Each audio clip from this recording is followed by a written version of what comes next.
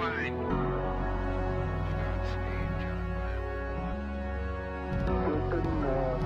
Tranquility Base here. The Eagle has landed. Rocket Tranquility, we copy you on the ground. New possibilities are opening up for scientific cooperation between countries. 1-0-0. Liftoff. Americans return to space as Discovery clears the tower. Discovery, go and throttle up. Discovery Roger, go for deploy. Everybody in the shuttle program, the crew is go for launch. Roger, nice to be in orbit. We have followed in their footsteps to get us where we are today.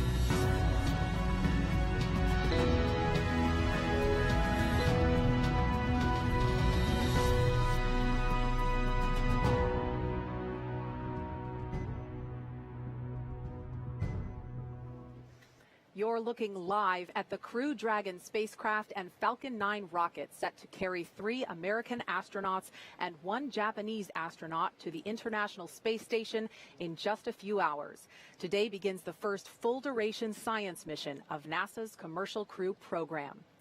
Good afternoon and welcome to Kennedy Space Center in Florida. I'm Marie Lewis with NASA Public Affairs.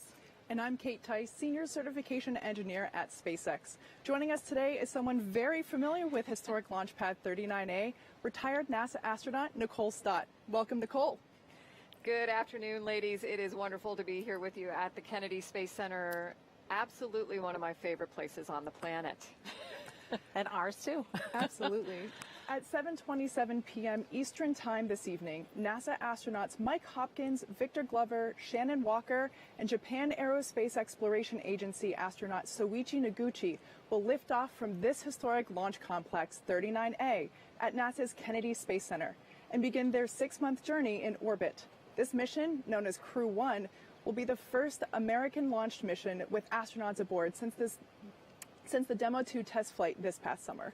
That's right, and we have teams across the world covering the action from SpaceX headquarters in Hawthorne, California, Mission Control in Houston, and JAXA headquarters in Japan, and of course, right here in Florida. In just a few minutes, at T-4 hours and 5 minutes, NASA will turn the crew over to the SpaceX team. And once that happens, there are a series of key milestones to complete as we count down to T0. The first one is Suit Up. The Suit Up room is located in NASA's Neil Armstrong Operations and Checkout Building, or the O&C. Here, the SpaceX team will help the astronauts put on their suits and perform some key suit checkouts. After Suit Up, we'll see crew walkout. The astronauts will leave the O&C building for final goodbyes with friends and family gathered outside the facility before they head out to the launch pad. And following goodbyes, the crew will get in a pair of Teslas and begin the roughly 20-minute drive to pad 39A. Once at the pad, the crew will ascend the fixed service structure in an elevator up to the 255-foot level.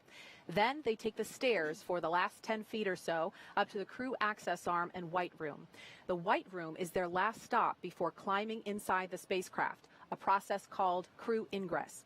During ingress, the SpaceX team will run a series of checks to ensure the suits, seats, and vehicle interactions are all functioning properly. And after all the vehicle and crew checkouts are completed, the SpaceX closeout team will close Dragon's side hatch with the crew safely inside. At T-40 minutes, the crew access arm, which is the long suspended walkway that the astronauts use to board Dragon, will retract away, followed by arming of the launch escape system. And once the arm is retracted and the launch escape system is armed, that's when propellant loading on Falcon 9 will begin. At T-5 minutes, Dragon will be configured for what we call terminal count. This is when Dragon's onboard computers take control of the spacecraft. And finally, at T0, Crew Dragon and Falcon 9 will lift off from pad 39A. Roughly 12 minutes after liftoff, Crew Dragon will separate from Falcon 9's second stage, enter its activation phase, and begin using its own onboard propulsion system to carry the crew to their destination, the International Space Station. So with Crew Suit Up about 7 minutes or so away, we want to introduce our team at SpaceX headquarters in California to show us what's happening on the opposite coast. Leah? I'm Marie, and hello from SpaceX headquarters in Hawthorne, California. I'm NASA's Leah Cheshire, and we are beyond excited you're joining us live for the first crew rotation flight of the SpaceX Crew-Dragon spacecraft on a Falcon 9 rocket to the International Space Station. I'm Jesse Anderson, a lead manufacturing engineer here at SpaceX. Right next to us is Mission Control Hawthorne, where our teams are monitoring the vehicle, checking in on all of its systems, and the capsule is currently go for launch.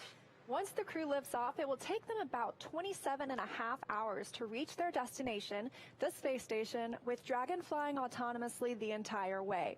The crew won't be doing any manual flight tests along the way like we saw during DM2 earlier this year, but will always have the ability to take control of Dragon if necessary. To help make sure the crew has a safe journey, our team in Mission Control will be monitoring their progress along the way. On console or headset are 6 key positions who are monitoring the health of the vehicle and crew. The mission director, responsible for mission success, is in charge of the room. The person that you'll hear talking to the astronauts is the crew operations and resources engineer, what we call the As a core. reminder for all Falcon 9 teams, 55.43 is opened for the poll for crew ingress. The other positions are focused on things like navigation and control of the vehicle, avionics software, propulsion, life support systems, and communications with ground segments. NASA has its own team members in Mission Control Houston, where they've been preparing the space station for Crew Dragon's arrival. We'll meet several of the key players later when we check in with Mission Control. For now, though, let's go to John Innsbrucker for an operational update on the launch countdown. John? Hello from SpaceX headquarters in Hawthorne, California. As Leah said, I'm John Innsbrucker, Falcon Principal Integration Engineer. We're just over 4 hours to launch. The major event getting to this point was static fire of the Falcon 9. That was done 5 days ago. The Falcon 9, with the Dragon capsule on top, has remained vertical on pad 39A. You can see on your screens. We've been vertical since the static fire. Now, when we static fired the Falcon 9, we used the same countdown procedures we're using today. However, the engines were fired for only 7 seconds, and we obviously didn't allow the flight computer to command missile liftoff. Now, following static fire, we did perform a final dress rehearsal with the crew, and in addition to the 4 astronauts, Dragon is carrying some supplies. We loaded the time-sensitive items, what we call the late load cargo, onto Dragon late Saturday. Now, right now at pad 39A, Falcon 9 and Dragon are both powered on.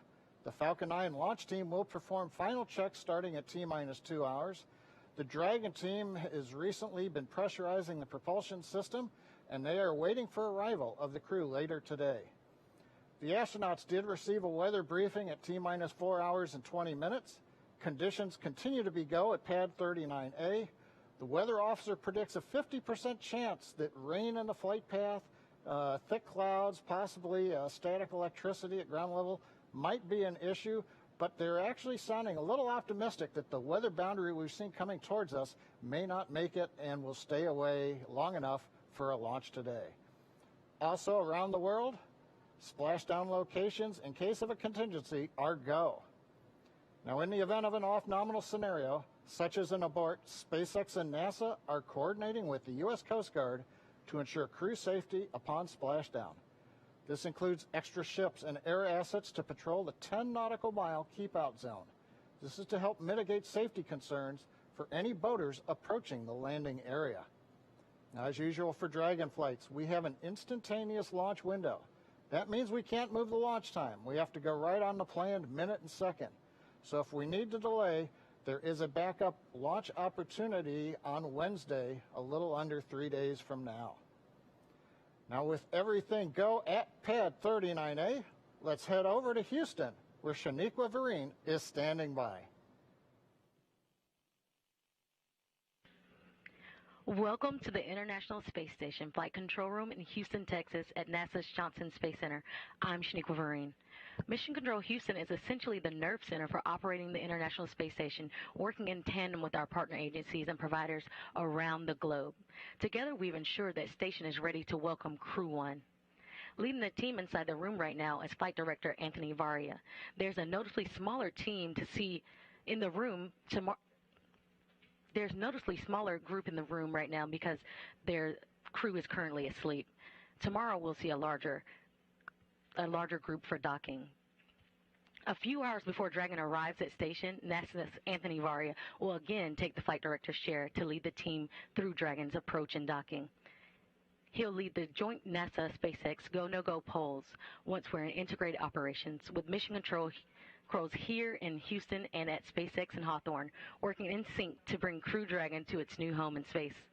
A little bit later, I'll go through all the work we've been doing in space and on the ground to prepare the station for Crew 1's arrival. Until then, we'll keep an eye on today's countdown to launch, and we'll check back in with you soon. Let's head back over to Kennedy Space Center. Marie? All right. Thank you, Shaniqua. The astronauts will begin suiting up in just a few minutes. And one of the NASA traditions they've continued is designing the patch for their mission.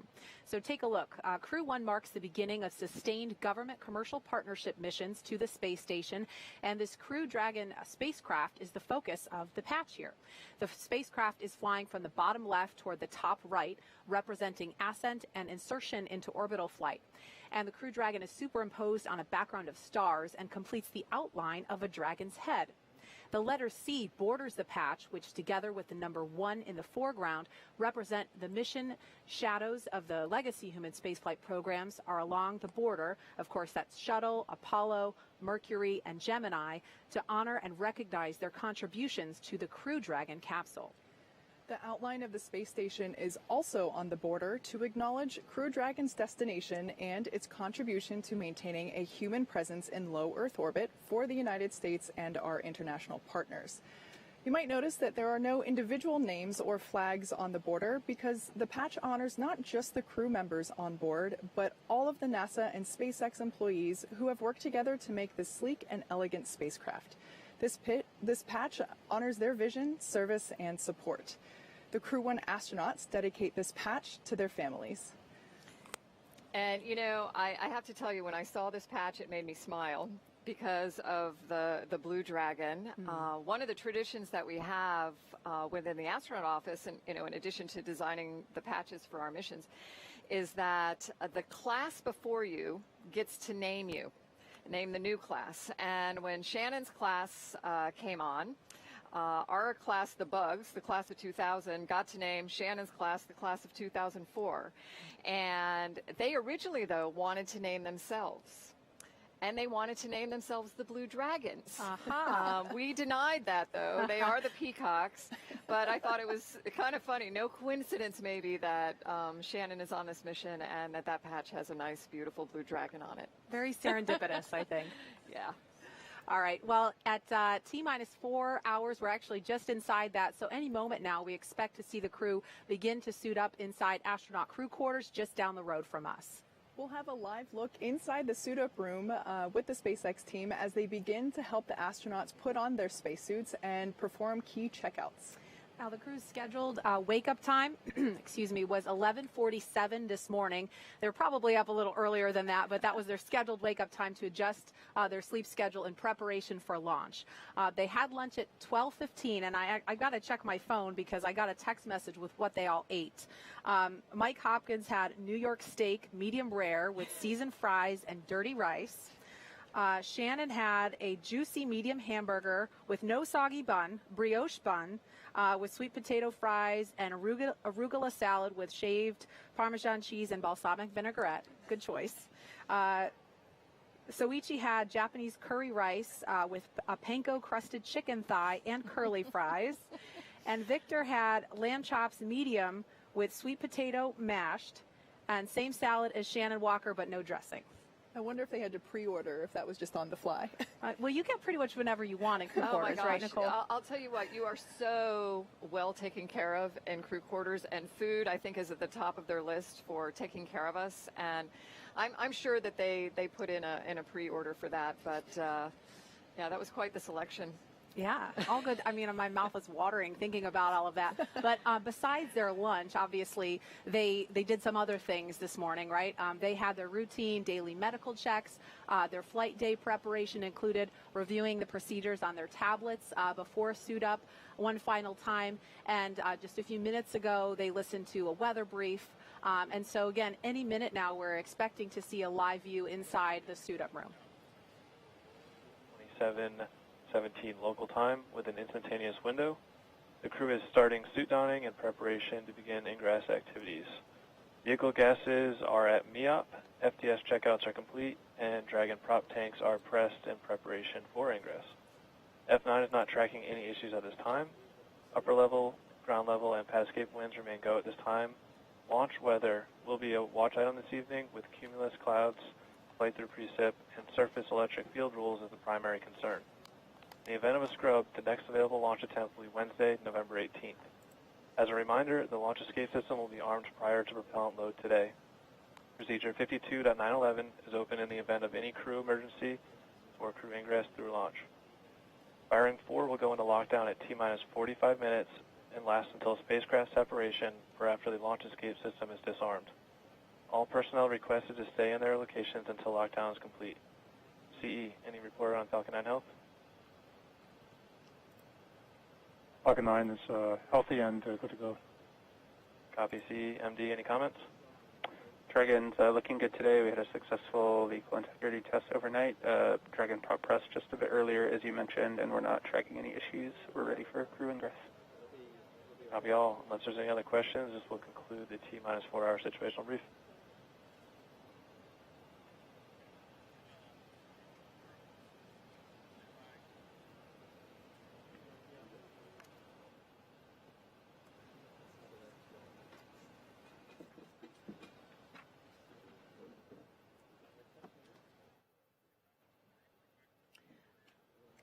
Okay, so we're expecting to go to have a live view inside the suit-up room momentarily. You just heard a live brief. It sounds like there's no issues with Falcon 9. The primary concern at this point is weather. That's a watch item around the launch pad. The downrange weather actually looks pretty good, so we're just going to keep an eye on the weather around the pad. And here's our first live look inside the suit-up room.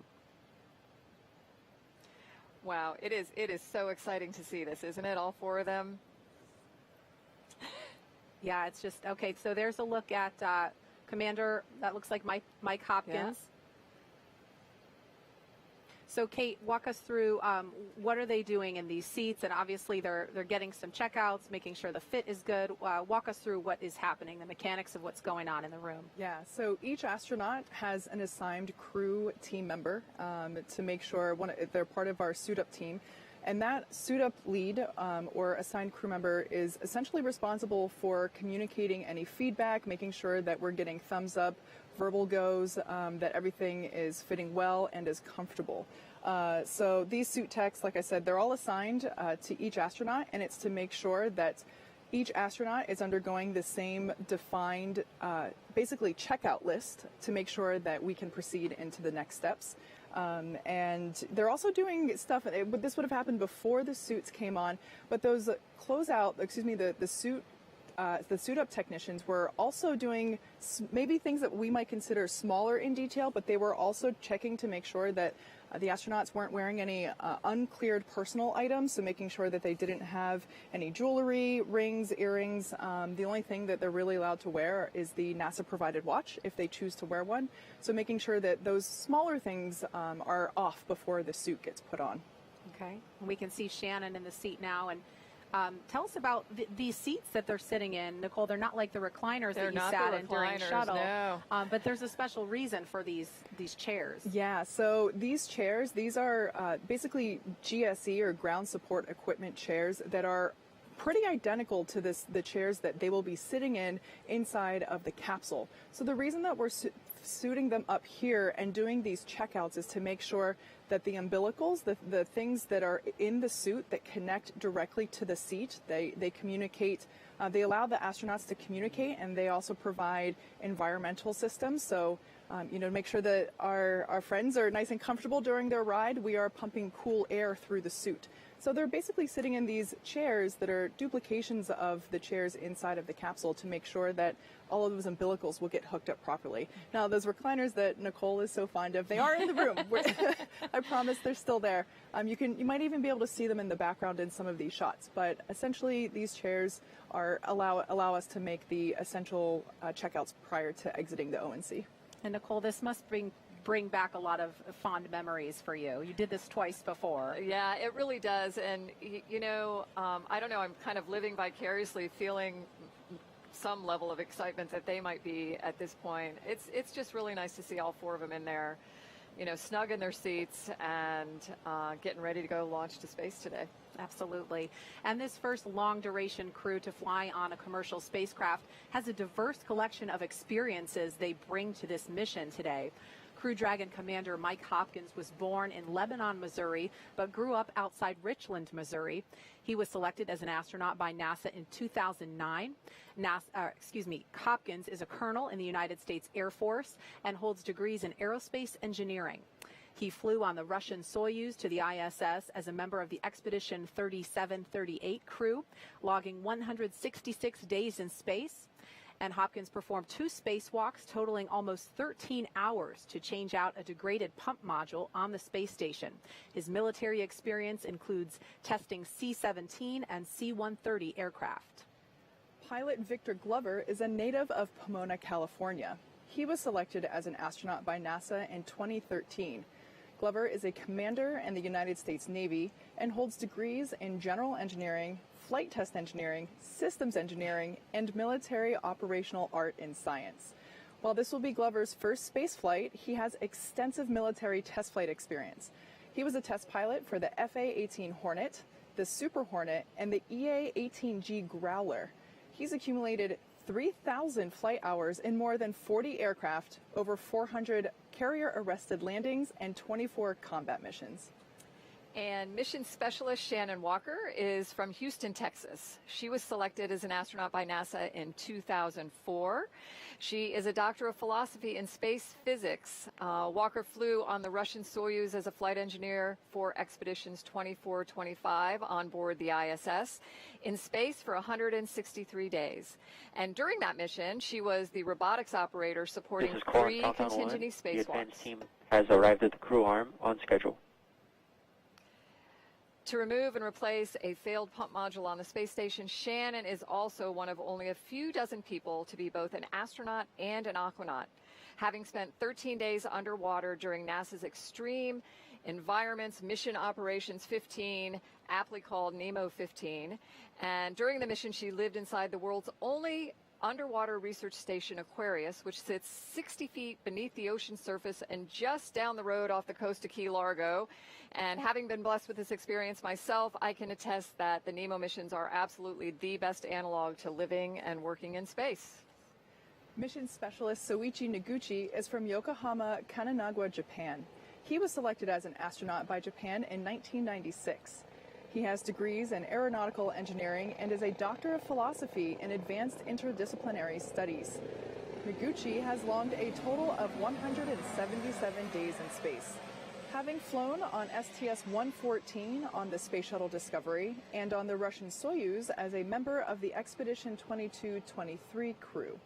While on STS-114, he became the first Japanese astronaut to perform spacewalks on the International Space Station, completing 3 of those spacewalks, totaling 20 hours.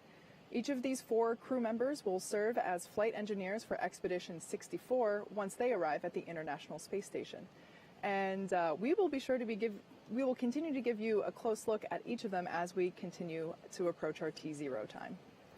You know, it's interesting, I think, as we introduce the crew members, kind of all these little small world brings it back kind of connections. And yes, Soichi was on STS-114, which was a return to flight, first shuttle flight after Columbia. And one of his crewmates on STS-114 is Shannon's husband, Andy Thomas, who is also an astronaut. It is. It's a small world. Yeah. For sure. Yeah. And, we heard a lot about their individual experiences. Nicole, how important is it to have a group of astronauts on a mission together that do have who have been through so many different things? And of course, this will be Victor's first space flight. Yeah. I mean, what's your perspective on that? Well, I think just in general, we've seen across many different industries, but certainly NASA, I think, kind of exemplifies this fact that when we bring different backgrounds together, we have a more successful mission, and we can look at solving problems in different ways. And the International Space Station program, without even looking at the crew members here today, has brought together, 15 different countries, 5 international space agencies, all working peacefully, successfully for this last 20 years. I think it's a perfect example of how when we bring these different experiences together, we have real success. Yeah, continued proof. It's also worth noting that even though this is the second crew to suit up for a Crew Dragon spaceflight, they will accomplish several firsts. This will be the first 4-person crew ever on any capsule and on a commercial spacecraft at that. Walker will be the first woman on a commercial orbital spaceflight. Noguchi is the first international partner crew member on Crew Dragon. He will also be the first international partner astronaut to fly aboard 3 different types of orbital spacecraft, those being the U.S. Space Shuttle, the Russian Soyuz, and now third, the SpaceX Crew Dragon. Glover will be the first black astronaut to fly on a commercial spacecraft and the first black long-duration crew member to live aboard the International Space Station. Hopkins will be the first flight test engineer to command an American spacecraft. So making history on many fronts today. Yeah, so just checking back in with the crew there, we see them lifting the visor.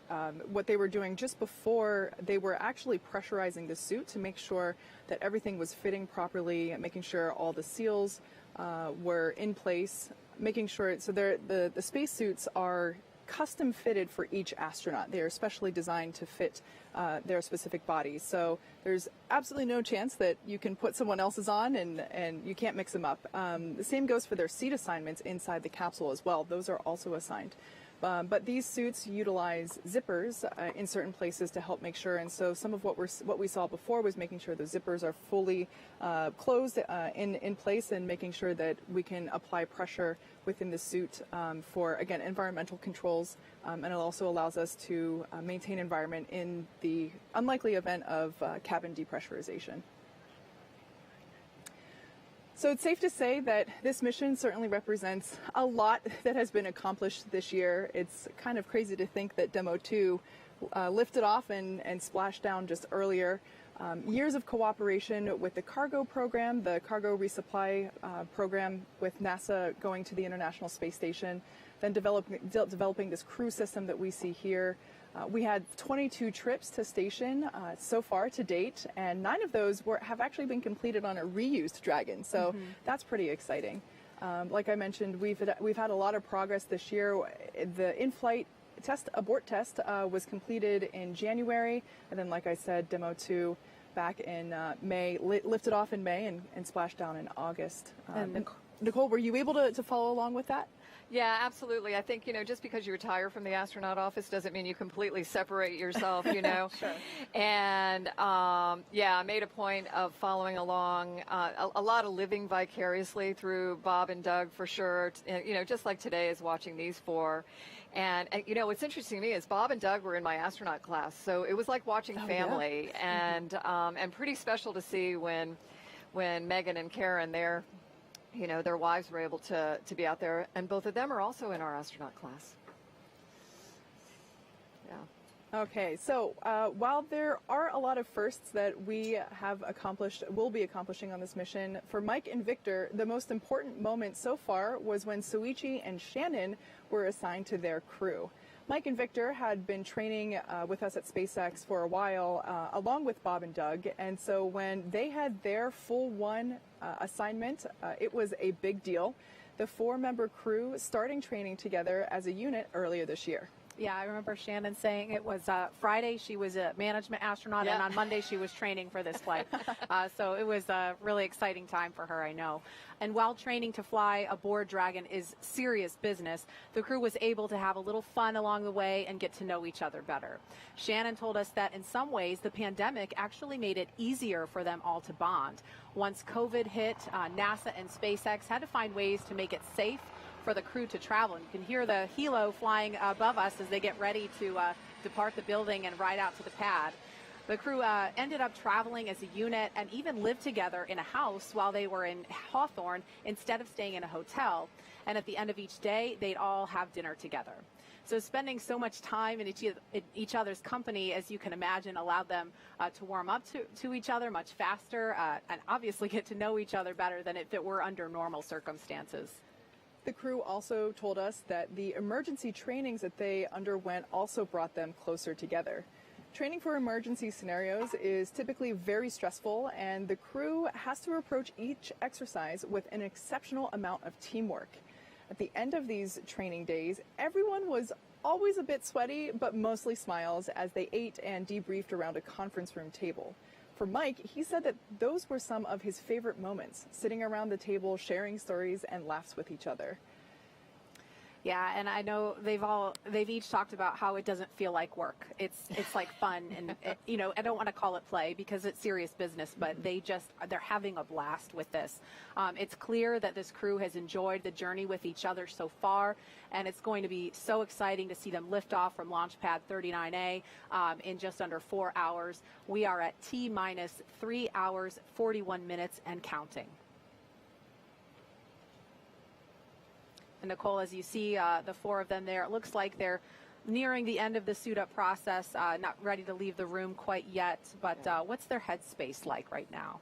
Well, I think it's probably, you know, a little bit of a balance between, holy moly, I'm really here, about to go, you know, walk to a launch pad to go to space today, and then thinking about what they are complete on schedule.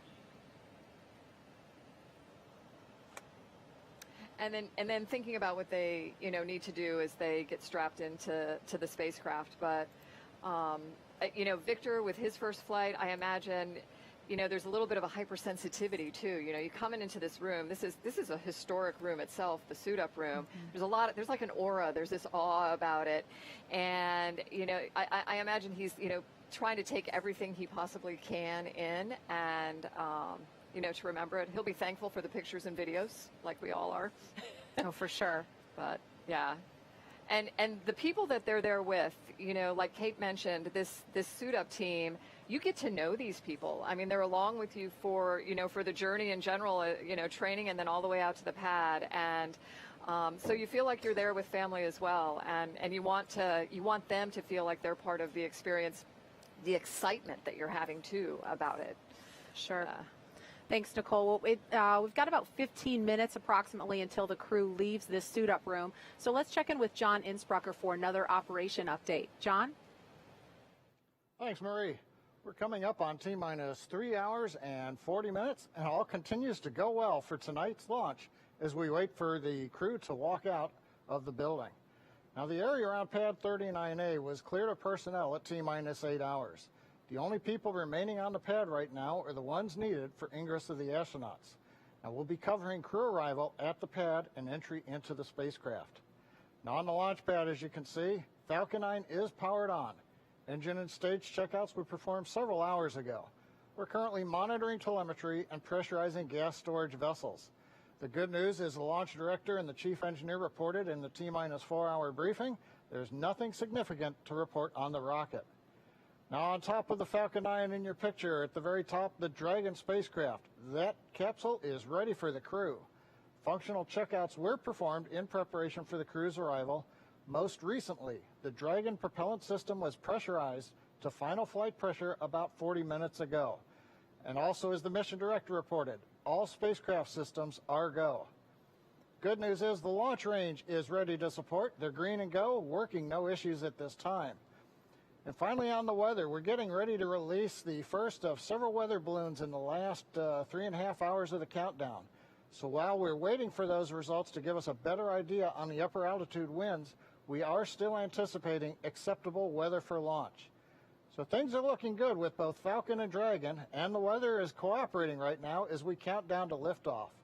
As we get ready for the crew to walk out, let's go back to our team at Kennedy Space Center. All right, thank you, John. Looking back live inside the room, again, helos flying overhead. Everybody is getting ready for this crew to make their way just behind us on their way out to the launch pad. It is now T-minus 3 hours and 38 minutes here at Kennedy Space Center in Florida. The crew ate lunch at about 12:15 and listened to a weather brief. Again, the main watch item right now is weather around the launch pad. We just watched the suit techs from SpaceX fit each crew member into their own custom spacesuit inside the crew quarters. And in just a few minutes, at T-minus 3 hours and 25 minutes, give or take, the crew will be making their way out of this famed suit-up room, down the hallway, into an elevator, down to the first floor, and then finally they will make that famous walk outside to see their families and a small group of well-wishers before they head out to the launch pad.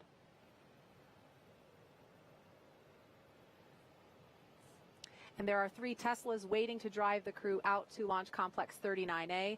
Riding in the first car will be suit techs and the closeout lead. And in the second Tesla, Mike and Shannon will be sharing a ride with the flight surgeon. And in the third vehicle, we'll have Victor, Soichi, and another closeout lead. We will be following that convoy live every step of the way, getting you as close as possible without actually being in the car with them. So I want to point out, you might notice there on the front windshield of that Tesla, there were a couple of stickers. The 2 Teslas that were utilized in our previous crew missions have those stickers designating that. The first car will be the one that lacks those stickers. So we have a little bit of a wink there to our previous crew members that will be taking the ride.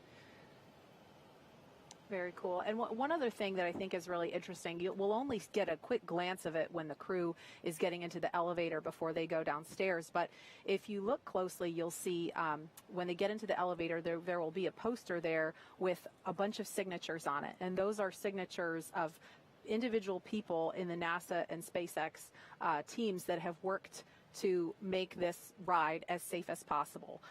These folks take it very seriously that the crew's lives are in their hands, and so it's really special for the crew to see their signatures on the elevator when they step in those doors. And we do pay attention.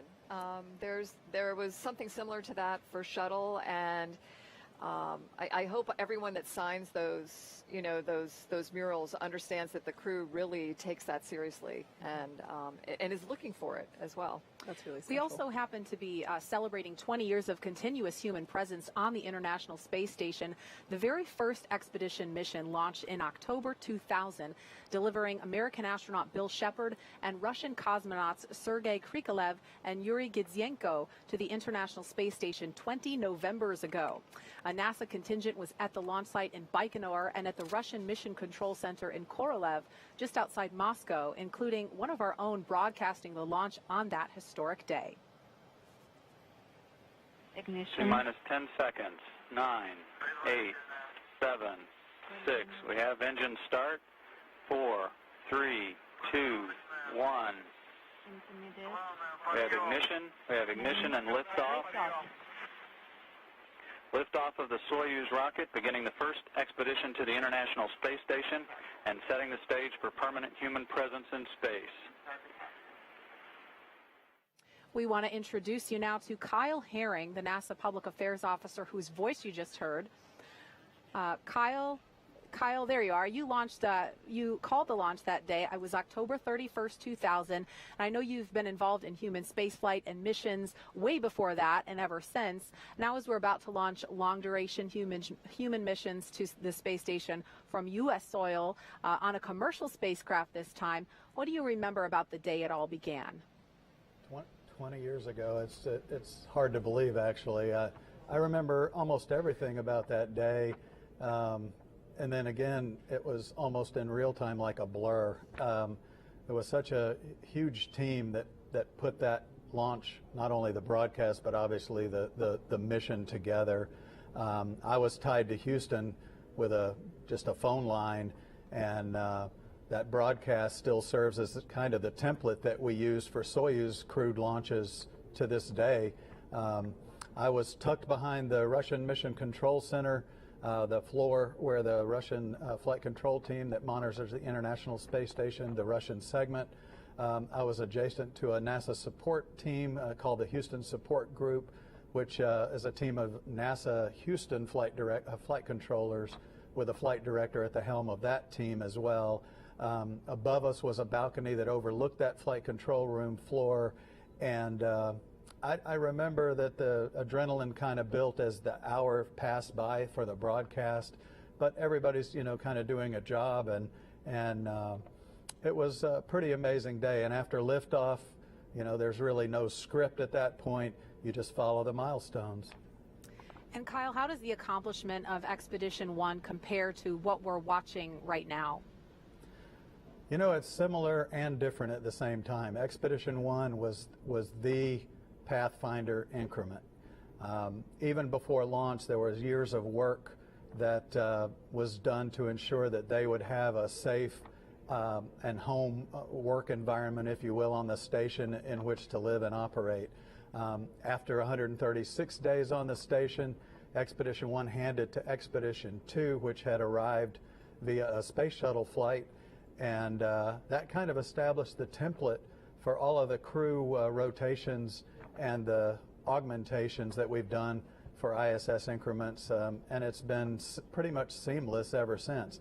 And, you know, by the way, the assembly continued around those folks while they continuously worked and lived on board the station at the same time. And Kyle, I just want to acknowledge we have NASA Administrator Jim Bridenstine and SpaceX leadership Gwen Shotwell in the room now to greet the crew, of course, from a safe distance and with their masks on as the crew prepares for walkout. But last question for you. You've been involved in commercial crew since the beginning of the program, and I know you also know these astronauts well. What's it like seeing them suit up, knowing that they will continue to carry the torch that was lit 20 years ago? Yeah, these four astronauts are very familiar to me. I've been at the Johnson Space Center with NASA for more than 33 years now. It's really rewarding to see their training and their hard work come to fruition. Everything that they have trained for makes today probably seem like another training day to them. I know that their adrenaline and their excitement builds the closer they get to the reality of heading out to that launch pad in just a short while. You know, the commercial crew program was established for this moment. This flight puts the human aspect of the commercial spaceflight industry on display continuously, you know, for the next 6 months while they're up there and even after that. Tonight, engineers that are here on the ground who made this day possible, they're going to pause and enjoy this moment, and then they're going to put their heads back down and start continually working toward the next flights. So, you know, it's just going to keep building and building as we continue to rotate and augment these expeditions. You know, NASA enjoys and recognizes its history. The station's been built and sustained by what I kind of referred to as stepping stones and bridges. All the missions before and those since and those that are going to come will enable the research that's going to continue seamlessly on the International Space Station as NASA moves forward beyond low Earth orbit. All right, Kyle Herring, thank you so much for joining us. We appreciate your perspective. Thanks. We're going to turn our attention back to the room. We could see the NASA Administrator and Gwen Shotwell of SpaceX. They're taking selfies with the crew in there. Nicole, I know you probably weren't taking selfies in the shuttle days. Technology's come a long way since Not then. that old. No, but, well, we did selfies and you didn't know if you got it or not. Got it, okay. But this was a really special time because there are people in that room, like I mentioned before, that you want to share it with. We saw them doing pictures with all of the suit up team as well, and it's nice when the administrator and your leadership comes by to wish you on your way too. So I would also definitely be taking selfies with Yes. them if I were in that room for sure. Now we're about 15 minutes away from the crew walkout happening, but I just want to draw a little bit of attention to the preparations that are going on inside the capsule. While the crew members are donning their suits, we have what we call the advance team. We heard a couple call-outs for the advance team a little while ago, but essentially the advance team are the people that are now out at the pad doing things like opening that hatch. I did get confirmation that the side hatch is open. We wait as long as possible to do that so that we make sure that the environmental humidity, bugs out here in Florida, we want to keep all those environmental things out. So that side hatch is now open. And that advanced team is also doing stuff like making sure the cabin lights are on, making sure that the individual task lights that the astronauts can use during flight are functional, and yeah, making sure that the cabin is ready to go in preparation for the crew's arrival. And again,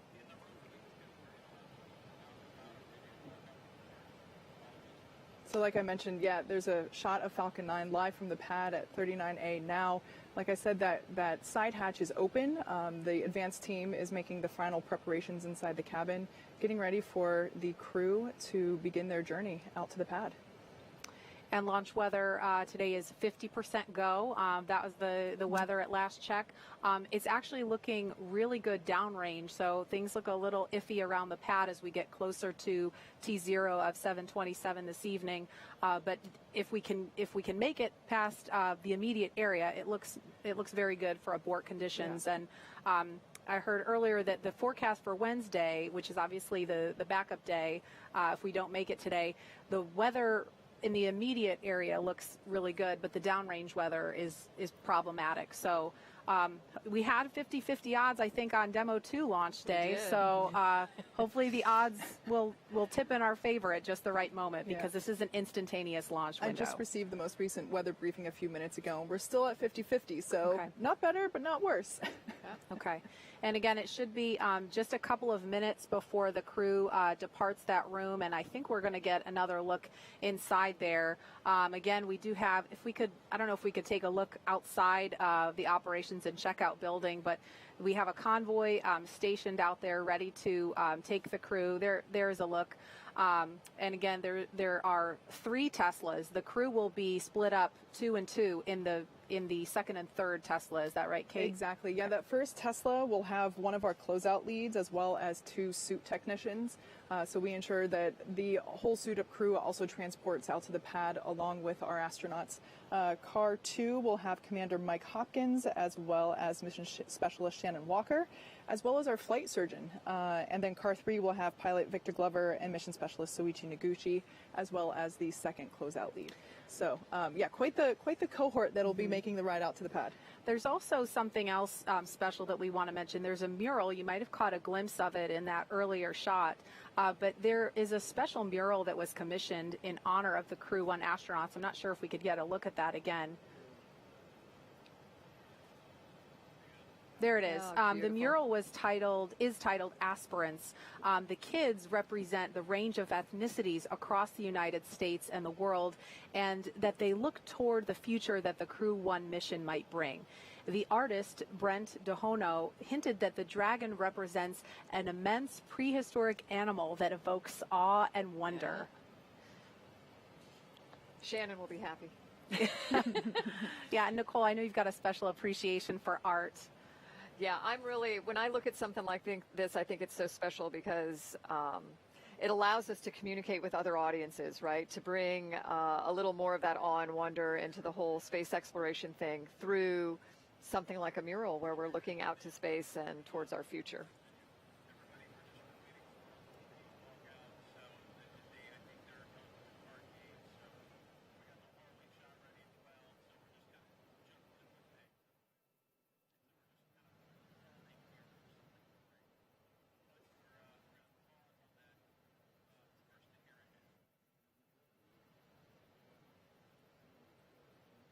Okay, so again, we're standing by outside the Neil Armstrong Operations and Checkout Building. Crew donning their suits is complete. They should be making their way out of the room momentarily. They probably just a few moments ago finished up playing the mysterious card game. Nicole knows about this. Yeah, another one of these traditions, and the commander has to beat the chief of the astronaut office in a game of 21 before you can leave the room. So maybe that's what's holding them up. And we've got our resident social media guru here, Tahira Allen. Tahira, as we're waiting for the crew to walk out, what are folks talking about online? Thanks, Marie. So before I get into the conversation, I want to note there are already over 200,000 people tuning into the show right now across all of our social platforms. And I've been monitoring the conversation all week, looking at our hashtag #LaunchAmerica, and that alone is up to 38,000 mentions. And here they come, walking down the hall. Oh. Everyone's looking quite peppy there. Yeah, so cool. They're looking for people. They're looking for the people that have helped them all along the way, too, and wanting to make eye contact. Yep.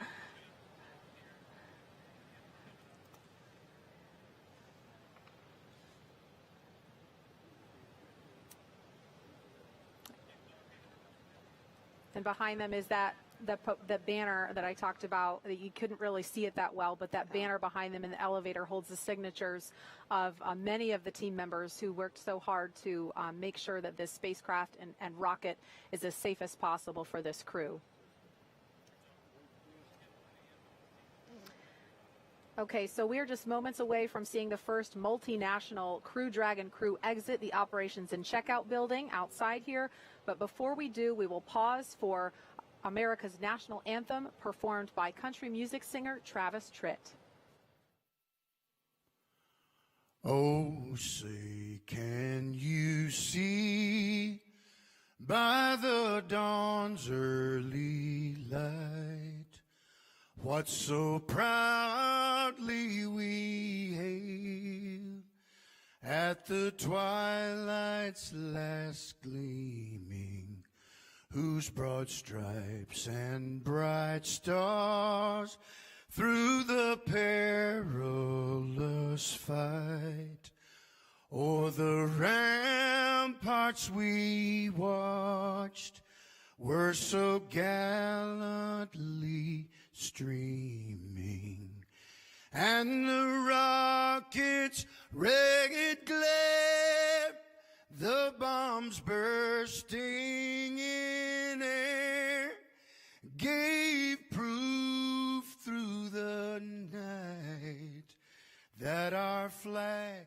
was still there.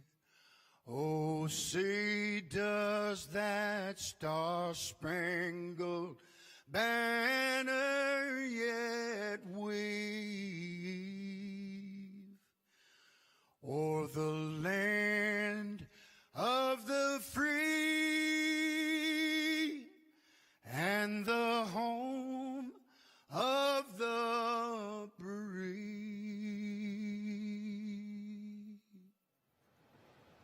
Special thanks to Travis Tritt for that beautiful rendition of America's national anthem. We are now just standing by. This is a view outside the Neil Armstrong Operations and Checkout Building. Inside here is the historic astronaut crew quarters and suit-up room. There's a look at the doors that the crew will be walking out of any moment now. And you'll see stickers around that door. I think the crew actually did put their mission sticker up over the NASA patch over the door the other day.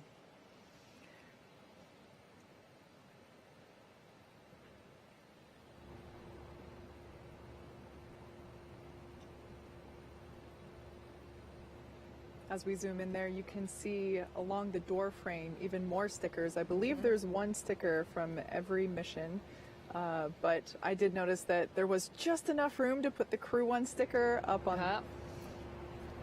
Oh, here they come. Here they come. The Crew-1 astronauts now beginning their journey to the launch pad ahead of this historic mission to the International Space Station.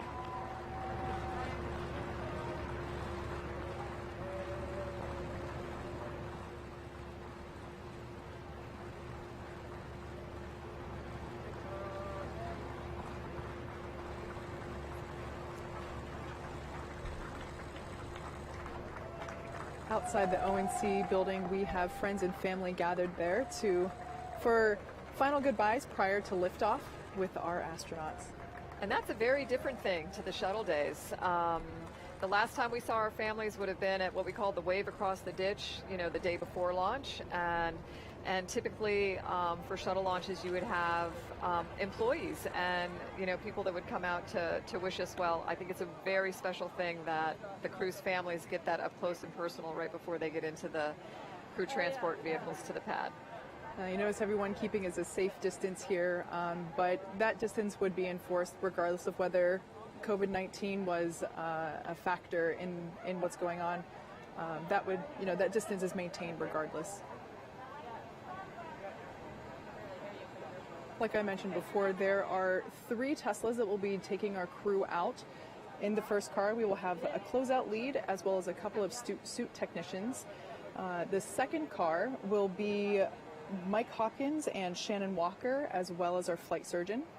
And then the last car, we will have Victor Glover and Soichi Nogучі, as well as one of our other closeout leads.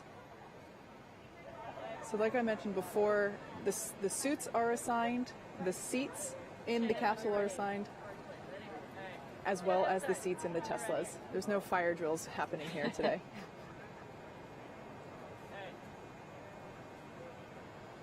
Soichi. You can hear just some ambient conversations between the crew and their immediate families.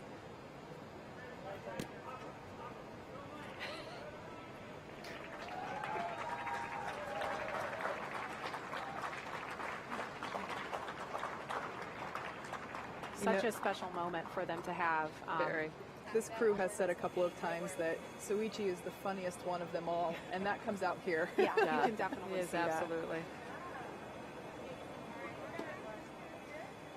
You know, this is all very carefully choreographed. You can see, you see in one of the shots some of the ropes and stanchions, but there are lots of people involved in the planning of where the immediate families are going to stand, where the small contingent of media will stand, especially in COVID times where we have to make sure we're keeping the crew safe and their families safe.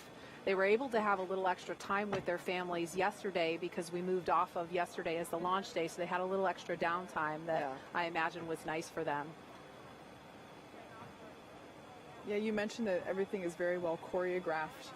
You know, while this is the first time that we're seeing the crew make this journey to the pad on, you know, the day of, fingers crossed we don't have a scrub. They have performed this a number of times, including a dry dress earlier this week. But everything that this crew does is rehearsed many, many times, whether it's putting the suits on or taking them off, or even the operations and activities that they have going on during the mission. Everything is rehearsed and practiced. I can tell you, though, on the real day, feels a little different. I have no doubt.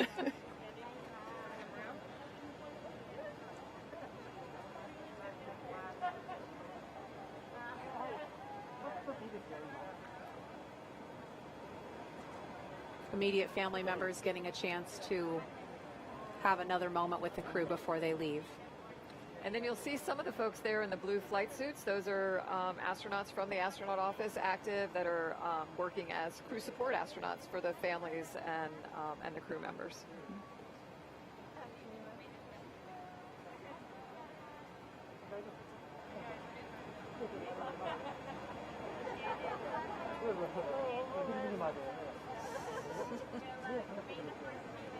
That's so awesome.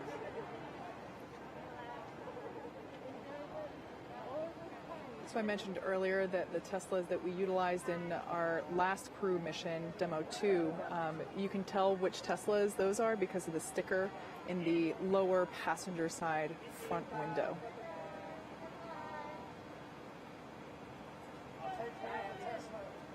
I can't get a good read at the license plate this time, but I remember for Demo 2 they said ISS bound. Yeah, that's good. I think another one might say later Earth. This is Core on Countdown 1 for timeline. The crew is departing for the pad on schedule.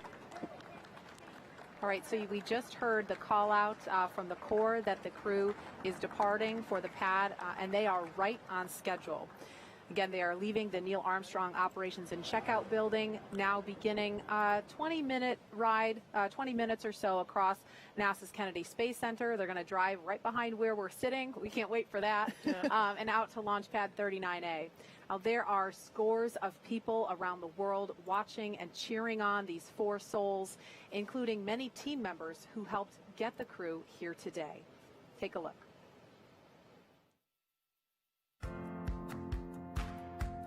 This is Stephanie Duncan and the Duncan family from the Commercial Crew program at the Johnson Space Center. NASA, SpaceX, Shannon, Victor, Mike, and our new man, Soichi, you're all an inspiration to us adults and kids around the globe. From Texas to you, Godspeed, and let's launch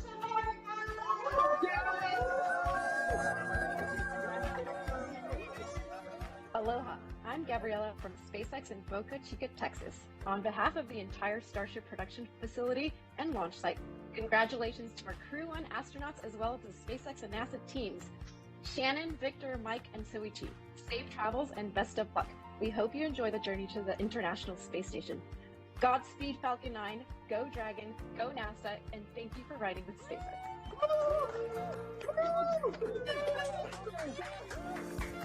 いつも一番難しいミッションが回ってきて挑戦をやめない野口さん、頑張ってください。日本中が応援してます。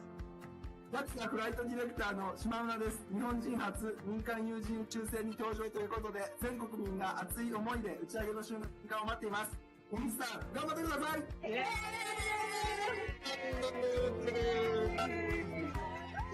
From the entire commercial crew program team, Mike, Victor, Shannon, and Soichi-san, we're looking forward to your flight. Godspeed, resilience, and go Crew-1! This is Mark Welch from the Commercial Crew Program in Houston. Go Mike, Victor, Shannon, Soichi. Have a great flight to ISS. Go Crew-1! Yeah! Yeah! This is Micah here from the Dragon team at SpaceX. We've all worked tirelessly to build a reliable vehicle for the crew, and now it's time to fly. We hope that they enjoy a totally rad rocket ride aboard Resilience. Go Dragon! Hey Mike, Shan, Victor, and Soichi. This is Amber Jacobson from NASA's Space Communications and Navigation Program, better known as SCAN. We're all so excited for your launch, and we'll be working hard down here, making sure you stay connected with Earth. Stay safe, and let's launch America. Hi, I'm Arden Robertson from NASA's Johnson Space Center in Houston, Texas. Congratulations on the first commercial crew rotation mission to the International Space Station. Godspeed and good luck to Mike, Victor, Shannon, and Soichi. Go Crew-1!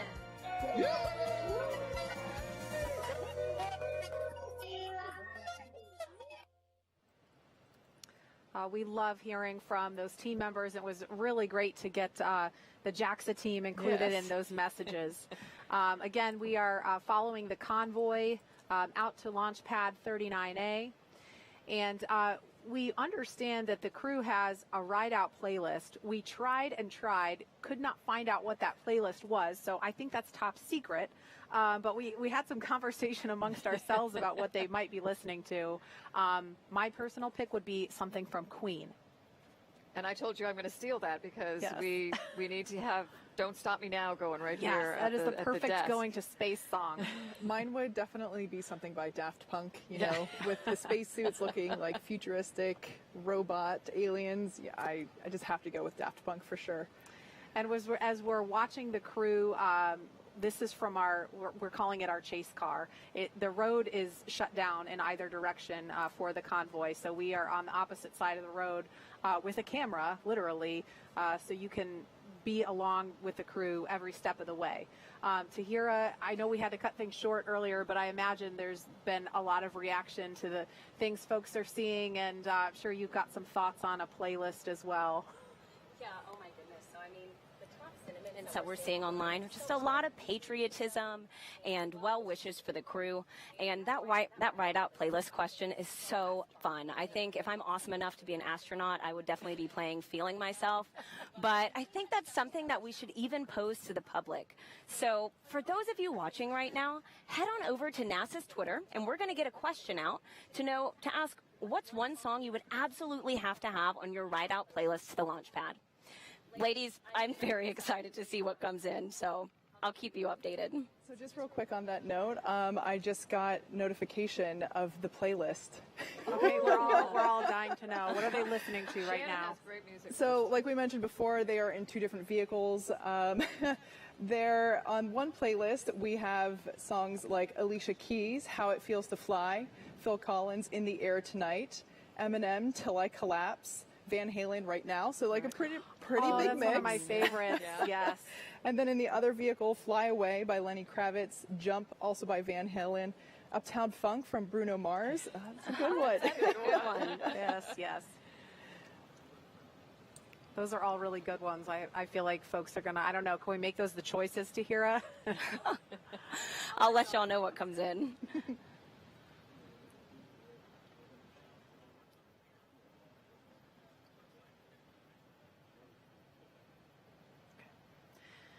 So, Nicole, obviously they're in a pair of Teslas. This is a little different than your ride-out experience. Can you kind of compare, contrast for us? Well, we rode out in something called the Astrovan, which I thought was really cool too. You know, the silver sleek vehicle that was heading out to the pad. But I don't know. There's something about this ride. You're again.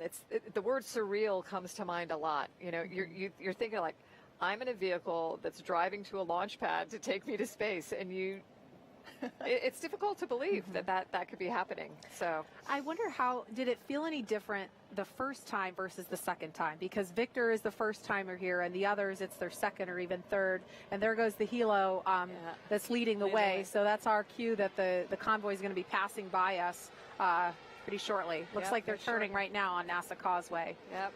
Yeah, it's, I think just like launch, on your second time you think, ooh, been there, done that. You're gonna, but I'll tell you what, the adrenaline, the feeling is equally as excited on the second time too. Okay, I know you're all watching the convoy, and so are we. We're turning around in our chairs because it looks like, is that the first car? That's probably the lead vehicle there. I think we see the lead car going by, so we're all turned around in our seats so we can watch them in person. Yeah. So something that's really cool, well, I think, we can see in the background there, they're passing the Vehicle Assembly Building, or the VAB, a very famous building here at NASA. And I just think it's so cool that they're literally driving down the road where the shuttle and the Saturns used to come down on the crawler, down there on Crawler Causeway. And there we see them in front of the VAB now. Woohoo! Yeah.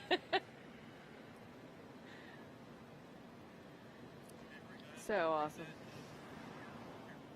All right, so as we're getting an awesome look right behind us of the crew passing by the press site here at Kennedy Space Center, among those of you following along on NASA TV and online are a very special group of folks, some who the crew might even recognize. Take a look. Hello, we are aerospace engineers from the University of Illinois, Mike Hopkins' alma mater. The University of Illinois family would like to wish Mike the very best on his launch and mission to the International Space Station. You're a huge inspiration to all of us. ILL!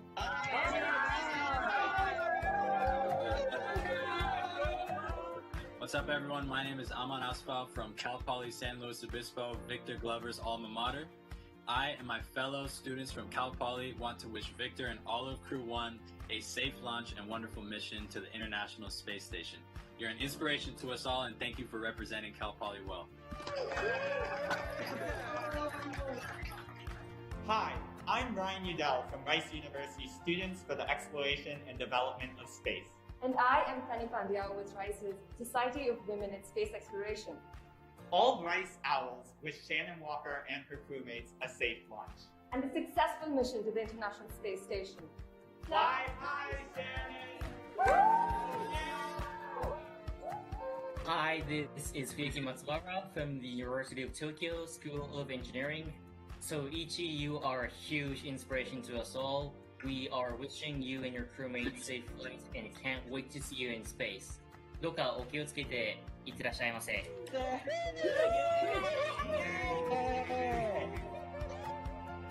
guys, it's me Ryan from Philadelphia, and today I'm going to say have a safe trip. Go NASA, go SpaceX, go Crew-1.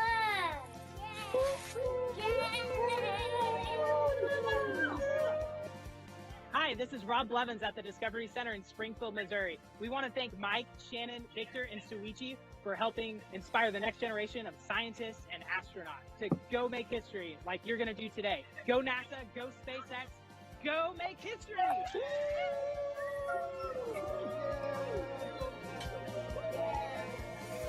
Hi everybody, I'm NASA astronaut Drew Feustel, and I'm here with my fellow astronauts to wish Crew-1 a successful and exciting ride to the International Space Station on the SpaceX Dragon. We're excited to see you launch in space. Congratulations to Mike Hopkins, Victor Glover, Shannon Walker, and Soichi Nogучі on this historic flight. We can't wait to see you in space. Go Crew-1! Yeah! Go Crew-1! All right, the crew is continuing to make their way to launch pad 39A. We're at T-minus 3 hours and 3 minutes. So in about 8 minutes or so, we should hear the announcement of the crew arriving at the pad. Loved hearing those shout outs from those folks. I think that little girl was my favorite. But Nicole, I know the first time you saw that video, you got to see a lot of familiar faces from the astronaut corps. Yeah, it's fun, you know. Like the other words I'll use a lot today are living vicariously. I can tell you every single one of the people in that picture were. It's pretty cool. And now with the eyes of so many around the world watching, the crew is nearing their next milestone. At this point, the convoy is approaching pad 39A and entering what is known as the BDA, or blast danger area. Before any pad technicians, engineers, or astronauts enter this area around the launch pad, the SpaceX and NASA teams have to do internal go, no-go polls to make sure everything is clear and it's safe to approach. This view that we have now, I just love it. This is the pad where humans went to the moon. This is pad 39A, and originally built in the 1960s to support the Saturn V for the Apollo program. It was then upgraded to support the shuttle program. SpaceX signed the lease for it in 2014, made some upgrades ourselves. Might look a little different. We did remove the rotating service structure, but the heart, the bones of the fixed service structure from the shuttle days is still there. We made some modifications and safety improvements. You know, the salty air here can be quite corrosive, but as you know, something that is also a little different, the hangar that is built there allows us to do the integration much closer to the pad itself than in the shuttle and the shuttle and the Saturn V Apollo days. So it's really neat to see them. They're approaching now, driving up onto the pad, and I just love thinking about everything that has happened here and appreciate that we have the opportunity to continue human spaceflight from such a historic location. Yeah, it really strikes me that the last time we saw this happening was, you know, back in the spring with Bob Behnken and Doug Hurley making this approach onto the pad, and we saw them kind of lean back after they got out of the cars, looking up to try to just take in the height and the grandeur of the pad, knowing that they were about to get on a rocket that was going to come to life. And now we have a full crew of 4, and it's just spectacular to know what is just around the corner for them. Mm-hmm. From their standpoint, standing out there on the pad, they have to look up about 70 meters, considering everything that's holding the rocket up in. I think that's part of the awe of it, though, too, is that you have to, I mean, you really have to kind of bend back. It's not easy to bend back in those suits and look up like that, but you want to take it in a little bit. I know I heard Soichi earlier echo this sentiment that you get out to the pad on launch day, and it's absolutely like the vehicle is already alive, even before you take off. It's huffing and puffing a little bit, you know, a little bit of smoke or, you know, steam coming out of there, and it's ready to go as well. And I know I love what you're talking about too, Kate, with the transformation of the pad. You know, I think I was very fortunate to fly both times out of 39A on Discovery, and I don't know, on the one side you want the pad just to stay the way it was, you know, when you went, but you know absolutely that as it's changing, that new opportunities are opening up. It's allowing us to get back to space on a new vehicle and, you know, look to the future of space exploration. Yeah. I mean, the pad has to change just like everything else does. Absolutely. I mean, the shuttle program was the spaceflight program of my childhood, and there's absolutely nostalgia associated with that service structure. And but you know, to see the transformation take place and to see all of the upgrades that have been incorporated, not only to allow Falcon 9 to fly from here, but also Falcon Heavy, is just, it's really mind-blowing in many ways. Yeah. And for folks that may be wondering, the reason why we don't see the crew right now, we saw them pull up to the base of the pad. They have an opportunity for a bio break before they get into the elevator. That's, you know, something you can't overlook, important stop you have to make. So we're giving them a chance to do that. And then we will probably hear the official call out that the crew has arrived at the pad at T-minus 2:55. So that's coming up in about 3 minutes or so.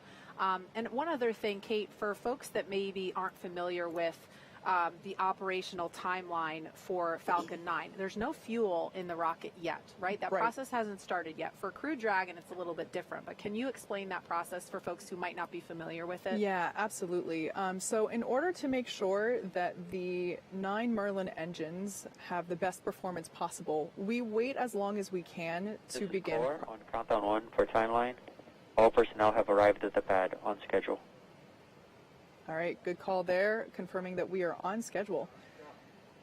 So as I was saying, yeah, we want to make sure that the 9 Merlin engines have the best performance possible, and in order to do that, we use super densified, super chilled liquid oxygen. So the colder you get the liquid oxygen, the more of those oxygen molecules you can pack in. So we get better performance by having more oxidizer, and so we basically wait, and you know, in the larger timeline of things, it seems like last minute, but it's around the T-minus 35 minute mark that we will begin that prop loading on first and second stages with liquid oxygen and RP1, which is our rocket grade kerosene, basically. And Crew Dragon, though, has already been fueled. Right? Oh, yeah, I'm sorry. Yeah, the capsule itself, yeah. Right. So the Dragon capsule use hypergolic fuels that are instantaneously combustible. So that's why they're great for a spacecraft, because you don't need an ignition source. You just put the two together, the fuel and the oxidizer, and they combust. So yeah, those hypergolic fuels were loaded onto the capsule earlier in the week. Actually, it might have been last week. I'm losing track of the days at this point. I know. But yeah, that is all done prior to integration. That's all done in an area called Dragonland down the street. And then, yeah, so the capsule then gets integrated onto the trunk, and then we transport that here to 39A, and then we then integrate the trunk and capsule on top of the second stage. And we had what is called a dry dress rehearsal of this entire process without fueling the rocket. That's why it's called dry dress, because there's no fuel involved. But that happened on Thursday. So I'm mixing up my days like you, Kate. We all are. Today's Sunday, right? Yeah. So Thursday there was a dry dress rehearsal where they went through this whole process from. Sorry, it sounds like we were starting to hear a call, so I don't want to step on that.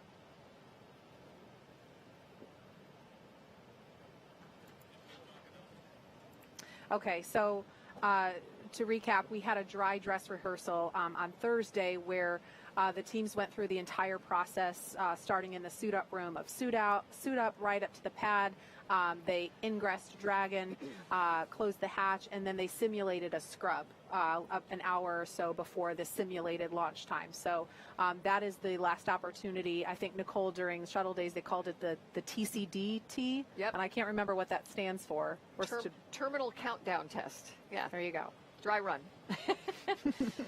And how important is that final opportunity to do that before the real thing? I think it's really important, and over time we found it was so that we are continuing it now, right? There's something about having the team in that, really in that launch mode. Real vehicle at the pad, shortly before the actual time is going to come to run through these things, and to give the crew an opportunity, like you said, at about an hour before, to run through what it would be like if they needed to scrub, and kind of that final countdown, and get to their escape baskets or down to the base of the pad and out of harm's way. So just get your head kind of in the right place. Yep. And we actually had a scrub with Bob Benkin and Doug Hurley. The first launch attempt for Demo 2 was May 27th. We ended up not going until May 30th. But that first day, scrub happened at all the way down to, it was like T-minus 17 minutes. Yeah. And so Falcon 9 was still, was well into the fueling process, and the crew can't egress from the capsule until the vehicle is offloaded. Right. Got to offload all that fuel. So hopefully we won't be in a situation like that today, 50-50. We'll see. But here they are. The astronauts have begun to emerge from their bio break. And I'm not sure which pair this is. I think that might be Victor and Soichi. You have better eyes than I do, Kate. I think that might be Shannon. Yeah, I think that's Shannon. I'm sorry, on the right. Shannon, yeah. Okay, Victor and Shannon. So they are getting inside the elevator. This is the same elevator Nicole's on. Yes, it is. So I mentioned before that we have something called the advanced team, and when I learned about this... Okay, that's Mike and Shannon. When I learned about the advanced team, they are responsible for, like I said before, making sure the hatch is open, the cabin has communications and lights. They're also responsible for making sure that someone has the elevator keys. Yeah. Yeah, you can't just get in there. Yeah. You know, the devil's in the details. For sure. Now, when the astronauts ascend here, just as in the olden days, the levels of the tower are not marked 1, 2, 3, 4, and so on. They are marked by foot height. So they press the 255-foot button and ride to the top. Okay, and here's our first look at that level where they come out of the elevator. Now, they're going to make their way around because they have a handful of stairs to climb to get up to the level where the crew access arm is. That's that long suspended walkway. So here they go up the steps. Got to work for it. Yeah, right. Well, they've made it this far. What's a couple more steps? Oh, look how beautiful. It's been a long time since I've had the privilege of being up there and seeing that view up in person, but it is just, words don't do it justice. Yeah. Okay, so here's a view. You can see the NASA worm, and on the far end, that is where the phone is. Nicole, can you talk about the significance of the phone there? Yeah, and I think they've maintained the same original phone, like Yes. the big handset, and it was one last opportunity to, call your family before loading up into the vehicle. Mm-hmm. And I don't know, I love that NASA and now NASA and SpaceX have maintained these personal touches to the humans that are part of human spaceflight. I think it's really, really important that we do those kinds of things. Mm-hmm. And the one other thing that you'll notice are the white arrows pointing towards us on the camera, and that's not just for design. There's a very Although those are very it does look cool, but that they're very intentional. Okay, and so this will be Victor and Soichi. Yeah. Now approaching the pad. So Mike and Shannon got a head start. Victor and Soichi are making their way to the elevator now. I wonder if they're going to stop and they gotta strain, or maybe they've already done that to get a look up.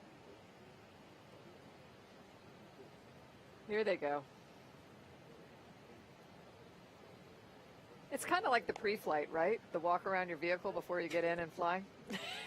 Yeah, I feel like this one carries a little more weight. Yeah, yeah. Incredible. I really want to come up with a name for the move that they have to do when they turn and bend and look back. Yeah, it's the don't fall backwards move. Yeah. Yeah.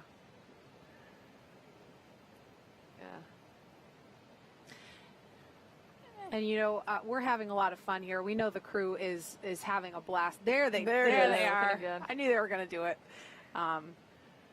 But this is they must have so much adrenaline pumping through them, because when you are getting on top of a rocket, your life is at stake.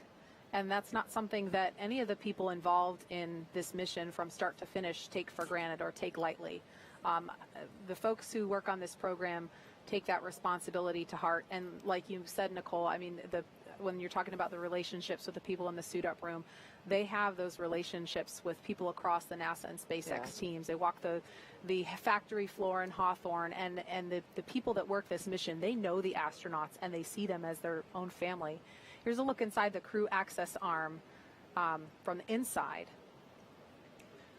I love this shot. Yeah. When this was being designed, it was definitely a forward-thinking design that we went with. We really wanted it to encapsulate the experience of the next era of spaceflight, really wanting to make it look futuristic, as with the suits and the capsule itself.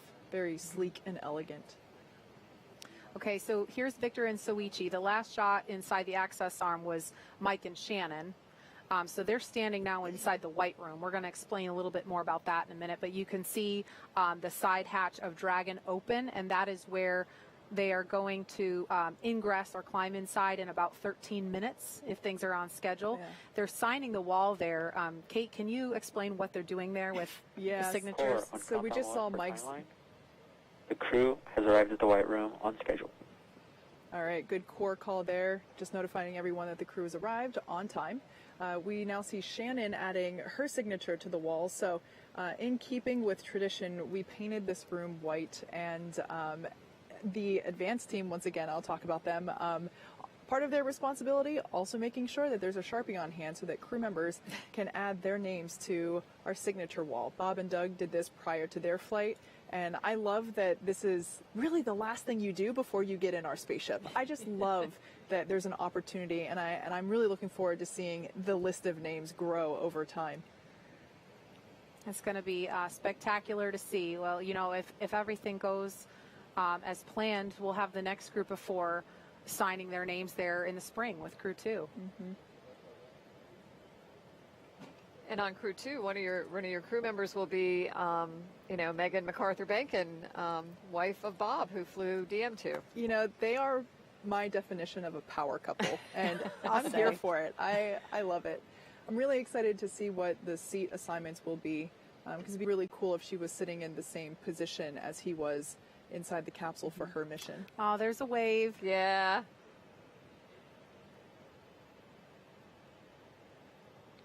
This is so exciting for Soichi, and I know he has some extended family who couldn't be here in Florida for the launch, but hopefully they're getting the opportunity to watch from Japan. And I'm trying to think of what time it is there now. It's early Monday morning, so if they set their alarm clocks early enough, they'll have a chance to. Oh, I'm sure they are. Yeah. So I think at this point in time, Victor is making that last family phone call. Mm-hmm. And Kate, we started to talk about the arrows, and then hi. I feel like he's watching us. Well, you know, that's so awesome that he's doing that, because I think we had talked about this once before, where in the White Room before, because with shuttle we didn't have that like last meet and greet kind of thing at the O&C before getting in the vehicles. We knew the cameras were there, we knew our families were watching, and we would do like little secret hand signals to our spouses and kids, and they'd know it was coming. You couldn't say anything, but you could do the little love you thing. Sign language, yeah. But the arrows, I know you can't see them on the screen right now, but we've mentioned them a couple times. Those are for emergency egress. If for any reason the crew had to get out of the capsule, get out of the White Room, and get away from the pad in a hurry, that is the arrows that show them go this way, essentially. And you need something like that because, you know, depending on the situation, you might actually have some smoke or the water deluge system going. And so you tip your head down, you look at the floor, you grab each other and go. Yeah. And if we were to do a quick exit from the tower, we utilize basically baskets that are on zip lines, and they slide down the wire to safety. And you can see on your screen the crew beginning the ingress process already. So our timeline has this happening at T-minus 2 hours and 35 minutes. So it looks like they may just be starting that a little bit early. There are, of course, 4 astronauts who have to ingress. So this doesn't happen in an instant. It's a process, but obviously that process has begun. So we see some of the suit technicians there assisting them to get into their seat, making sure that the boots are able to lock into position on the footrest appropriately, making sure once again that all the zippers are in the right place, and making sure that we're able to do all the checkouts necessary, both in terms of environmental controls, but also communication audio as well. And I wasn't sure, do we have Mike and Shannon already inside? Okay, Yeah, so they're Mike and both in Shannon there. are already inside, and Victor and Soichi have not made their way into the White Room yet. They're finishing up their phone calls.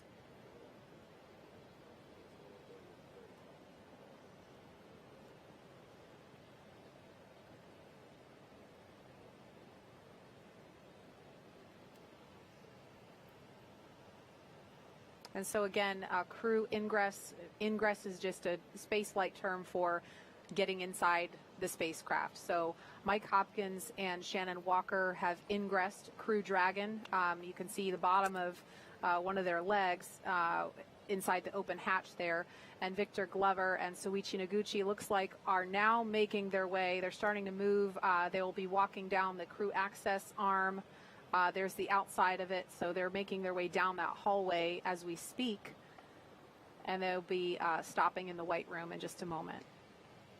You know, it's hard to see in that shot, but I'm very happy to say that we got blue skies and a couple of puffy white clouds working with us. So while it might look a little overcast on the screen, we're pretty happy with what we've got at the moment. And you can see the little shadows of them moving along through the windows into the White Room. Almost there.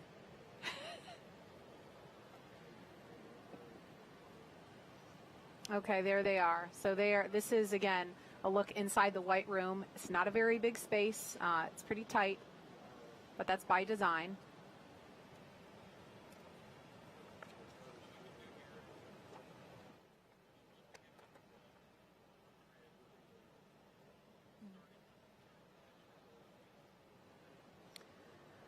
Okay, so while Victor and Soichi are getting a chance to sign their names to the inside of the White Room, we want to recap just a little bit.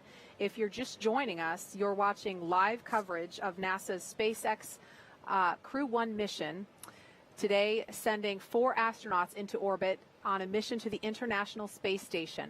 NASA astronauts Victor Glover, Mike Hopkins, Shannon Uokер, and Soichi Noguchi are flying on a 6-month mission to the International Space Station. Good afternoon and welcome to Kennedy Space Center in Florida. I'm Marie Lewis, Public Affairs Officer for NASA.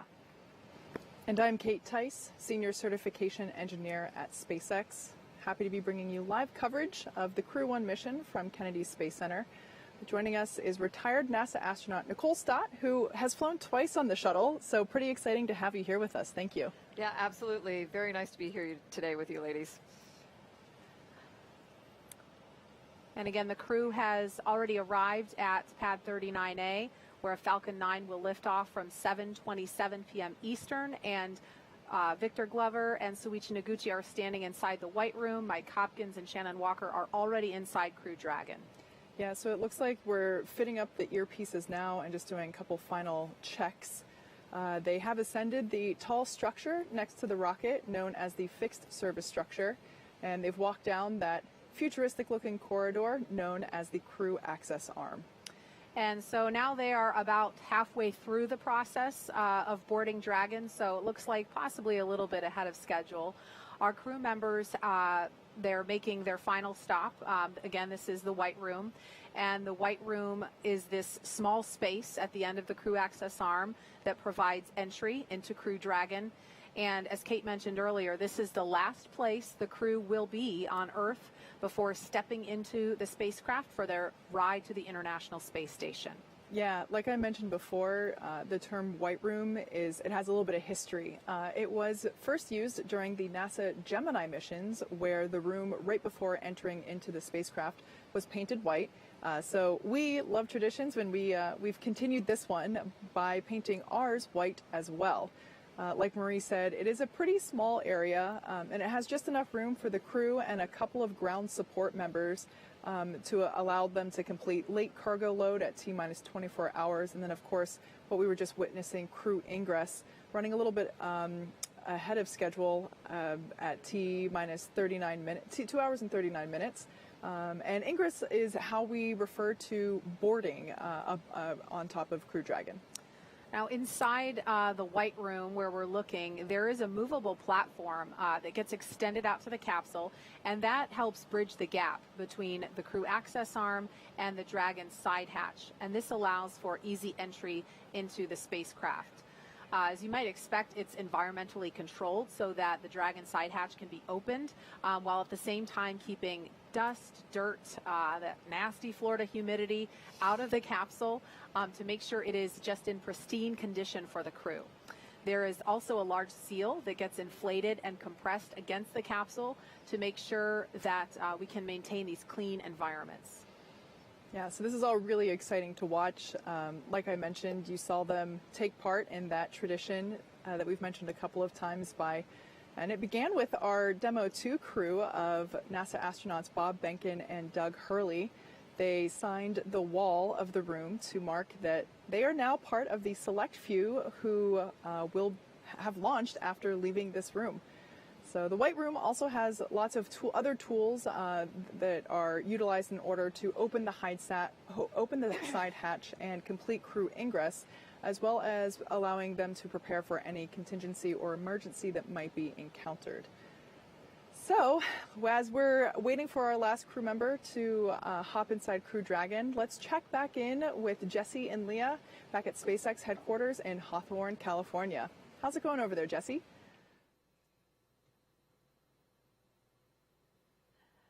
Everything is going good. We are so excited watching Ingress right now. Yeah, so as Jesse just mentioned, this is Ingress. That means the astronauts are entering the Dragon capsule. That's a spaceflight term, and you'll hear a lot of these space terms in the coming hours and days. Ingress is what we use when crew members are getting into a spacecraft or airlock, and egress means the opposite. They're exiting. But before climbing into the capsule today, the crew completed a foreign object debris check, also known as FOD check. That means they themselves have to be inspected for any substance or debris that isn't supposed to be on them or their suits, which could potentially cause damage to Dragon. To help protect against debris, the crew has covers on their boots as well as their umbilical port on their suits that need to be removed before they ingress. So they've been doing that. Victor is up next or last, completing that FOD check. And once the FOD check is complete, Mike Hopkins, our commander, first ingressed, and then Shенnon Uokер, Soichi Nogучі, and now we are waiting for Victor Glover, actually watching him enter the vehicle right now. And they're now getting buckled in and attaching their umbilicals to their suits. The suit techs are there helping if as needed. The umbilicals allow the crew to have comms through their suit, air to help keep them cool, as well as delivers nitrox for suit pressurization. And as we mentioned earlier in the broadcast, the suit's primary function is to protect the crew in the event of a cabin depressurization. I love this view inside Crew Dragon, and as you saw, there are 4 seats configured right now, and they're numbered 1 to 4 from right to left when you're looking at the seats. Mike Hopkins is in seat 2, that's the commander's seat, and then Victor Glover will be beside him in seat 3. That for Crew Dragon is the pilot seat. Soichi Nogучі is in seat 1, and Shennon Uokер is in seat 4. Now directly in front of them, which you can see here, are 3 displays which they'll use throughout the flight, getting insight into Dragon's system, seeing any alerts or issues with the vehicle, and if required, they can take control and manually fly Dragon. And coming up, the crew will do a comm check to make sure that they can hear mission control, and then their seats will be rotated into position for launch. But right now, they are finishing getting buckled in and getting their suits connected to those custom seats. Some of those things to listen for when we're doing those comm checks. They'll be doing comm checks through multiple paths to Dragon. They'll do some through TDRS, that's our tracking data and relay satellite system.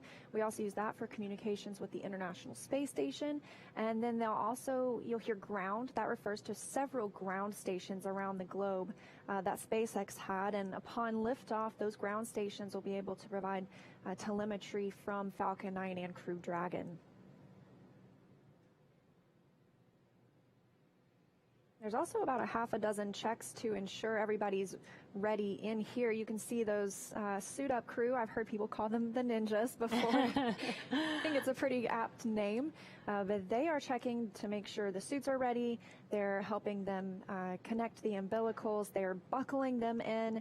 They're also assisting with those leak and comm checks. So they each have a very individual and specific role. And we just stepped through this a couple of days ago for the dry dress. Every single detail, we stepped through it, from buckling up to connecting the umbilicals, even the comm checks. So it's kind of like run 2, right? But really day 1. Little deja vu, but it's all very, very organized. Doing the practice runs helps make sure This helps make sure that, you know, everything goes smoothly on the day of launch, like today. It looks like almost everybody's all buckled in, just finishing up with Victor.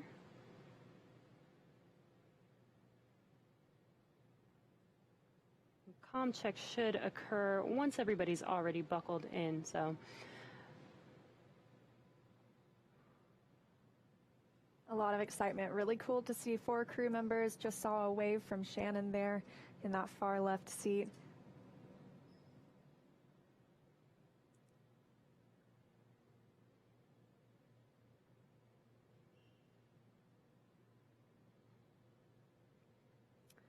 All right, well, let's check in with John Innsbrucker for the latest with the health of both vehicles. What's the update so far, John? Well, we've got just over 2.5 hours remaining in the countdown for the launch of Falcon 9 with Dragon on the Crew-1 mission to the space station. Right now, the Dragon launch ops team has completed their major activities to prepare the spacecraft for the astronauts. Checkouts of major systems are complete, including the escape system. And as you can see, ingress of the astronauts is well underway, getting Victor strapped in right now. No issues are in work. And right now, we're listening, waiting for comm checks with the crew and the ground coming up here shortly. On the launch vehicle, the Falcon 9 team is located in Firing Room 4 in the Launch Control Center at KSC. They're settling in for final checkouts and propellant loading and launch. They'll be doing comm checks with the crew, and that'll happen at about T-minus 2 hours. Currently, all systems are go on the Falcon 9 launch vehicle. The range continues to report no problems. The weather forecast continues to be acceptable. We're watching the upper altitude rain showers if they're in the trajectory of the vehicle. Also watching thick cloud rule and keeping the fingers crossed. We're also looking at weather around the world. We need to make sure conditions are acceptable if Dragon has to splash down in the Atlantic in case of an escape. And we're also monitoring contingency splashdown locations if the crew had to come back to Earth before docking with the space station. Now, if this were to happen, SpaceX and NASA are coordinating with the U.S. Coast Guard to ensure crew safety upon splashdown. And that includes extra ships and air assets to patrol a 10 nautical mile keep-out zone. This will help mitigate safety concerns for any boaters who are approaching the launch area. As the clock continues to count down, all systems are go at T-minus 2 hours, 31 minutes. And let's head back over to Jesse and Leah, who are also here in Hawthorne, as we wait for the comm checks with the crew. Thanks, John. Sounds like everything is looking good so far. We're getting really excited here. And the astronauts are still wrapping up, buckling in, and getting their suits connected to their seats. Definitely ahead of schedule today, though, so that's a good sign. And as we mentioned, we're really standing by for those comm checks with the crew. Some of the people you'll hear talking with the crew during those comm checks are the core, which we've mentioned. That's the crew operations and resources engineer. They're here in Hawthorne. We have a similar position at NASA called the Capcom. That's the person who really takes the, oh, and there's the core right there. That's the person who really takes all of the information that's happening down on the ground and relays it to the crew so it's coming from one location. Mm-hmm. Additionally, there's the LD, that's the launch director. They're down in Florida and they're overseeing all of the countdown operations. The mission director, or the MD, is also here in Hawthorne in mission control, and that's the overall flight lead for SpaceX. So those are some of the people that you will hear speaking with the crew during their comm checks today.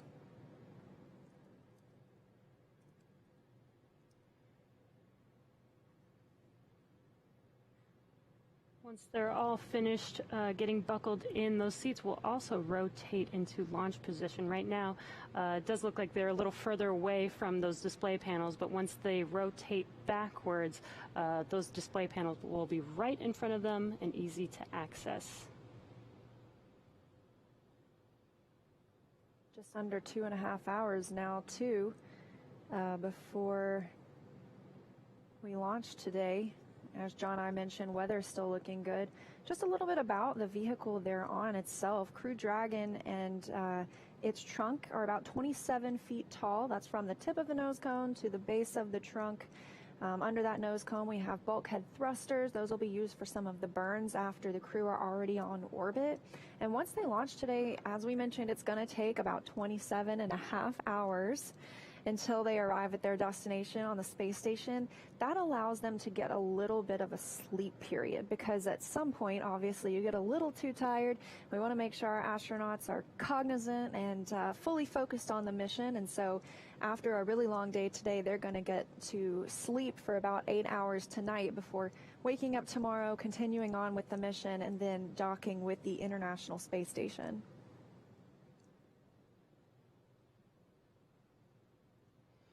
And again, we are standing by for those comm checks. This is just to make sure that their comm path does work properly before liftoff, making sure that they can hear the core here in Hawthorne. Just a high-level look at some of the other milestones that will be coming up over these next 2.5 hours. The next big milestone will be the hatch closure. We'll be looking for that around T-minus 1 hour and 55 minutes. And then at 45 minutes before launch will be the go, no-go for propellant load. So there's not any propellant on the first or second stage of Falcon 9 right now, but they'll begin loading some densified kerosene, and then the oxidizer is some liquid oxygen. That will be loaded onto the Crew Dragon up until just a few minutes before launch, or loaded onto Falcon 9, I should say.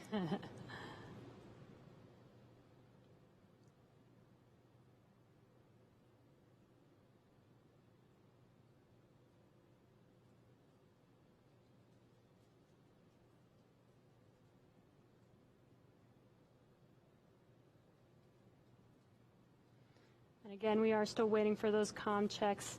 Looks like the crew is almost done getting all strapped in, their suits connected to their custom seats. Shortly, we will do comm checks as well as have their seats rotated back into launch position. And that launch position also gives them a really good view of those 3 main displays, which aren't used for them to command the mission. It's really for them to monitor where they're at, monitor how the vehicle is doing. They can take control if need be. However, this is an autonomous vehicle, so after launch today, they should just be along for the ride until we get to docking tomorrow. And SpaceX, this is Dragon. We are ready for comm checks, 1.3 of 4.100. Copy. Stand by for umbilical comm check. CDR, PLT, MS1, MS2, comm check. Comm checks here shortly. And SpaceX, this is Dragon on umbilical. Commander has you loud and clear.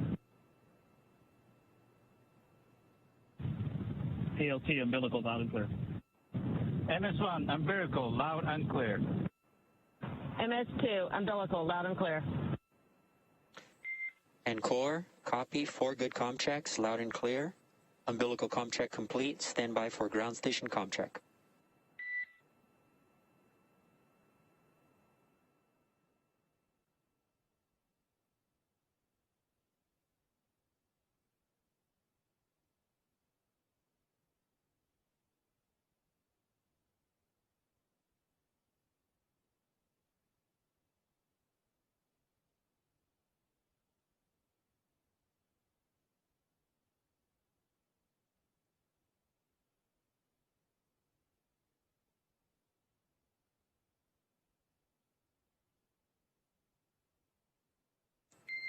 Dragon, SpaceX, comm check over ground stations. And SpaceX, this is Dragon. Have you loud and clear on ground station. And core, I've got you loud and clear. Ground station comm check complete. Stand by for TDRS comm check.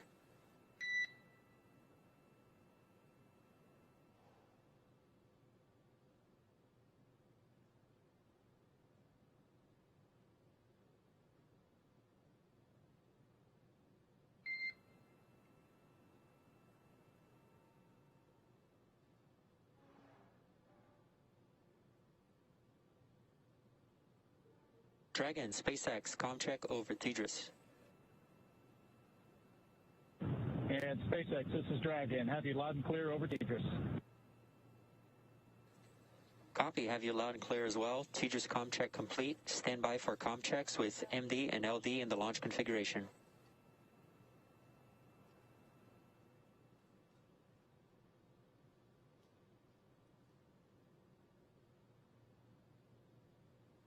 Dragon, MD on countdown 1, com check. MD, this is Dragon on countdown 1, loud and clear. Afternoon, Resilience, got you loud and clear as well. Stand by for com check over Dragon to ground. Dragon, MD on Dragon to ground, com check. MD, this is Dragon, loud and clear on Dragon to ground. Copy, loud and clear. Standing by for com checks with LD. Dragon, LD on countdown 1, com check.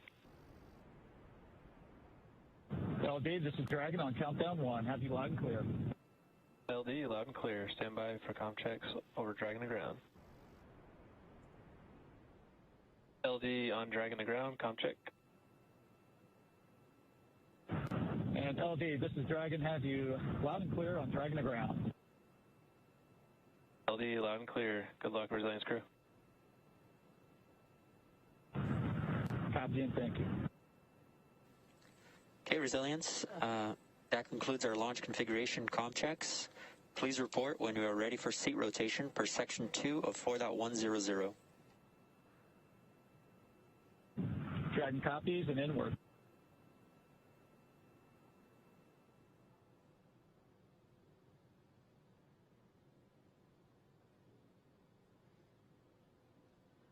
And sounds like we just completed comm checks. Sounds like everything is good to go. So we're going to head back over to KSC with Marie. We are now getting an up-close look at a full-scale mock-up of Crew Dragon. And Kate, the astronauts are sitting inside a Crew Dragon that's very much like this one. Can you kind of give us a layout of what we're looking at here? Yeah. So this is an exact replica, a 1-to-1 scale of Crew Dragon. So you can kind of see size-wise the amount of room that our four crew members have to move around. While this isn't the exact training module that they use to train in, as I've mentioned before, our crew trains at SpaceX extensively prior to flight.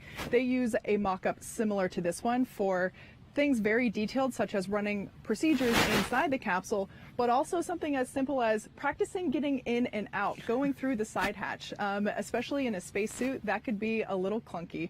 Nicole, you flew on shuttle twice. I'm sure you had training and modules similar. We did, and you know what's really exciting for crew members is once you start doing a lot of training in the mock-ups, you know you're close to flying in space, so you really get excited about that. I don't know, I look at this and it's really neat to me to be just up close and personal with even with a mock-up of the spacecraft. But you know, I look at it and there's things that are certainly familiar, like a window. Thankfully there's windows. But what is some of the other stuff we're seeing on here, these, you know, these silver little ovals, and I know that's the hatch, but what else are we looking at here? So these are the ports for our Draco thruster system. As I've mentioned before, Dragon is capable of steering itself in space, and that onboard propulsion system is here. These are the Draco thruster ports that are utilized during in-flight and orbit maneuvers. Over here on the side, we have the Super Draco system, which is basically a super-powered high-flow system, and those are only utilized in an abort scenario. So we talked a little bit about escape procedures. Those Super Dracos will not be firing on a nominal day, but they're important to have, as you know, they give the crew a path to safety if necessary.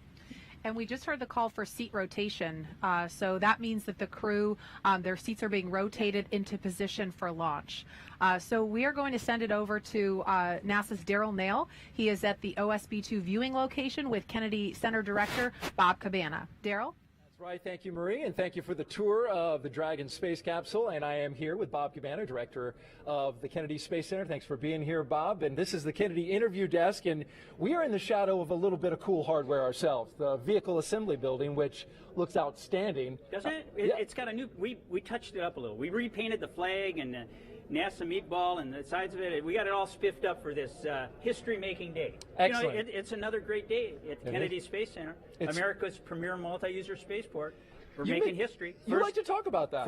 First FAA commercial licensed launch of crew to the International Space Station. And to that point, why is that important for Kennedy? Well, it's important because we're trying to establish a commercial economy in low Earth orbit, all right? We want to be one of many customers. So by us flying crews to the International Space Station on an FAA launch licensed flight. It opens up the door for other people to fly up there. Right. Other commercial customers. Yeah. So I saw you down there with the crew getting out, and they were walking out to their cars. Yeah, they look great. They're excited. I think I saw you were holding your phone, getting some shots. I did. I kind of admit I'm a little bit of a space nerd. Well, hey, listen, I mean, you've been to space 4 times, so you understand what these folks are going through right now. I mean, it's getting real. These seats are articulating up. You can see it moving right now, Bob, as they get into position there. Yeah. This must be a moment where it kind of gets real. Oh, yeah. Once you're strapped in, and wait till they close the hatch, then it's really real. Is that the moment it clicks? Yeah, then it's like, okay, we're inside this thing, we're going. You know. What's the feeling? What kind of goes through your head? So it depends on different. I mean, on my first flight, what absolutely went through my head was, I don't want to screw this up. I want to make sure I don't make any mistakes. Yeah. I mean, I was really focused on making sure that I did everything absolutely perfect. And you don't know what to expect. First off, no simulator on Earth can prepare you for what it's like to ride a rocket into space. I mean, you practice everything, but man, it just gets up and goes. That acceleration, that force pushing you back in the seat, it's something else. And so not knowing what that's going to be like, there's a little bit of anticipation.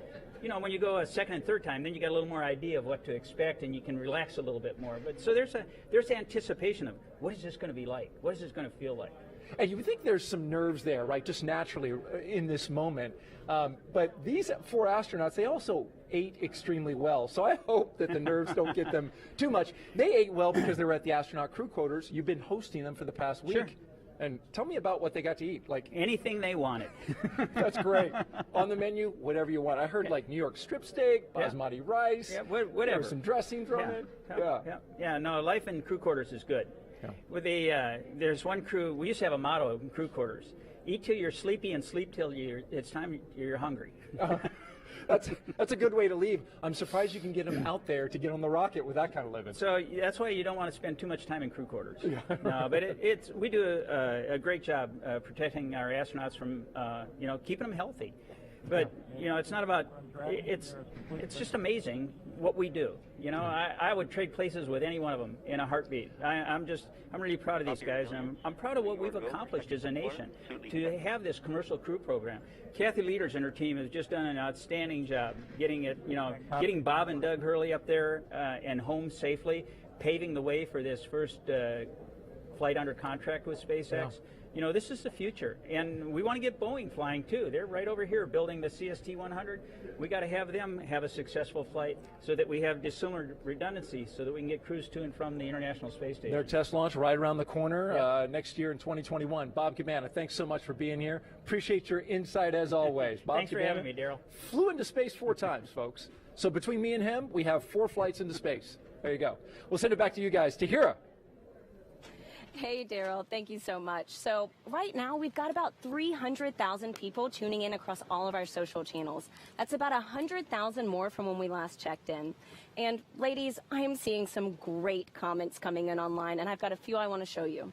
So this first one is, she says, I've always heard NASA astronauts talk about steak and eggs for breakfast, but this is the first time I've heard of curry rice. Love this. And just a huge thank you to astronaut Soichi for sharing this tradition with us. And let's take a look at another one. So we've got this user saying this is like watching Apollo 11. This will make history, and a private company sending humans to space with a reusable rocket. The future is now. So, and again, Marie, people have been super curious about what the zero gravity indicator is going to be on today's flight. I was wondering if you could maybe give us a hint. Okay, so I know what it's going to be. Nicole knows. I think Kate might know. We're not allowed to say yet, but I can tell you to keep your eye out. It will make an appearance at some point, but it's a surprise. It's special. Even it's better. Great. Have to tune in. So. And ladies, we're hearing about the larger crew size in the capsule today, and I think that's super fun to think about of those at home. So I think we're going to pose the question to the public to see how big is their dream space crew. And we'll make this a poll, and so I'll share the results with you later on in the show. But Nicole, you're the only one up here that's actually been to space and on a few different crew sizes. Do you have a preferred number? Well, 6 seemed to be the number for me, and I think if I could add my family members on top of that, that would be outstanding. Oh, I agree. And room for pets. Yeah. Oh, yes. So ladies, over the past month, we've also been asking users on social media to show us how they're getting excited for today's launch, and we've received some amazing submissions from around the world. Take a look at these. 3, 2, 1, 0. Ignition. Liftoff.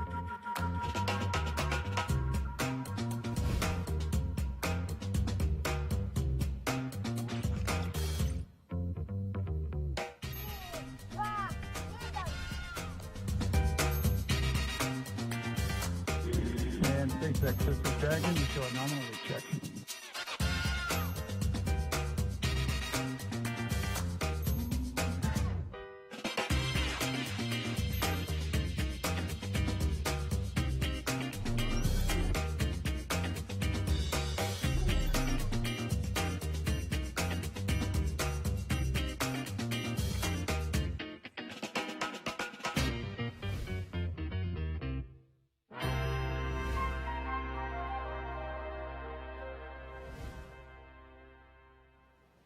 I mean, there you have it. People from around the world are just engaged with this launch. All right, thanks to Hira, and thanks to all of you following along. Keep sending us your submissions, how you're watching. We love seeing those.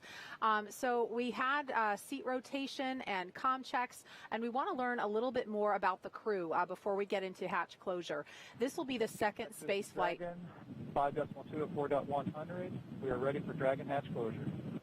Okay, so we just heard the call. I'll be ready for hatch closure, and we'll keep you posted as that progresses.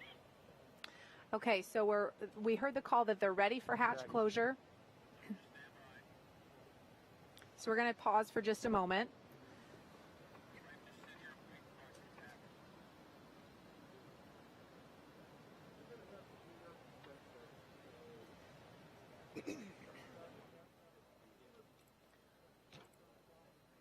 So if you've been following along, we actually heard the call out and saw seat rotation happen just, I think it was a couple of minutes earlier than we had on our timeline. Okay, so hatch closure is coming up, but in the meantime, we want to learn a little bit more about Crew Dragon Commander Mike Hopkins. He is a U.S. Air Force colonel, and here's a little bit more about the Missouri native who's already logged 166 days in space.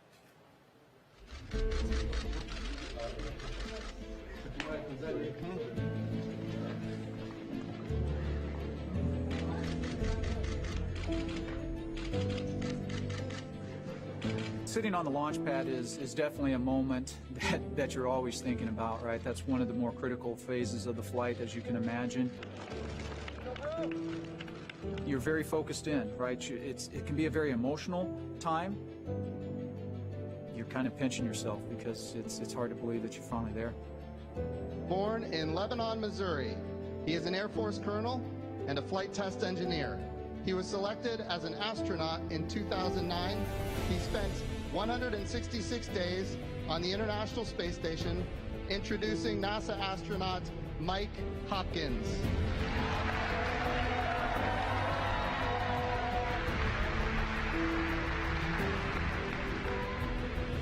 You know, it's funny. I mean, a lot of times people think of the dream of being an astronaut as something that a kid would have. And I remember when my wife and I first started dating at the University of Illinois, and I told her that I wanted to be an astronaut. She laughed at me and kind of said, "Are you serious?" But at the same time, she stuck with me throughout the years, and to have that dream come true is pretty amazing.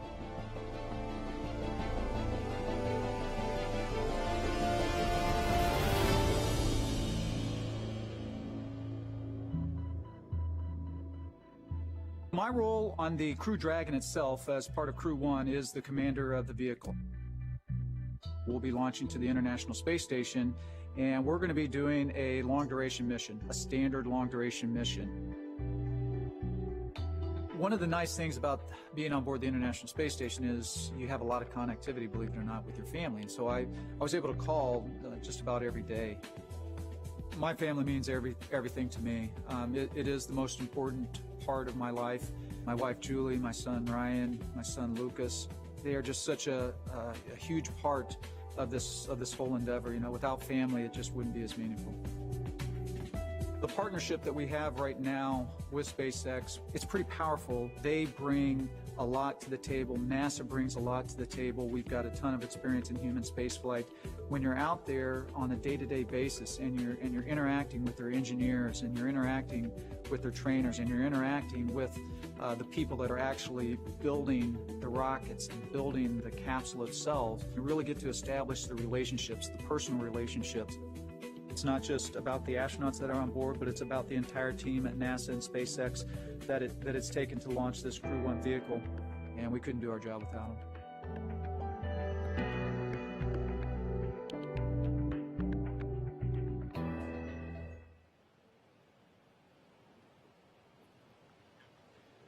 Seated next to Mike Hopkins is Crew Dragon pilot Victor Glover, who has flown on 40 different types of aircraft for a total of more than 3,000 hours.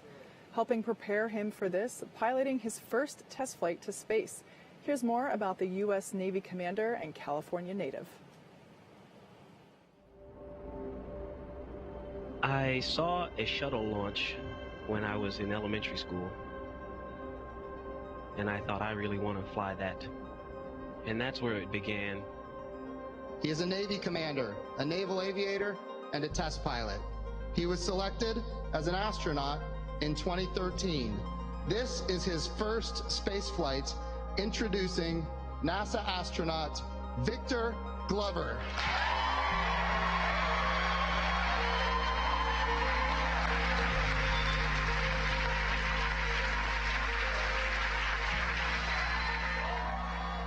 First and foremost, I'm just grateful to God and to my family. To work and live in space is just a humbling and amazing blessing in and of itself. This is a test pilot's dream. Flying has been such an important part of my professional life, and I love to do it. 64,000 feet, that's the highest up I've ever been above the ground.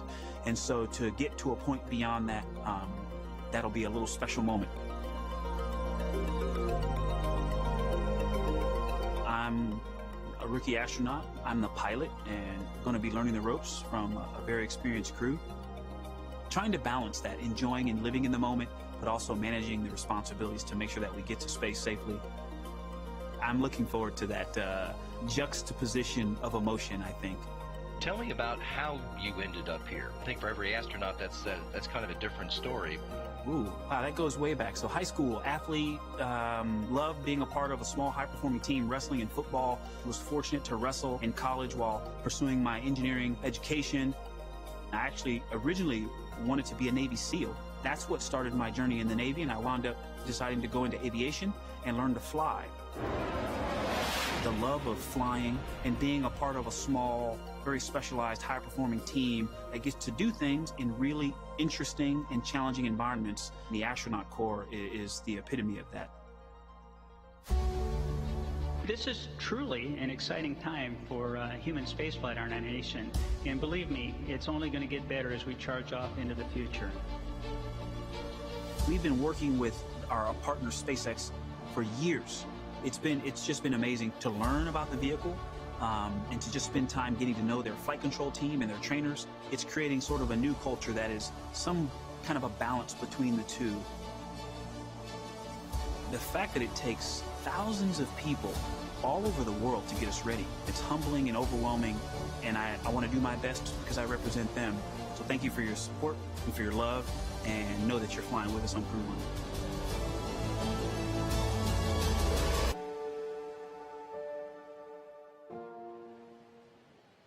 Okay, so while we were in that video, we saw the hatch close. We have not heard the confirmation of the hatch close. We're not expecting that until T-minus 1 hour and 55 minutes. So we're still almost 10 minutes away from that. But even though the hatch appears to be closed, there's a process to completing this and making sure that it's sealed and there's no leaking. So can you kind of explain what the crew is doing now during this hatch closure process? Yeah, for sure. So like Marie said, it's not quite as simple as closing your car door. Of course, they're having to make sure that everything is in place. There will actually be a seal that is inflated to ensure that all of basically that it is watertight. If it's watertight, it'll get to space. So we see the crew, the closeout techs, the suit techs, all there in their numbered uniforms going through the steps. You can see the tablets in their hands. Those are our electronic procedures, or e-procedures, and they are essentially stepping through each one to make sure that, and giving verbal cues saying that it's complete, we are good, and we're basically just counting through the process step by step, getting closer to launch time, which at this point we're just a mere 2 hours and 3 minutes away from. Nicole, what was it like when you were sitting inside the space shuttle when that moment when, you know, that last door to the outside closed? You know, I think it's like all the steps we've been talking along the way. It's another one of those, wow, this could be real today steps. And that is certainly one that makes you think it's going to happen. You're at that point, you know, the closeout crew is getting ready to depart the pad shortly, and you know that you're going to be out there on your own with your crew waiting to go. Mm-hmm.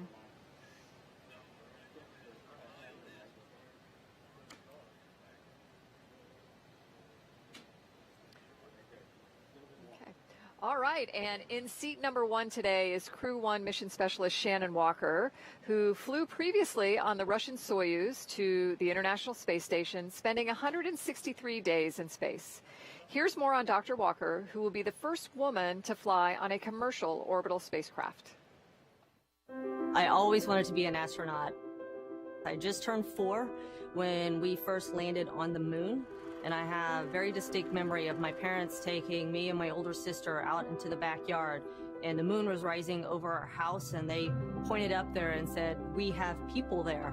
And even at 4, I thought that just sounded like the best idea ever. We have been given the scientific knowledge, the technical ability, and the materials to pursue the exploration of the universe. To ignore these great resources would be a corruption of a God-given ability. I had seen a new class of astronauts that had been hired for the space shuttle, and I was reading in the newspaper what their qualifications were, and just going through some of them, I realized I can do that, and that was a big turning point. I'm Dr. Shennon Uokер, NASA astronaut, and I am getting ready to fly on the Crew-1 mission to the International Space Station. Crew-1 is the first operational mission of the Crew Dragon vehicle to the International Space Station. I was not expecting the call to be assigned, and so anytime you get a flight assignment, it's tremendously exciting.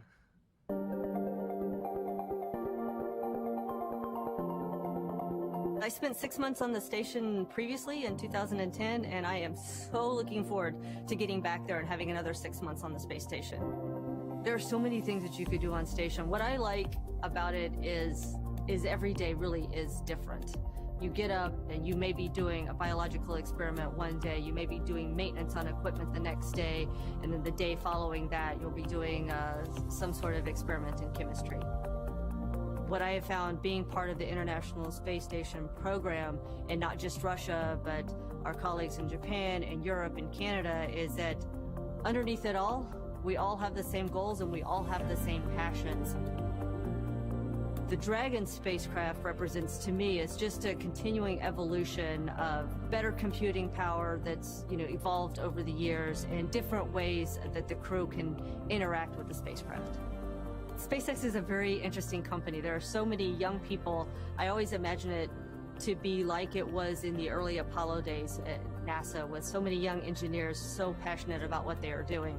The important thing is we both have learned from each other, and now we've got a very strong bond on what we want to accomplish and how we need to accomplish it together.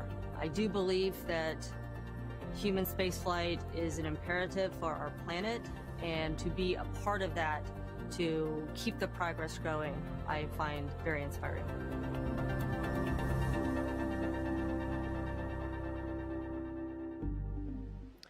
Crew-1 mission specialist Soichi Noguchi has spent 177 days in space, and this will be his 3rd mission in an orbital spacecraft.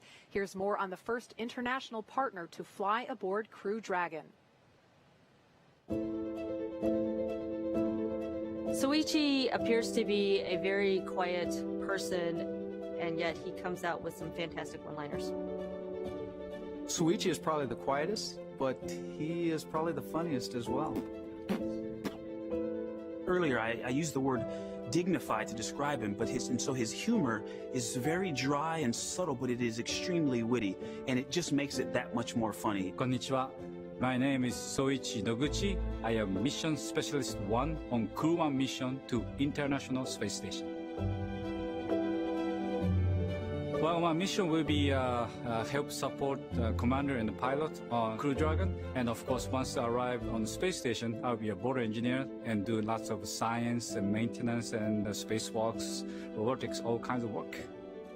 I'm really fortunate enough to have a good crew member.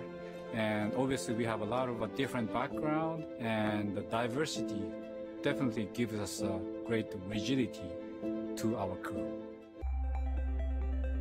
I wanted to be an astronaut for a long time. High school days, I watched the shuttle launch. I studied aerodynamics and aerospace engineering.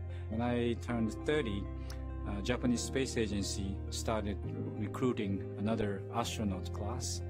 I was fortunate enough to be selected and sent immediately to Johnson Space Center. My first flight was 2005. That was on the space shuttle, Discovery, STS-114. And the next flight was 2009. That was on the Russian Soyuz. The vehicle is definitely like living creature. All the pipes, all the pipelines are alive. I really remember the morning of the launch day, arrive at the pad. Hey, this vehicle is alive and waiting to go out. And liftoff of Space Shuttle Discovery, beginning America's new journey to the moon, Mars, and beyond. I'm really looking forward to go back to that launch day. The Crew-1 is the first operational spaceflight after the certification given by NASA. Important thing is this is brand new, designed from scratch, 21st century spacecraft, and this is a new design, and obviously the SpaceX did a very nice job. The spacecraft of this century is not just for America, but this is an international corporation, and all the other people around the world have a chance to ride on this Crew Dragon. So this is a new era.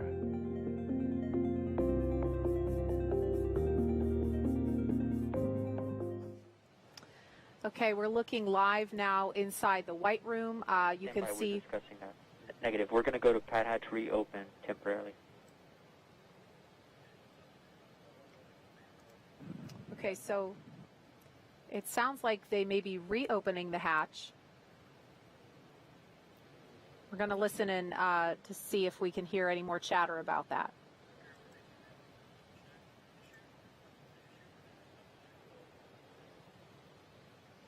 Okay, so it sounds like they want to double check a leak check. So we may see that hatch reopen momentarily.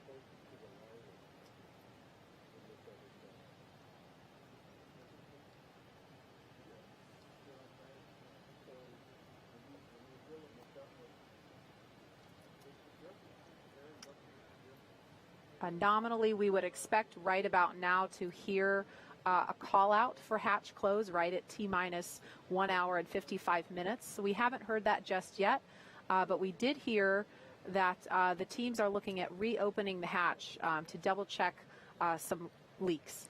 So what I'm hearing is that the closeout team saw a little bit of a pressure drop during those leak checks. So like I mentioned before, it's not like closing a door, right? Or it's not closing the door to your car. The door closes. They check the environments inside the capsule, make sure we're good.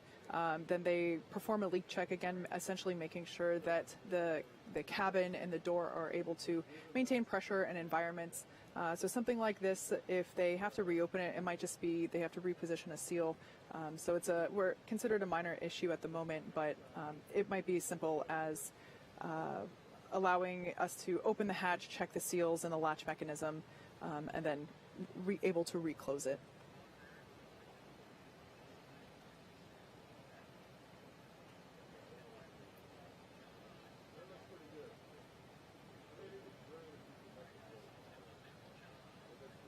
Okay, we're going to go over to John Innsbrucker in Hawthorne. He's been listening to some more details. John, can you give us an update on what's going on now? Yeah, Marie, I've been listening into the Dragon nets in addition to Falcon 9. Right now you can see on the screen the crew inside Dragon. Everything is safe at the launch pad. We have not gotten into propellant load. What we were doing is our standard procedures. We did communications checks that you heard a while back. They checked the environmental. Hey, the temperature was just right for the crew inside. And then we command to close the hatch. The team then locks it down. And we run a leak check just to make sure that it is leak tight. We're running that leak check and they saw a little bit of a drop in pressure. So what you're seeing on the screen right now from the outside of the capsule on the left, the SpaceX ingress team in the access arm in the White Room, they're going to open that hatch back up again. One thing they want to look at is just make sure nothing got trapped in the seal. They're going to take a look at the latch mechanism. They also are checking their equipment to make sure that it's try to make sure whether or not it's actually in the capsule or it might be in the measuring equipment that they're holding on to. So you can see right now the latch or the hatch has come open and they are beginning the troubleshooting, taking a look around the seals of the hatch. Yeah, I just wanted to let you know that we do have about 10 minutes of margin in the schedule for this troubleshooting. And 10 minutes before they need to start closing the hatch again? That is correct. Yeah, 10 minutes till hatch close, and they're taking a look at the CO at this time. Okay, copies. I'm only listening to program now.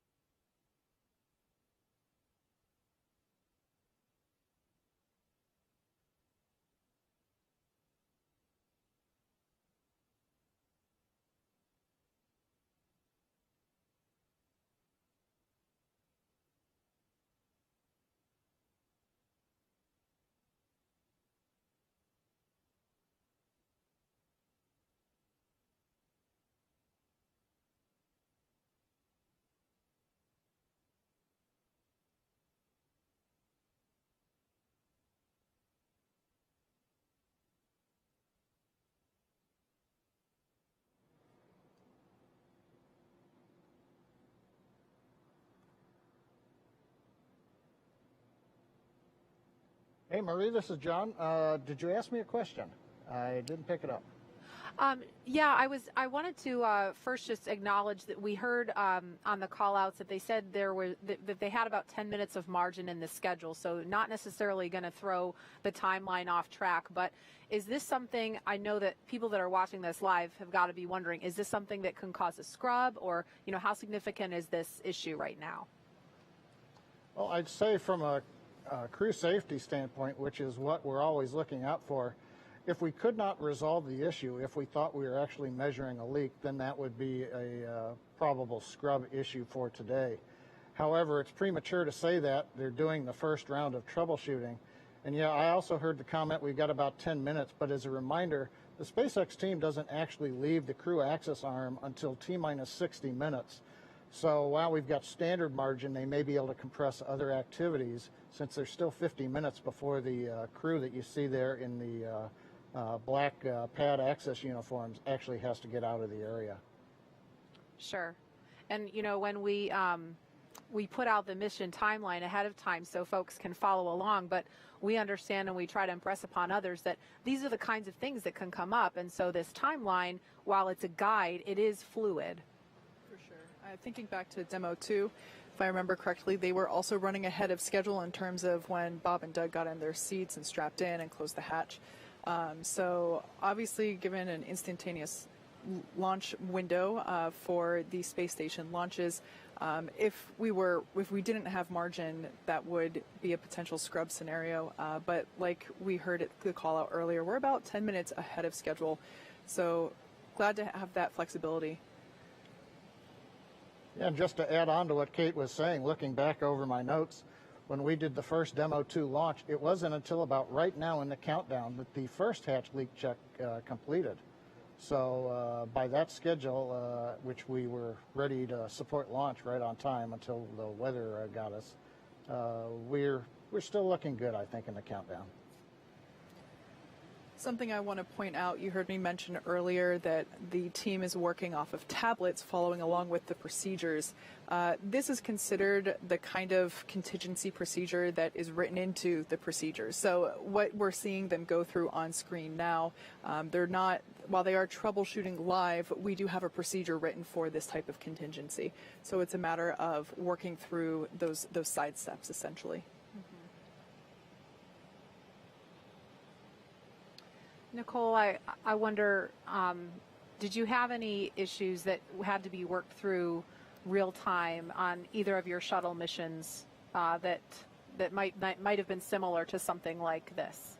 Yeah, I think in both cases, actually, and it's really amazing how the team just comes together and works those procedures like Kate mentioned, where, you know, we've tried our best to think about what could go wrong in these different scenarios, and then put those procedures in place to work it. And as a crew inside, unless there's something that we can actively participate in, we're just following along to make sure that, you know, everything is picking back up onto the timeline, and then waiting in case there is some switch to throw or, you know, communication to have to help with the procedure.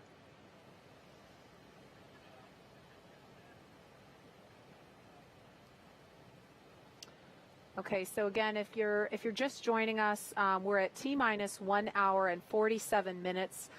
We did not hear the call out of hatch closure yet because when they were going through the leak check process, they noticed a pressure drop inside the capsule. So they opened the hatch back up, and as John and I explained, there is some margin in the schedule. And so this is not necessarily a showstopper. It would be premature to speculate about any of that. So far, we are still on track for launch. We're just watching some troubleshooting in real time. On the right-hand side of the screen, we can see the crew sitting pretty comfortably there in their seats. Something I didn't get to mention earlier is that the seats themselves are custom sized for each astronaut. So not only is the length of the bucket, so basically the length from the tailbone to your shoulders, that is specific for each astronaut, but so is the footrest as well as the armrest. So expecting to fly people of many different heights and wanting to make sure that their positioning is not only operational but comfortable as well. And it seems like everyone's pretty comfy in there. And we can't overstate how important the job is of this pad closeout team who is doing these leak checks and making sure that that hatch is secure and behaving the way it should be before they leave the pad, because these 4 astronauts are inside a capsule that is going to be fueled in a little over an hour and head off to space. And so it's the job of these people that you see on the left of your screen, in addition to hundreds and thousands more around the country that have been working so hard for months and years to keep this crew safe. Again, this is the first operational or rotation mission of 4 people on Crew Dragon, the first of hopefully many more to come. And so the team has to keep the crew safe. So I'm now hearing that that closeout team that we saw there were able to check the seals and clean them a little bit. They found a little piece of FOD there in the seal, so that's probably what was causing the hatch to not maintain pressure. So they are about to, I can't quite tell on the screen, but they will be starting to close that. And what is FOD for people who don't know the acronym? Foreign object debris. Okay. So what's an example of what that could be?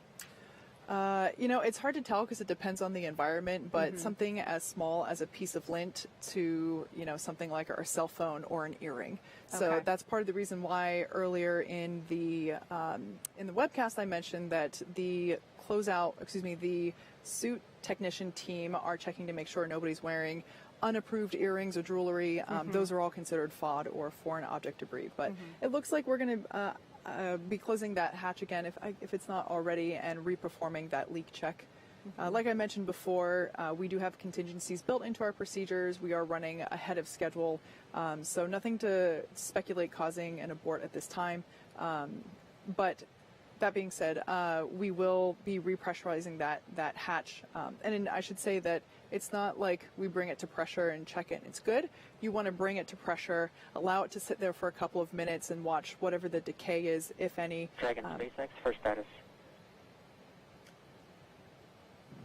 And go ahead for Dragon. Yeah, the team did find a possible root cause. They are checking cabin environments, and we're getting ready to close the hatch again. Okay, Dragon copies, and we see pad hatch closed, prep. Copy.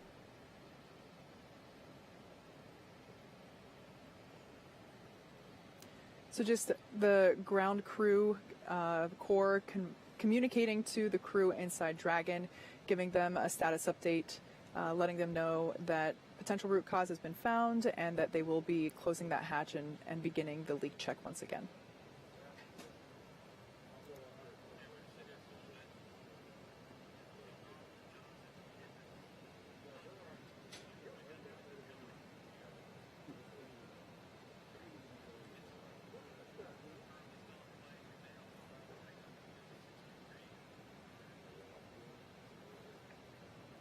So we heard that they may have identified the root cause, but we haven't heard what that root cause is or what they suspect it is yet. So if we hear that, we will relay that to you, but that is not information that we have heard just yet.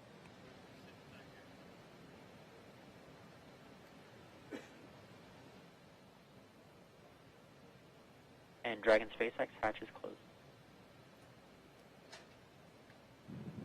Dragon copies, do the same.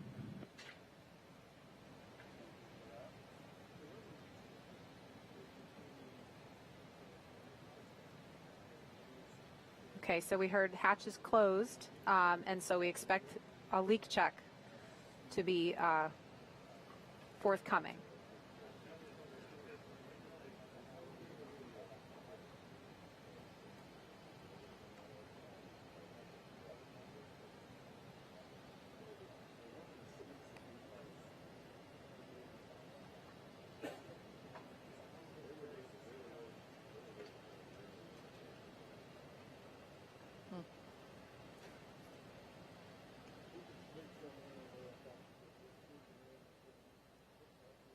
Again, we've got the pad closeout team on the left of your screen, closing the Dragon side hatch for the second time, getting ready to do another leak check. And the crew is sitting tight on the right-hand side of the screen. So we see them performing the mechanical sealing of the hatch. After this is complete, we'll begin the leak check.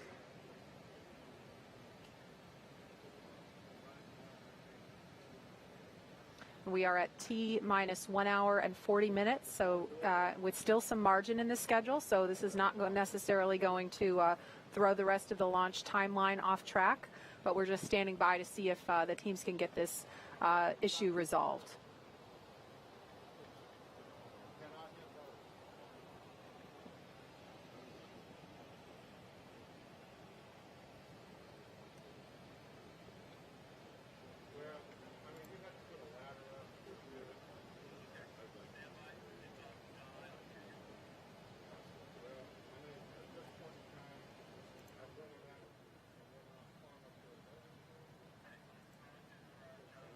Okay, it sounds like we've got an update from John Innsbrucker in Hawthorne. John, what can you tell us? Well, Marie, right now we're just inside 100 minutes until the Falcon 9 launch. We're waiting right now to hear the results of the hatch leak check. The second one's going on. As we've mentioned, we think we found a little bit of debris in the seal, and fingers crossed that we're going to do that. We're also waiting to hear the comm checks between the Dragon crew and the Falcon 9 launch team, the responsible engineers down in the firing Dragon room. SpaceX for status. To catch up right now, as I mentioned, we're just inside of 100 minutes. And go ahead for Dragon. Okay, the leak check hardware is connected, and we're holding pressure now. Still in progress. Dragon copies, and that's good news.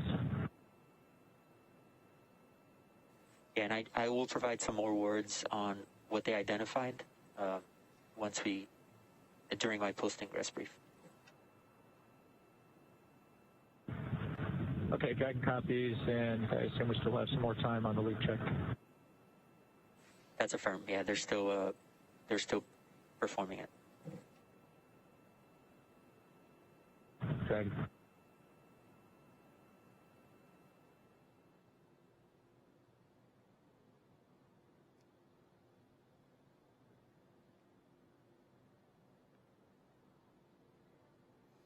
Okay, we heard a little bit of chatter. I'm not sure if y'all picked it up on the webcast, but they talked briefly to the crew, gave them an update similar to one we were just presenting y'all. The good news is that they are farther along in the leak check right now than they got the first time. So again, things are going in the right direction the second time around. They're also looking at the timeline for the crew ingress team that you see there on the left monitor, the SpaceX folks. They will be able to leave a little bit later than T-minus 1 hour and still be able to get clear of the area in plenty of time for us to do propellant loading and the launch. Now, right now on the Falcon 9, we're waiting to do the comm checks with the crew. Our launch engineers for the launch vehicle, they are in firing room 4. SpaceX for Falcon 9 comm checks. And here comes the comm checks. Let's listen in. And go ahead for Falcon 9 comm check. Okay, if you are ready, we are going to kick those off. Dragon's ready.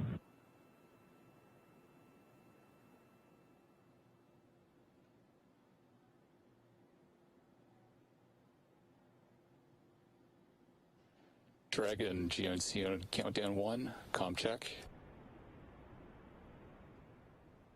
And GNC, this is Dragon on countdown 1. Have you loud and clear. GNC loud and clear. Stand by for comm check by propulsion.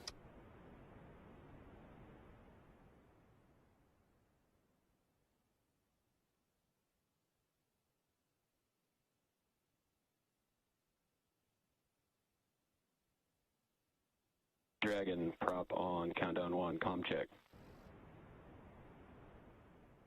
And prop Dragon on countdown 1. Have you loud and clear.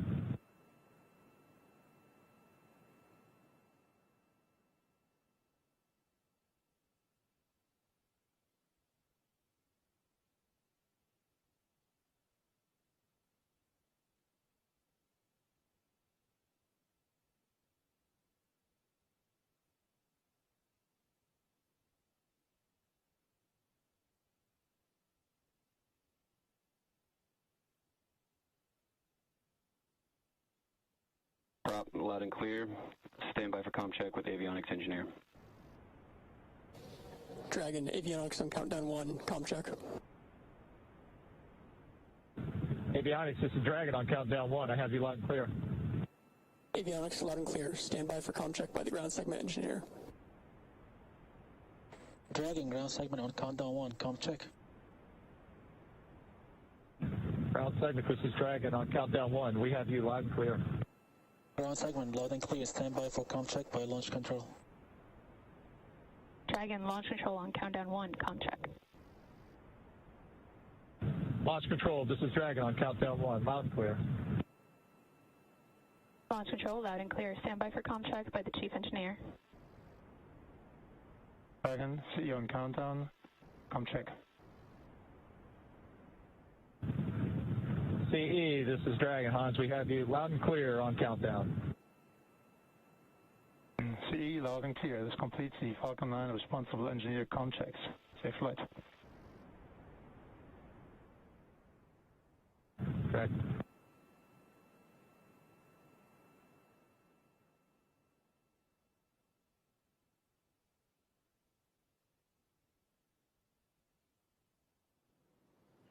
Okay, the good news is we've gotten through the comm checks between the SpaceX team and the Dragon capsule.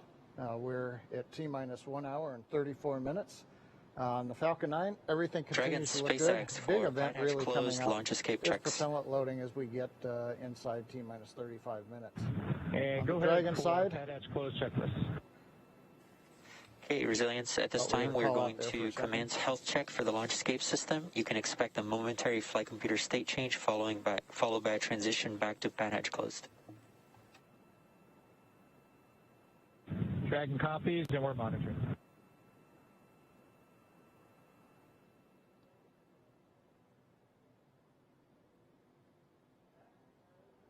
Okay, I think we've got a moment now listening to them talk to the crew. On Dragon, other than the side hatch leak check that's been going underway, everything else has been looking good. On the weather front, the good news is that while we've been watching for rain showers in the trajectory of the Falcon 9, we've been watching for heavy rain or thick clouds. Currently, everything does continue to cooperate as we were hoping. The frontal boundary was slowing down and may not reach Kennedy Space Center by the time of launch. And right now that continues to look like it's going to happen. So the local conditions are good. Upper altitude winds, we're looking at the balloons we've been releasing, and those show us that conditions in the upper altitude for stability are good. So we ought to be go for launch in about 92 minutes if the weather cooperates, and of course the range is ready to go. So right now we're going to throw it back to Daryl while we wait for follow-on discussions. John, thank you very much for that update, and we're here at the Kennedy Space Center, of course, and I can confirm for you, John, weather is looking good right here. Just a thin layer of clouds overhead right here at the launch complex. I'm joined now by Deputy Administrator Jim Morhard for NASA here, and we appreciate him coming to talk a little bit about licensing of these launches. And that's a new thing around here, Jim, because previously that's not something that we heard a lot about. But we understand that this launch is the first commercially licensed launch by the FAA. So explain to me why that is and how that works. You know, Daryl, it has just been certified for the first time. We license a lot of launches. We had 29 launches that were licensed in 2020, and we're expecting another 56 in 2021. So it's going exponential, and we're excited about that. We've really collaborated with the Federal Aviation Administration, which is part of the Department of Transportation. Steve Dixon is the administrator. He's here right now. He's been with us through the week, working with us, which is just tremendous. There's a great collaboration between the two agencies. So help the public kind of understand what this means. I think, generally speaking, we all understand that we get aboard a commercial aircraft. That carrier is FAA licensed. So now we're licensing space flight, launches, commercial ones with people on board. So what does that, what does the public take away from that? You think about it, we have the most complex airspace in the world over the United States. And now we're going to expand it even more into space. And so we're really integrating both our aeronautics, our aircraft that we enjoy every day, with space operations. So we're going to have both those things happening at the same time with human spaceflight.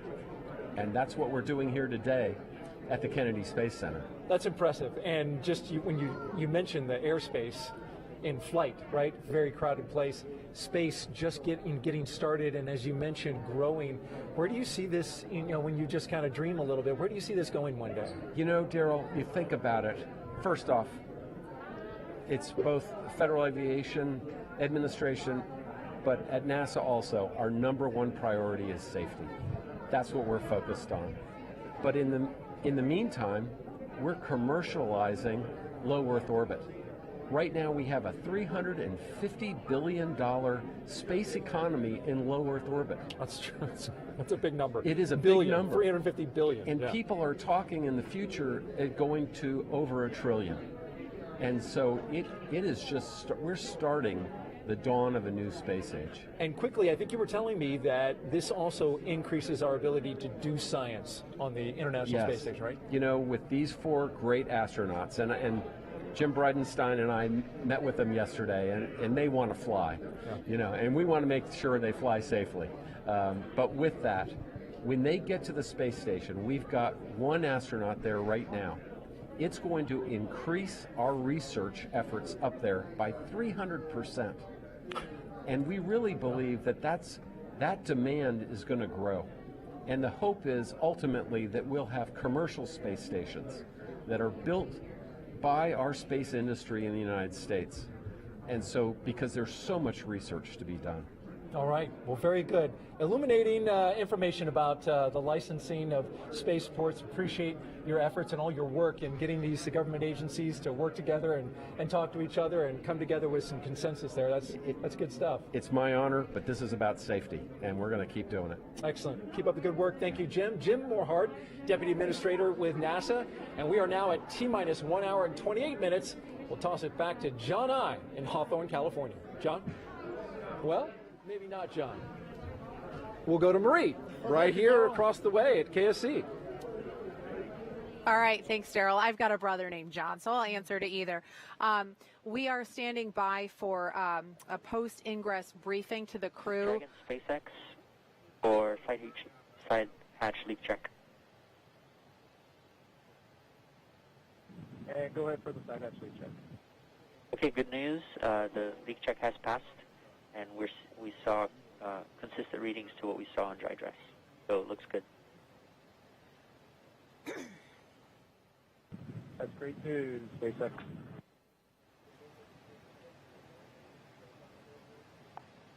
So what you just heard there was the core team briefing the crew, letting them know that the leak check passed, and we're going to be moving along in the timeline here. They're now attaching the final exterior cover there on the side hatch.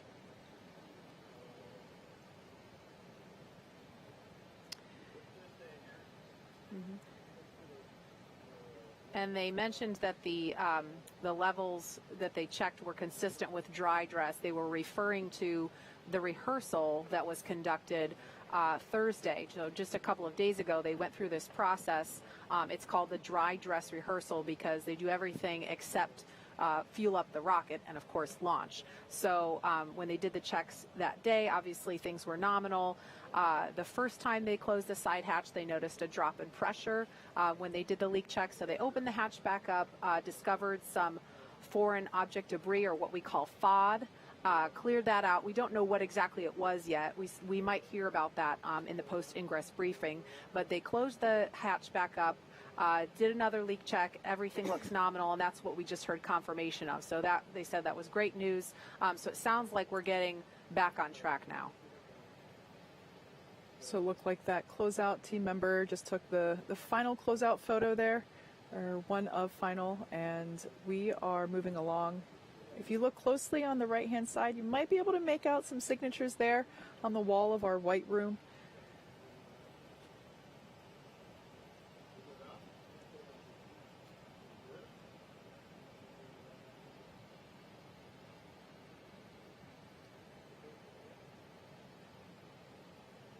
And certainly the astronauts sitting inside the Crew Dragon capsule right now appreciate the attention to detail of this pad closeout team.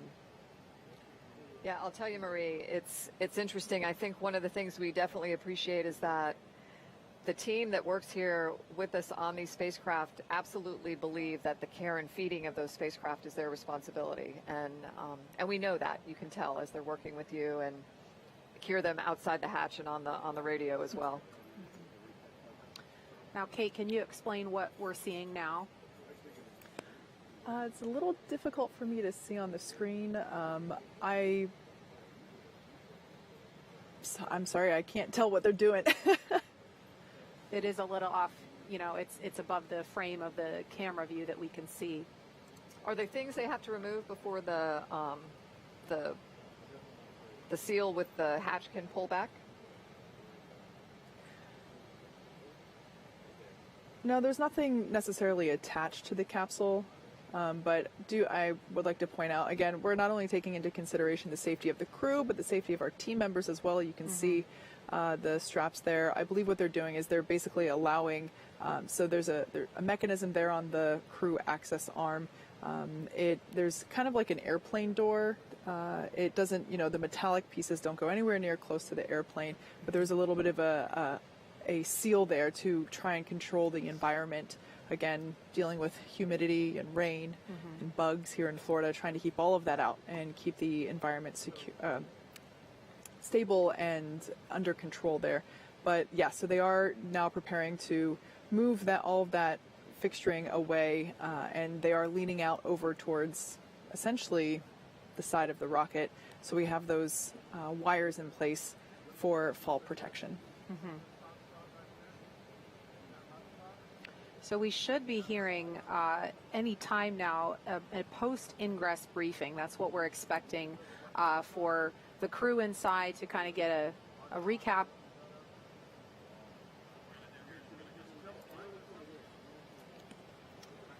Okay, so maybe a couple more minutes before we hear that briefing. So we're going to move on temporarily. We've made mention of the first crew to launch in Crew Dragon a little earlier this year, and you may remember them as the Space Dads, as they are affectionately known by the NASA and SpaceX teams who work with them.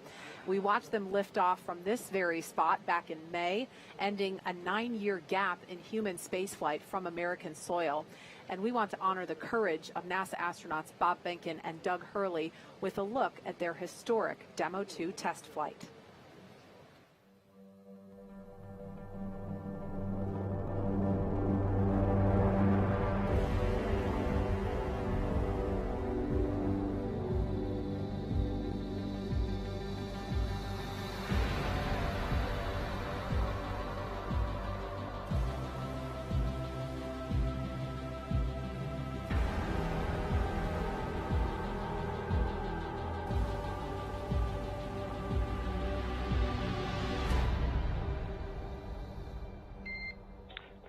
Welcome aboard.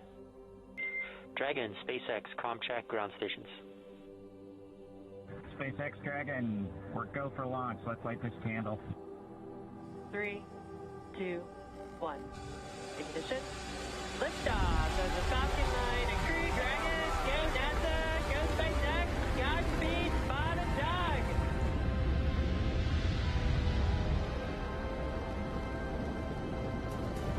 On behalf of the entire launch team, thanks for flying with Falcon 9 today. We hope you enjoyed the ride and wish you a great mission. We would like to welcome you aboard Capsule Endeavour. We do have a friend on board with us, Trimmer, the Apatosaurus. I think I was requested to do a backflip. Good night, Megan and Theo. And Karen and Jack.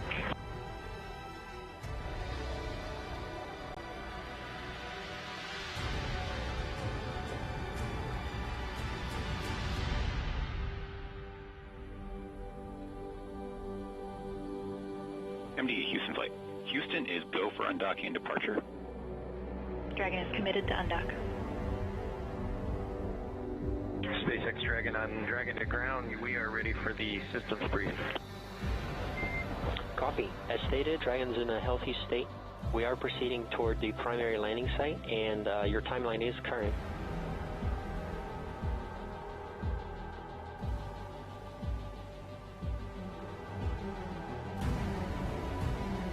Visual, 2 drones out. 300 meters. We are braced for splashdown. Copy, brace for splashdown. Endeavour, on behalf of the SpaceX and NASA teams, welcome back to planet Earth, and thanks for flying SpaceX.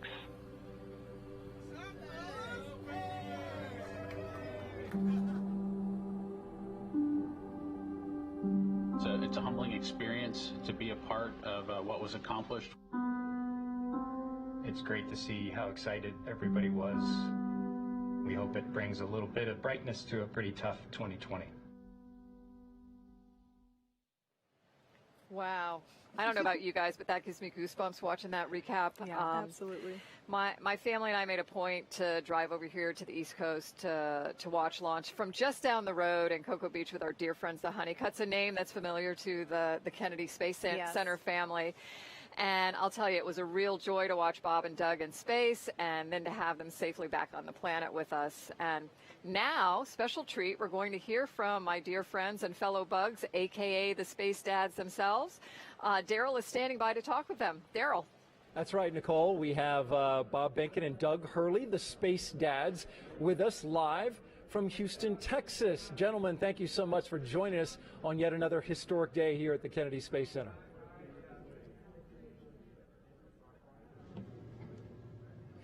Hey, Daryl. How are you? Daryl. Good to see you guys. Good to see you. So you know this moment. You remember it, I'm sure, well, when we came to this moment in time where the capsule, the door was closed. Tell us what you guys were thinking in this moment as we see astronauts, the 4 Crew-1 astronauts getting ready to fly. Well, you're just thinking about the mission ahead, what you need to do to get through the next hour or two, the timeline. I mean, you know, you don't have a lot of time to think about a lot else. You've kind of wrapped everything up before you've walked down and walked out, got to the pad. So we're just going through the checks with the teams, following along, and doing the things that we need to do. You just saw that video that was put together about the whole mission that you guys did. Is there anything that, as you watch that, stands out to you as, you know, that was my favorite moment?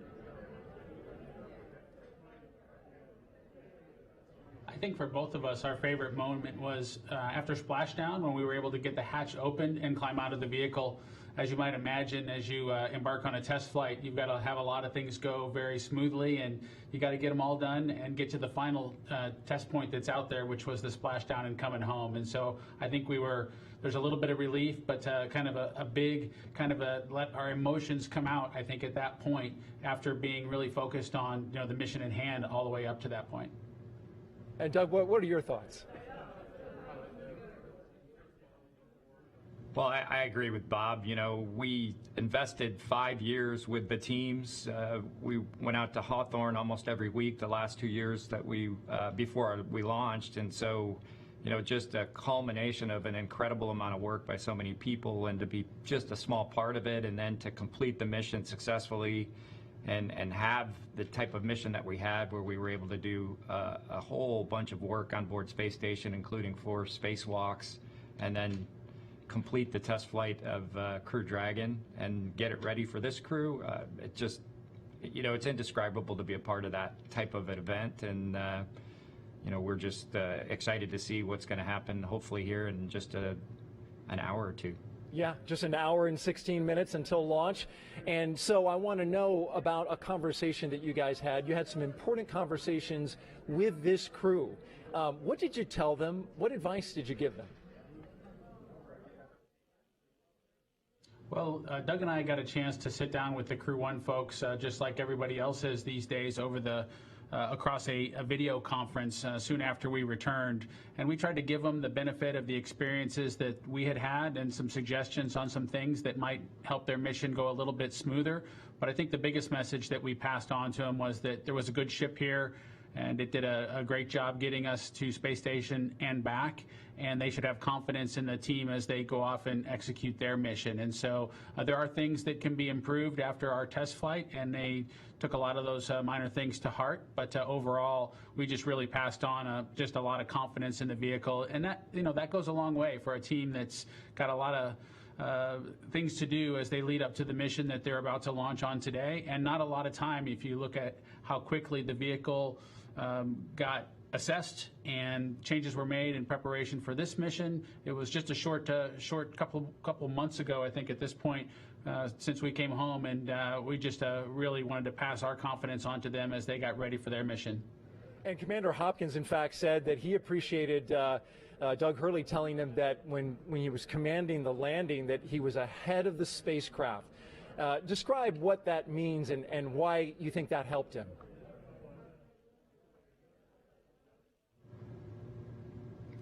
Well, you know, it was a little bit drawn on my experience as a shuttle pilot.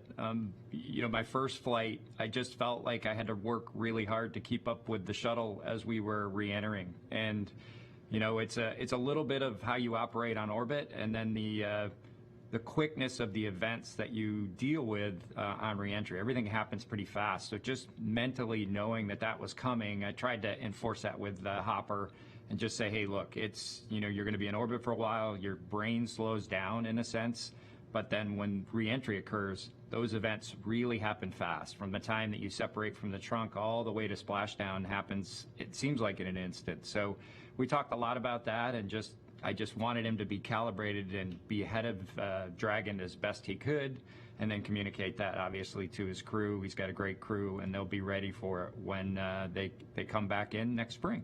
And in fact, he said that as a result of that statement, that he studied hard because he knew he had to be ahead of it in order for when these events happen to be ready for them as they come.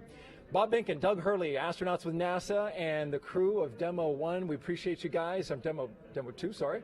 Appreciate you guys being here. Thank you very much. And enjoy the launch. And now we're going to send it back to the desk. All right, thank you, Daryl. It is T-minus 1 hour and 13 minutes, and we understand John I has been listening in, has some more information to pass along on what's been going on, what information the crew has. So, John I, let's hand it over to you in Hawthorne. Thank you, Marie. It's, as she said, T-minus 1 hour, 13 minutes, 24 seconds. The good news is we are on the timeline. While we were interviewing Bob and Doug, we did hear some discussion with the crew over the SpaceX to Dragon CrewNet. They gave them an update on a couple of issues that we've been working. The one of great interest right now has been the hatch close. They summarized that, as you saw on the monitors, we did reopen the hatch. They found a small piece of FOD, and they also worked on the seal around the hatch. They also did add a little bit of lubricant. They closed the hatch and then reran the 5-minute leak check, and they got a good result. So the crew heard that, and they are supportive, and that issue is now resolved and behind us. The other issue that we've been working that they briefed the crew on is just above the first stage where the propellant tanks and the inner stage meet. You can't see on your monitor there, but there are some weep holes, and what we've seen is some water, I think, from maybe rain that has gotten in there has drained out. And that gave a little bit of discoloration. They wanted to make sure that might not be something else like the RP-1 fuel that's on board the rocket. So they've done some review of data. They see no issues with the fuel system, or in this case, it's the grid fin system that's in proximity in that area. They believe it's water. They briefed the crew, and again, that issue is now closed out. So coming up on just inside T-minus 1 hour and 12 minutes, we've closed up our couple issues, and as we also heard just a couple minutes ago, the closeout team has left the crew access arm, so we're looking good on schedule. So Jesse, everything in the very busy last 20 minutes or so has come together and closed out. What else has been going on? That is awesome news, John. Thank you for that very detailed update. We're just 1 hour and 11 minutes from launch, and it just keeps getting more and more exciting, especially with those updates coming in. Since arriving at the spacecraft, the crew were helped by our closeout engineers to get into their seats, attach their suits to special umbilicals that provide breathing air and a communication link to Dragon systems. They conducted leak checks, which were successful, and communications checks with the Corps here in Hawthorne, which is the person who will speak to them directly throughout the mission, as well as the launch director in Florida. This is where they are checking their comm path through both ground stations and tracking and data relay satellites that will use to talk to the crew the entire way to the station. And after those suit checks, we were looking for the leak check on the hatch. So we closed the hatch, and as John and I explained, there were some pressure changes. And so they reopened the hatch, removed what appears to be a piece of foreign object debris or FOD, reclosed the hatch, conducted those leak checks, and everything has come out well. So the closeout team is departing the pad, and weather operators are kicking off the final check on wind speeds at the pad, and that'll be used for the final go, no-go poll for launch. Before we get to that final go, no-go, the various teams at both NASA and SpaceX will do an internal go poll, making sure conditions are right with the Falcon 9, the Dragon, the crew, the range, and the space station before the final go is given. So let's check back in on Houston for a status on the team supporting the space station on their readiness for launch. Shaniqua? Thanks, Leah. The team here in Mission Control Houston remains go for launch. All systems on board the station that required to be healthy for mission are continuing to look good. Before the station team is go for launch, they verify that key systems on board the station are functioning as expected. This includes life support systems like oxygen generation, carbon dioxide removal, and the water recycling system that allows us to reuse about 9% of the water we send to station. We're also ensuring that the computers that allow us to command the station's major subsystems, essentially the station's nervous system, are functioning normally. We also work with our Russian counterparts to ensure both methods of controlling the station's attitude or the direction station is pointing are fully functional. This includes the large U.S. gyroscopes and the thrusters found in the Russian segments. Both systems play a critical role during Dragon's docking. Mission Control Houston will be closely monitoring the crew's flight and checking off milestones for most of the journey. Lead NASA Flight Director of Crew-1, Anthony Varia, will lead flight controllers in Houston for launch, and they will all be coming back tomorrow for docking, where we join joint operations with SpaceX. So I'll send it back over to you, Marie, at KSC. All right, thank you, Shaniqua. If you are just now joining us, you picked a great time as we are now at T-minus 8 minutes and 22 seconds until launch. Welcome to coverage for the mission known as Crew-1, NASA and SpaceX's second flight with crew to the International Space Station. Liftoff time is still holding for 7:27 p.m. Eastern Time, an instantaneous launch window, and we are tracking no issues currently with Falcon 9 or Crew Dragon. The range is green and weather is cooperating so far. The last check, it was 50% go. Over the last 3 hours, our crew of Victor Glover, Mike Hopkins, Shennon Uokер, and Soichi Noguchi donned their SpaceX spacesuits in the historic crew quarters suit-up room. They walked out of that crew quarters building just as every astronaut to fly from this spaceport in Florida has done since Apollo 7. They were then transported to the pad, where our crew entered the SpaceX Crew-Dragon spacecraft you see live on your screen atop the Falcon 9 rocket. Well, this is SpaceX's second time flying astronauts in Crew Dragon. It will also be the first time a private company will fly a crew of 4 people to the space station. If you remember, back in May, we launched NASA astronauts Doug Hurley and Bob Behnken to the space station in the historic Demo 2 mission and then brought them safely home in August. Over the next hour, we will conduct a series of polls to get ready for launch, have the crew arm and the launch escape system, and we'll begin fueling Falcon 9. Launch is set for 7:27 p.m. Eastern. This will include a 12-minute flight to orbit and then a 27.5-hour flight to dock with the International Space Station, set for Monday at 11 p.m. Eastern. So, Nicole, you know, we're coming up on T-minus 1 hour in about 6 minutes. And I know when we were listening to Daryl talk to Bob and Doug, Doug talked about how, you know, there's not a lot of time to think about your emotions. You're focused on the operation and your procedures. Yeah, your emotions are kind of in you at this point, and you're just trying to make sure you're as best prepared for, you know, what's about to happen. Sure. And today's flight is the first of 6 planned rotational missions NASA has contracted with SpaceX as part of the agency's Commercial Crew program. The success of the Demo 2 mission allowed for NASA to complete certification for SpaceX to fly astronauts regularly to and from the ISS, bringing back this critical capability of launching from American soil, which we haven't had the ability to do regularly since the retirement of the space shuttle in 2011. If you've been following along, you've been able to hear that we have been hearing a little bit from crew on board Dragon Resilience, currently strapped into their seats, and they've already gone through all of their communication and suit leak checks. Now, they are able to follow along with all of the action still ahead on the displays that are just above them. There are a couple of touchscreen displays, and that allows them to get insight into all of the Dragon and Falcon 9 systems as we proceed down towards launch. So we're currently at T-minus 1 hour and 5 minutes. Let's check in with John Innsbrucker for another status update on both vehicles. How's it going there, John? Yeah, thank you, Kate. T-minus 1 hour, 5 minutes. Closeout team to clear the VDA. Once that's complete, we're going to cycle the tank valves to equalize the manifold pressure. This is the same thing we executed yesterday earlier this week during dry dress.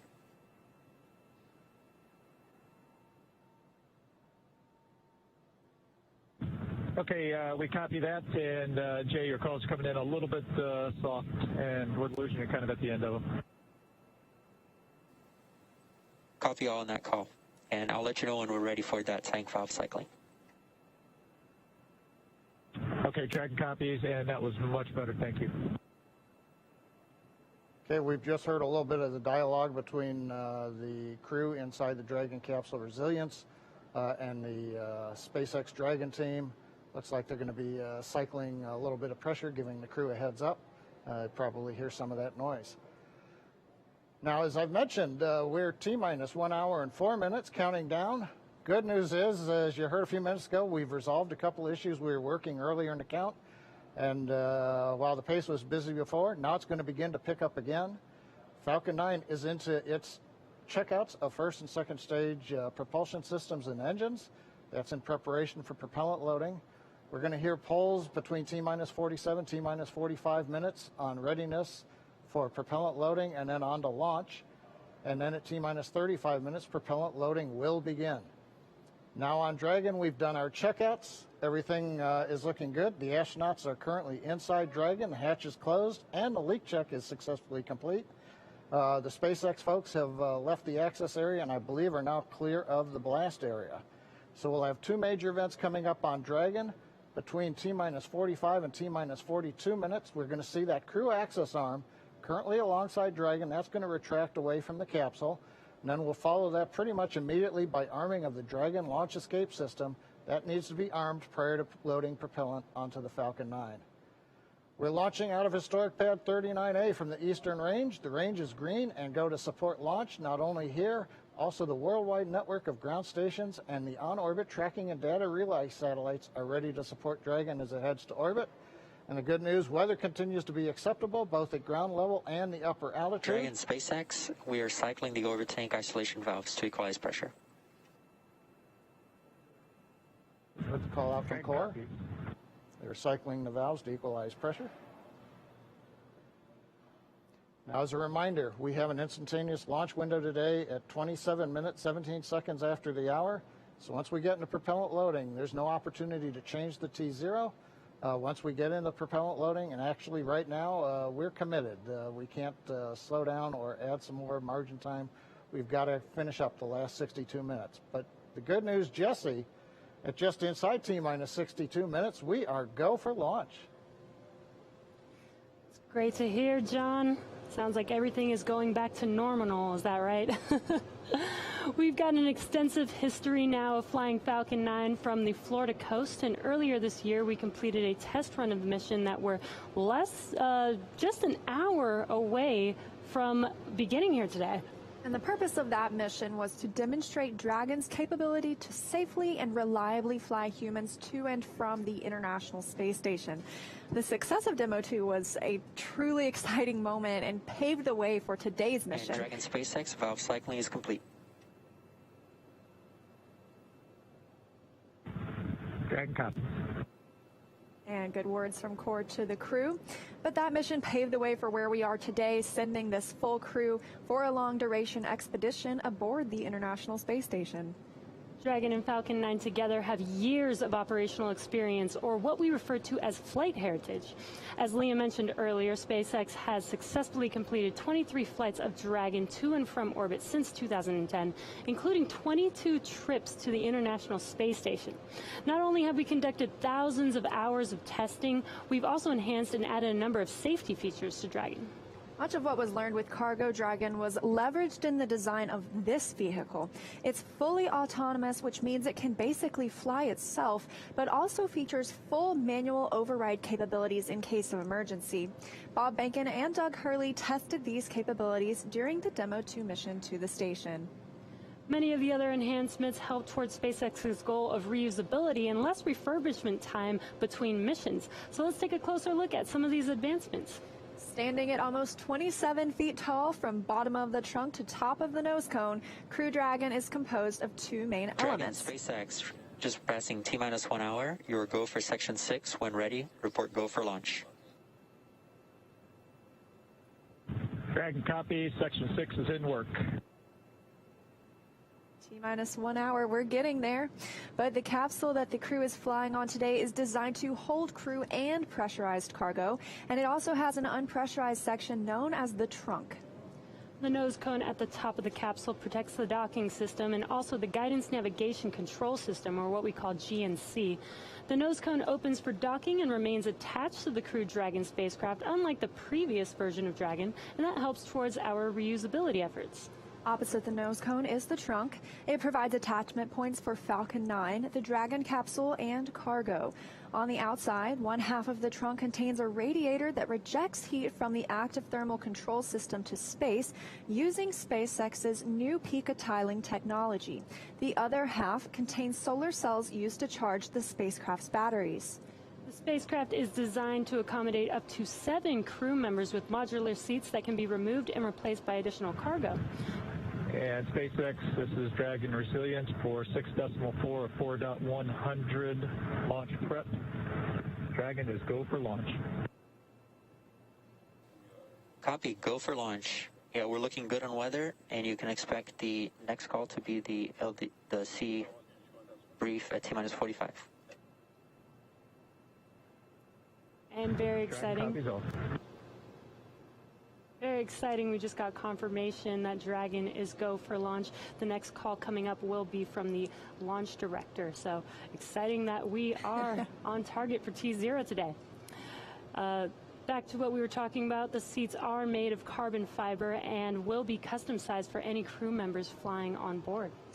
That control panel is centered between the pilot and the commander seats. You can see it a little bit here on the right side of your screen.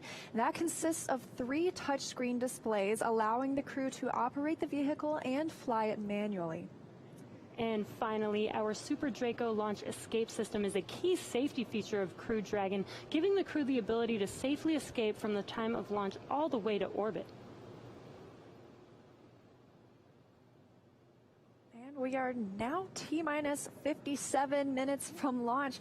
This day is the beginning of regular crew flights to the space station from U.S. soil, NASA having certified SpaceX for these missions after the successful Demo 2 flight test, which launched in May and splashed down safely in August. Today's mission will be Crew Dragon's second mission with astronauts aboard and its first long-duration mission to the International Space Station. It's been an awesome countdown so far. Weather is still looking good. We just on countdown. The technical team has been pulled and is ready to proceed into the propellant load. Thank you.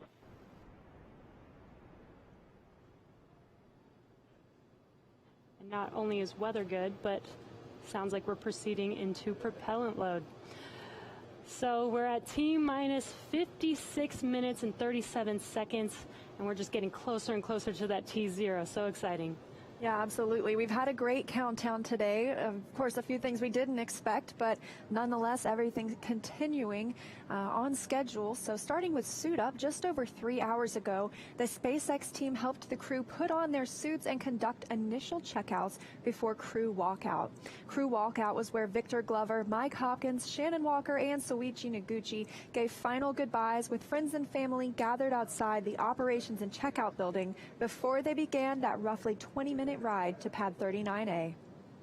And what a cool ride that was. What you're seeing on your screen is them getting into their vehicles, waving goodbye. We got some great footage of those Teslas heading down the NASA causeway before the crew arrived at the pad. And once they got to the pad, they took a minute to take in the sights. There you can see on your screen. They took some pictures and then they headed up into the fixed service structure to begin a process known as crew ingress, where the astronauts entered the vehicle and the SpaceX team performed a series of checks to ensure their suits, the seats, and the vehicle interactions were all functioning properly. And about 15. As a reminder, step 55.72 is open for propellant load go, no-go buys. That's the team continuing to discuss the go, no-go for propellant load. But about 15 minutes ago, the team closed Dragon's hatch with the crew safely inside. So with about 55 minutes to go until Dragon starts breathing fire, things will pick up as we get close to that go, no-go to begin propellant loading and arming the launch escape system. The crew will pull for readiness, which was completed just about 5 minutes ago. And the Dragon pull for prop loading was just called out not too long ago. Next up at T-minus 45 minutes will be an internal mission control Hawthorne pull, and then the launch director's pull for propellant loading. When we get to about T-minus 40 minutes, the crew access arm will retract and the crew will get the call to close their visors and arm the launch escape system. This is the automated system in place that can fire the 8 Super Draco thrusters on Dragon to quickly separate the crew from the rocket, either on the pad or during the flight on the ride uphill. And then once we reach about T-minus 35 minutes, propellant loading for Falcon 9 will begin. We've heard some chatter about whether they're go, no go, continuing those polls. And throughout the countdown, we've been getting some pretty incredible views of the astronauts inside Dragon, making their final preparations, as well as some close-up views of the suits. The teams have often described those suits as an extension of the Dragon spacecraft. It's almost a mini spacecraft inside a spacecraft. They're all custom fitted, just as we were discussing earlier. And I think it's very interesting as well. Their seats are custom fitted too. So nobody gets to really choose where they sit today. It's already been decided. And with that, we want to hear a little bit more from the for this place. And go ahead for displays. I just wanted to check. We did notice that on the left side of the display, it looks like possibly one of the iPads, one of the tablets is still in there. Is there a, when are you planning on bringing that down? And we were going to get that right prior to the LES Army. Copy all. That's the core speaking with Dragon. The crew also has some tablets they can use to monitor the milestones of the mission. But for right now, we want to hear a little bit more from the KSC side. So, Daryl. Yeah, thank you very much. Back here at the Kennedy interview desk, and you know, we talk a lot about the astronauts, what they're doing, and the preparation for good reason, but they have a lot of work to do. They're going to be doing some science, and joining me now is Dr. Lucy Lowe from the National Institutes of Health with one of the hundreds of experiments that our astronauts are going to be working on. And so one of them, the big one that you're working on and studying, is called tissue chips. So, Lucy, what exactly is a tissue chip? So, yeah, great question, Daryl, and thanks very much. Great to be here this evening. So, a tissue chip, this is an example of a tissue chip. It's a tiny bioengineered device that contains human cells, and it's designed so that it mimics the structure and function of human cells and organs in this tiny little device. And so the idea is that we can use these to understand human physiology, we can use them to model diseases, and we can even use them to test drugs and therapeutics in human systems before they go into humans, for example, in clinical trials. So really they're just models that we can use to model disease and then test therapeutics for safety and efficiency.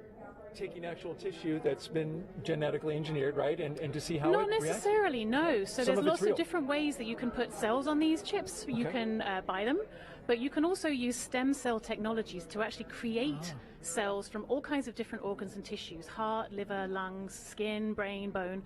Lots and lots of different kinds of tissues can be created from stem cells, and they can be put onto these tissue chips, and then you can model diseases and all sorts on a little chip like this. Fascinating. We're looking at some video, I believe, of one of these tissue chips being put together. Kind of explain us through what we're seeing. So what you're seeing there is one of our kidney chips that the Tissue Chips in Space program from the National Institutes of Health and the ISS National Lab has been funding.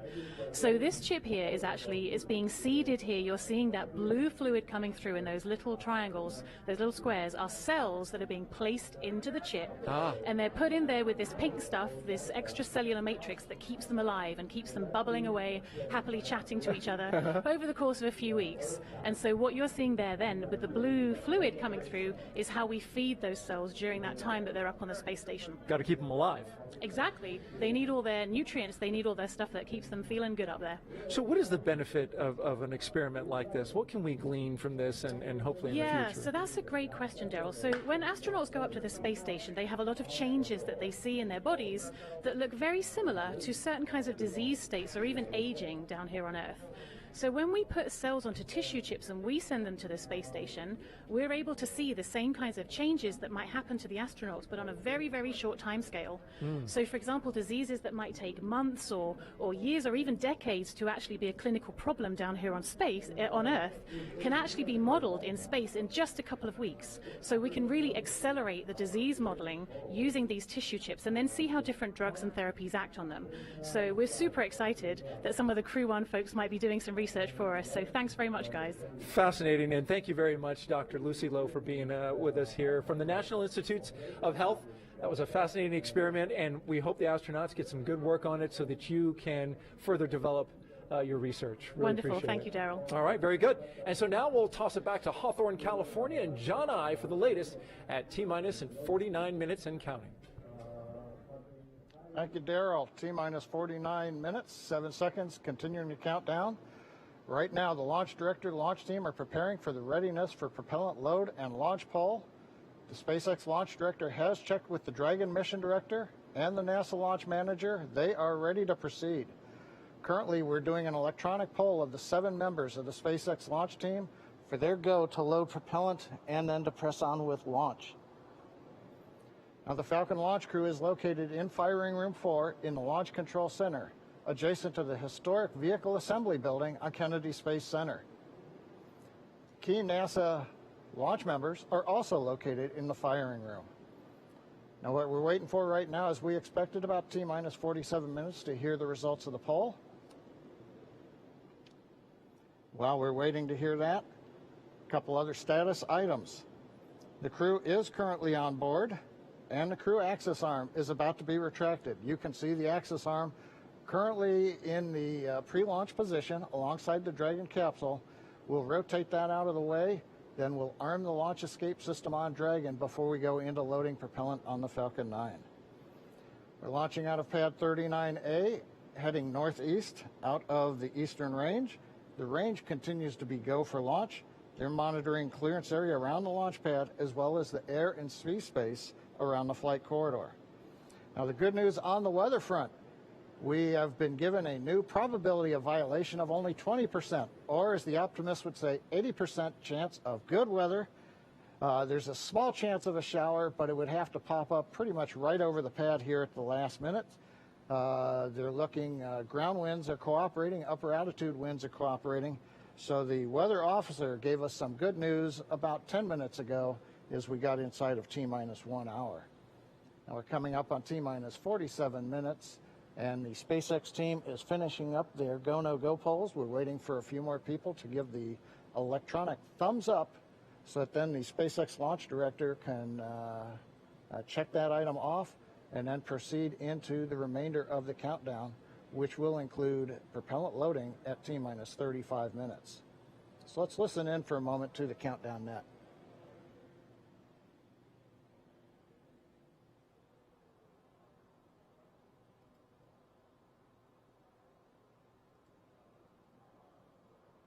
Dragon SpaceX for arm timeline. And go ahead for the arm timeline. Yeah, we were just talking here about the tablet and how much time you'll have to put it away. Essentially, as soon as the T-minus 45 minute brief occurs, we're going to begin retracting the arm, and we'd like to be ready to arm the launch escape system immediately, as soon as that's complete. And Dragon copies, we will go ahead and take care of that now. Copy all, thank you.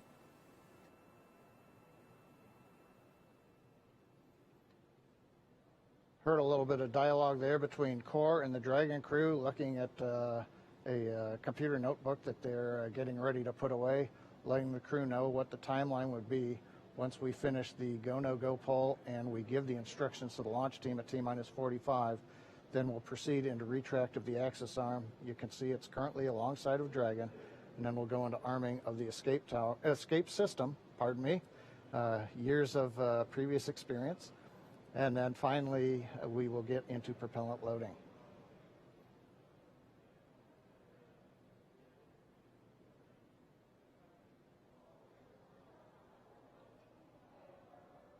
Right now, they're getting just the last thumbs up.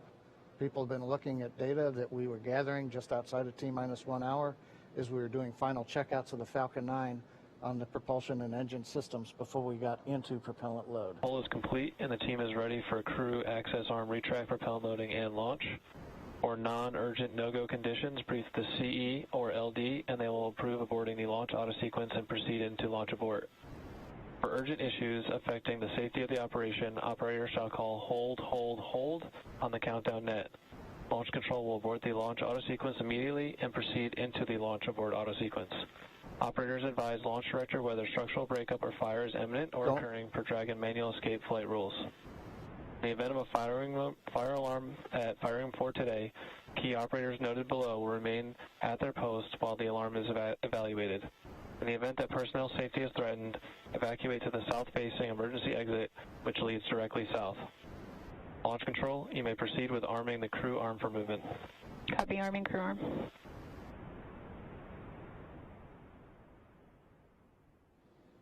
And there you've heard it. Just inside 44 minutes, the SpaceX launch director has announced polls are complete. We're go to head into propellant load. And the Dragon team is going to begin retract of the crew access arm. So, Kate, with that, everything continuing to look good. We're right on time in the countdown. Thanks for that, John I. And it looks like the crew access arm has already begun to retract away. Just a beautiful sight. So this is one of the last major visual milestones that we have before launch. So the crew access arm now moving away, and we are T-minus 43 minutes and 15 seconds from launch. We're standing by as we wait for completion of the crew access retract. Shortly thereafter, we should hear the call out that the launch escape system is armed. And after that, we will hear that F9 prop loading has begun. And now, earlier this evening, we saw NASA astronauts Victor Glover, Mike Hopkins, Shennon Uokер, and JAXA astronaut Soichi Nogouchi suit up. That was about 3 hours ago. They made the drive out to Launch Complex 39A. Ingressed Crew Dragon about 2 hours ago, and the spacecraft hatch was closed a second time after and then they had a successful leak check. And again, we've just seen the crew access arm retract, and what we heard a few moments ago was that once this process is complete, they are going to go ahead and arm the launch escape system immediately. So we're going to wait to hear the call out that the crew access arm retraction is complete, and then we'll explain a little bit more about this launch escape system, what it is, why it's armed at this point, and why it's so significant.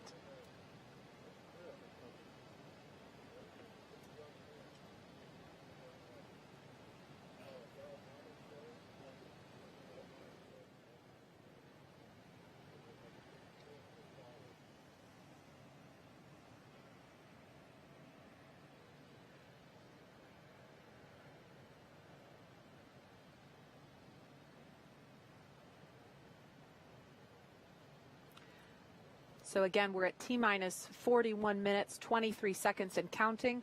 We've just watched the crew access arm retract. That is the suspended walkway that attaches the rotating service structure to fixed service structure. The fixed service structure, excuse me, I'm talking shuttle speak, to the Crew Dragon capsule. So we watched the arm retract away. So now we see Crew Dragon. Crew arm stow is complete.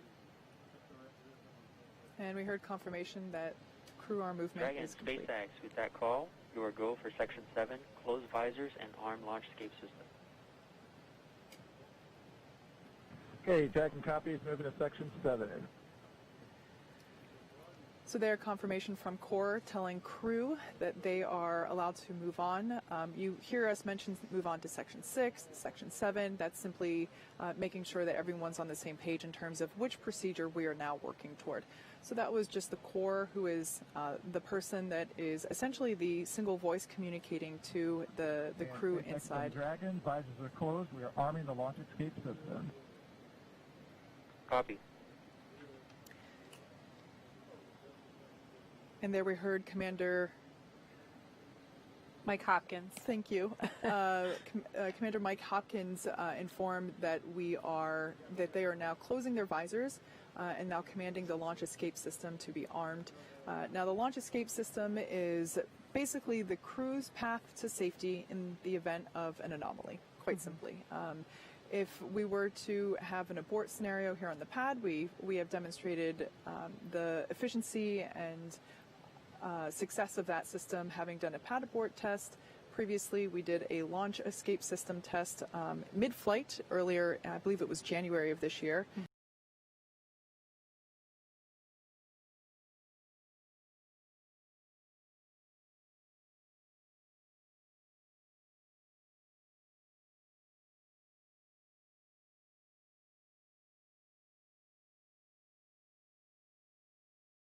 Arm. Essentially, this is the system that all the way from now on the pad until they are in orbit, the crew would be able to escape safely in the event of an anomaly. That's why it is so important that we check the weather all around the world, really. It's not just the weather here at the Cape that we're looking at in order to determine if we're go or no go. It is the weather along that entire escape corridor. Right. And as Kate was mentioning, again, the launch escape system is armed. That has to happen before the SpaceX teams will proceed with fueling Falcon 9. And so that propellant loading process is set to begin at T-minus 35 minutes, so just a few minutes from now. And what that looks like, Kate, you talked about the tests that were done. You did a pad abort test back in 2015. You did an in-flight abort test at the beginning of this year. And so what that looks like in action, if it were to happen, a pad abort test, or excuse me, a pad abort would be before liftoff at any point from propellant loading, which begins in just under 3 minutes now, until the moment of liftoff. If something were to go wrong and the crew were in danger, Crew Dragon can kind of act as a rocket on top of a rocket and propel itself off of Falcon 9 using its 8 built-in Super Draco thrusters, right? And so the idea is that if that happens, Crew Dragon would splash down off the coast, and then we would have a rescue scenario. And so we've rehearsed that ahead of time. We coordinate very closely, the NASA and SpaceX teams, with the Department of Defense Detachment 3 to prepare for a scenario such as that.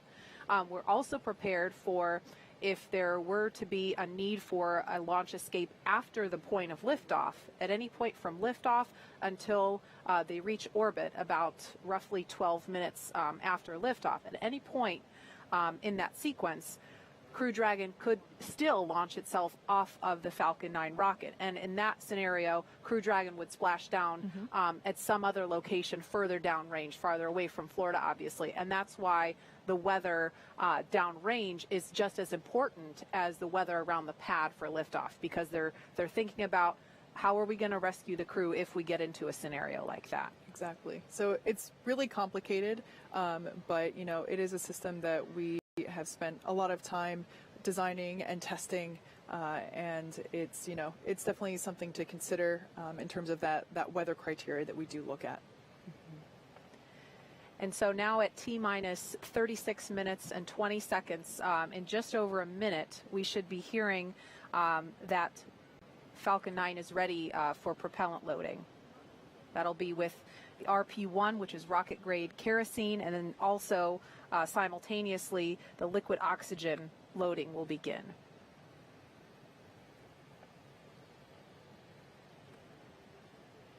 Once we begin loading that liquid oxygen, we'll see plumes of what will appear to be white smoke. It's actually the liquid oxygen vaporizing, turning from liquid form into gas form around the rocket itself in the rather humid Florida air. And Nicole, I know, you know, we're just about 30 seconds from fueling, but from your perspective, you know, obviously this launch escape capability is not something that the space shuttle had. So from an astronaut's perspective, what's your take on having the ability to abort from the pad or in flight? Yeah, I mean, it's awesome. It's what we need to be doing with our spacecraft, and I think anytime you can better ensure the survival of your crew in any situation during, you know, launch and on the way to space, that's what we need to be doing. Launch auto sequence has started. Propellant load has started.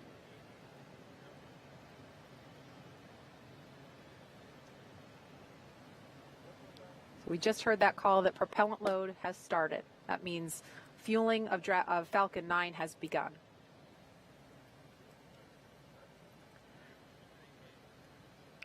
Okay, so we are now at T-minus 34 minutes, 34 seconds and counting.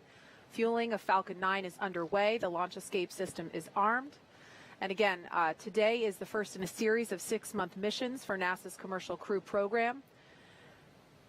And the Dragon capsule was loaded with propellants about a week and a half ago, just a few miles down the road from us. Yeah, that's an area that we affectionately refer to as Dragonland. Yeah. Yep. And in order to fly, Dragon needs fuel and an oxidizer.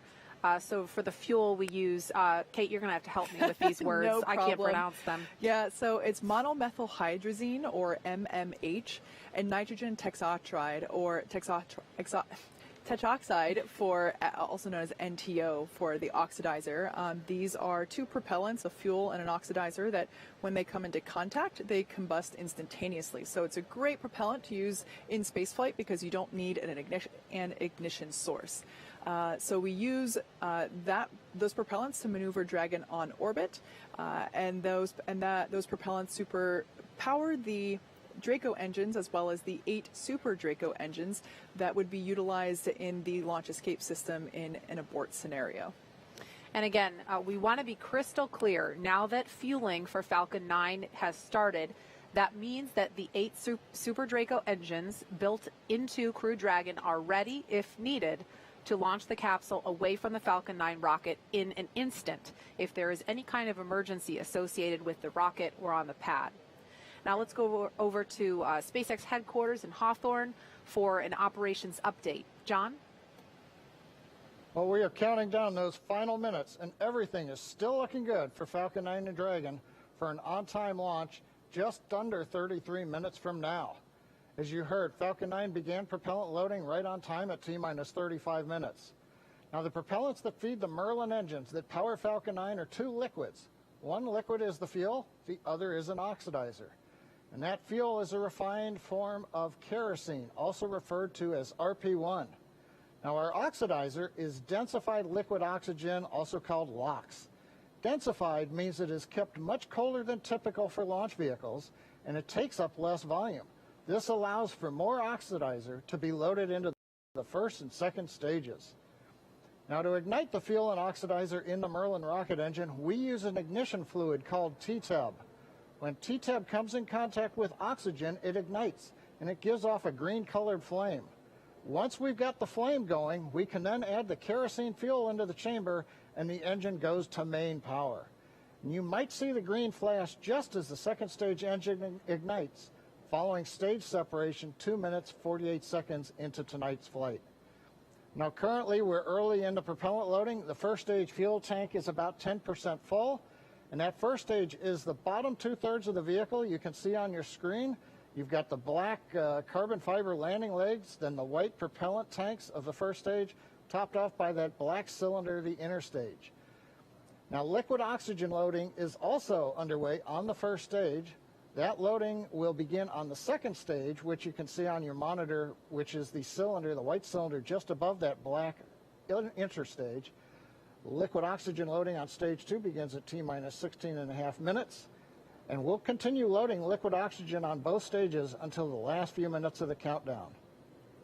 Helium loading into pressure vessels is also underway.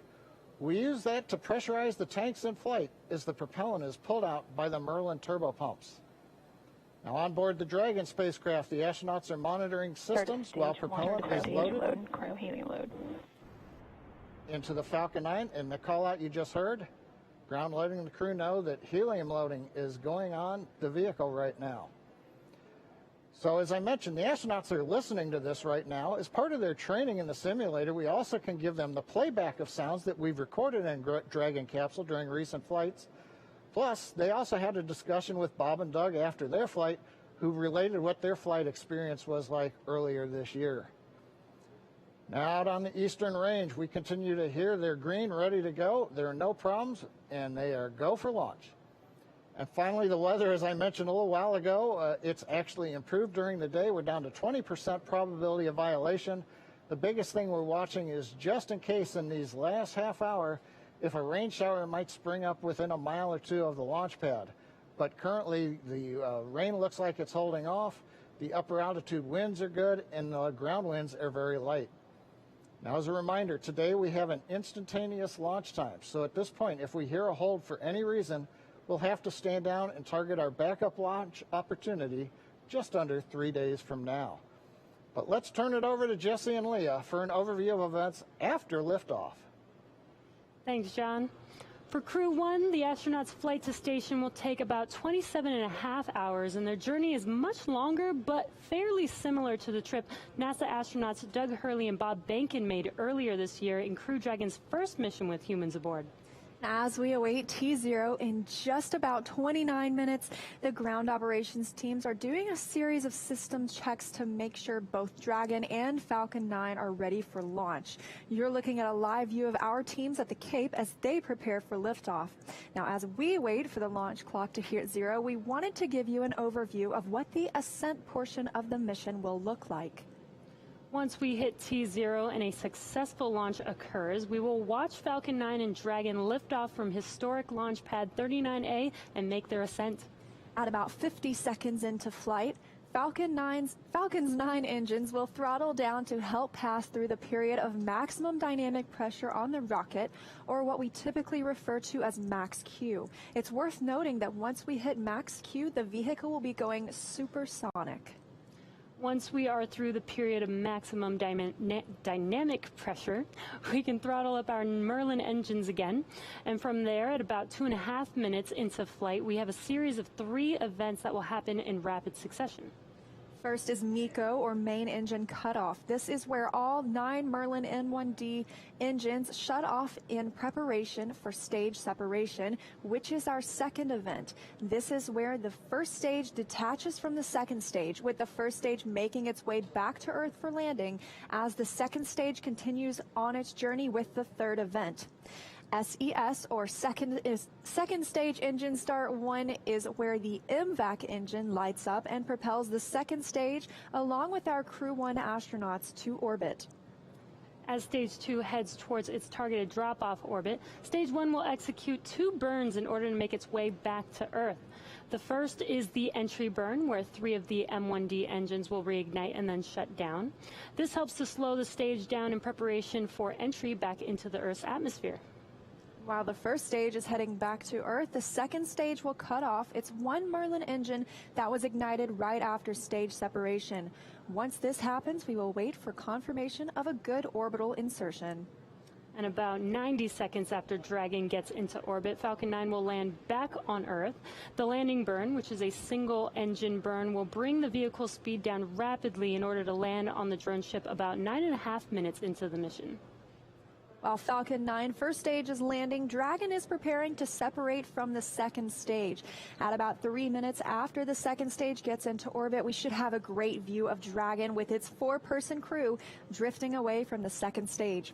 Once Dragon is a short distance away, it will begin checking out its Draco maneuvering thrusters to make sure Dragon continues to increase separation distance from the second stage. It's worth noting that these are not the Super Draco engines that would be used during an abort scenario. And about 40 seconds after separation, Dragon's nose cone deploy sequence will begin. It will take roughly 4 minutes for the nose cone hooks to unlatch and open, exposing its guidance navigation controls, or GNC, that will help Dragon autonomously fly to the space station. And lastly, once the nose cone is deployed, the remaining Draco thrusters on the forward bulkhead will be checked. From there, over the next 27.5 hours, Dragon will begin its approach phase, undergoing a number of phasing burns as it makes its way to station. All of that will be coming up soon. Cryohelium load. And confirmation, Stage 2 cryohelium being loaded now. But for now, let's check back in with Marie at Kennedy Space Center. Marie? All right, thank you, Leah. If you're just joining us, we are now at T-minus 25 minutes, 5 seconds and counting from the second astronaut launch from U.S. soil this year, and the first with 4 astronauts aboard Crew Dragon. We want to go over to NASA's Garvey McIntosh. She is standing by in Japan to speak live with the president of JAXA. Garvey, are you with us? Yes, I am. Thank you, Marie. Hello, I'm here in Tokyo, Japan. This is Garvey McIntosh, and I'm going to interview JAXA President, Dr. Hiroshi Yamakawa. Dr. Yamakawa, konnichiwa. Konnichiwa. Could you tell us about the partnership between JAXA and NASA? Oh, thank you very much for your question. The U.S. and Japan have built a close relationship in the aerospace field for more than 50 years. And NASA and JAXA have been collaborating in many fields, including earth science, space exploration, human space activities, and aeronautics. Astronaut Noguchi participates in the Crew-1 mission as the first foreign astronaut on board a U.S. commercial spacecraft.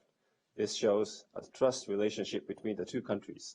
We recognize that this mission is an important milestone toward future international space exploration, and we will firmly support him from the ground. Thank you very much. Could you tell us a little bit more about today's mission and what the mission represents for Noguchi-san? Well, as the first Japanese astronaut on board 3 different spacecraft, Space Shuttle, Soyuz, and Crew Dragon, I'm sure he will play an outstanding role based on past experiences. Experiments on the ISS are expected to contribute to the advancement of people's lives on Earth. Protein crystal growth experiments in microgravity environment may lead to the development of new medicine. Japanese private companies are also getting to use the experiment module Kibo for the initiatives. We expect that we will want the utilization of Kibo. Thank you. Thank you. And last question, looking a little bit towards the future, I know recently Japan, along with 7 other countries, including the United States, recently signed the Artemis Accords. Can you tell us a little bit more about the Artemis Accords and what that means for future space exploration? Well, last month in October, the Japanese government signed the Artemis Accords, representing the strong partnership as one of the first countries to join in the future international space exploration. Well, I think Japan has expertise in human and robotic space technologies accumulated through our experiences, TV, and Hayabusa 2. And we will continue to move forward with technical considerations with NASA and other international partners. In addition to the field of human spaceflight, we will continue and deepen our cooperation with NASA and our international partners in order to explore the new era of space and contribution to our society on Earth. Thank you very much. Well, thank you very much. Arigatou gozaimashita. Thank you for your time this morning, and I'll pass it back to you, Tamira. Thank you. All right, so we just took a look at numbers across all of our social channels, and there are over 500,000 people tuning into this broadcast right now. And the hashtag #LaunchAmerica is trending at number 20 on Twitter, last time we checked. And Marie, Kate, Nicole, I've got some great photos rolling in, and I have a few that I just have to share right now. So take a look at this first one. We've got this little explorer asking if there's room for one more on the mission. Aww. I love it. I know. Let's go to the next one. We've seen so many cute space pups today, and this corgi and its little NASA onesie is just the icing on the cake. Yes. I can't get enough space dogs, so. Okay, let's go next. How incredible is this little patriotic astronaut holding the flag? Now, y'all, this one definitely made me pretty emotional the first time I saw. Yeah. Okay, last one. Check out how awesome Kiana looks in her blue flight suit, and, I mean, wishing her hero, Victor Glover, well on his Launch America mission. So, you've seen it there, and for those of you at home, thank you for sharing a piece of what this mission means to you with us. And in these final moments, let's check in with Shaniqua at Mission Control in Houston. Shaniqua, what's the latest? Thanks, Tahira. The space station team here in Houston is focused, and critical systems on the station continue to function normally. The teams have verified the command path from the ground up through the constellation of communication satellites to the station. Everything is nominal, and the station will be ready to receive Dragon tomorrow. NASA Flight Director Anthony Varia has been leading the operations planning between the joint NASA and SpaceX teams for the Crew-1 mission. And with the mission about to begin, he passed along this to the teams. No matter the spacecraft, our jobs remain the same. We will protect the crew, we will protect the vehicle, and we will perform our mission. We remain tough and competent. We operate with resilience. Anthony and team are on console here in Mission Control for launch and will be back tomorrow for docking. A reminder that a launch today will take about 27.5 hours to get to station, docking Monday to the Node 2 forward port scheduled at 10 p.m. Central Time, 4 a.m. GMT. Once Dragon is fully docked to the station, the team here in Houston will assist the Dragon and SpaceX Space Station astronauts with leak checks as they work to open hatches on both Dragon and inside the station's pressurized mating adapter. We expect hatch open to take approximately 2 hours approximately 2 hours after docking. That's it for us here in Mission Control Houston. I'll send it back over to the team in Florida. Marie? All right, thank you so much, Shaniqua. We are inside of T-minus 19 minutes until launch. So exciting. We started the day with 50% probability of launch, and now we're up to 80% chance of the weather cooperating. So we are so excited. I know we're going to be turning our attention solely to the pad and going over to Hawthorne to take us through the final count. But one thing that really stuck out to me earlier, and I wanted to mention, when Shannon was talking about her path to becoming an astronaut, she talked about how she was 4 years old when she decided that that's what I want to do. And it really stuck out to me because my 4-year-old daughter is watching and she's dreaming about becoming an astronaut. And it's so special for, I think, especially for little girls, maybe I'm biased, but to be able to have a role model like Shannon and like you, Nicole, because at the time when Shannon was 4 years old, women weren't astronauts. And what an amazing time to be in when little girls have women to look up to, and African-American children have Victor Glover to look up to and see that, you know, they're represented and they can do this too. Yeah, and I think NASA and the world of space exploration, you know, from the human spaceflight side for sure, has been, you know, over the years just so progressive in understanding how this diversity is so important. And I love thinking about your 4-year-old daughter watching launch tonight and being excited about this. And I'm thankful to be here tonight with you two ladies kind of representing. I'm super excited. I have seen SpaceX launches before. I've seen shuttle launches before, but I've never been this close to the launch pad. And I'm just, my palms are sweaty with excitement. And it's going to be incredible. You know, night launches here, they just light up the sky. And so I'm super excited, and I can't even imagine, you know, I think a lot about Victor Glover this evening because, as we said before, this is his first time going to space. He has thousands of hours as a test pilot, like a super impressive resume, and this is his first time going to space, and I'm so excited for him to be part of this mission and get to go to the ISS after a long wait.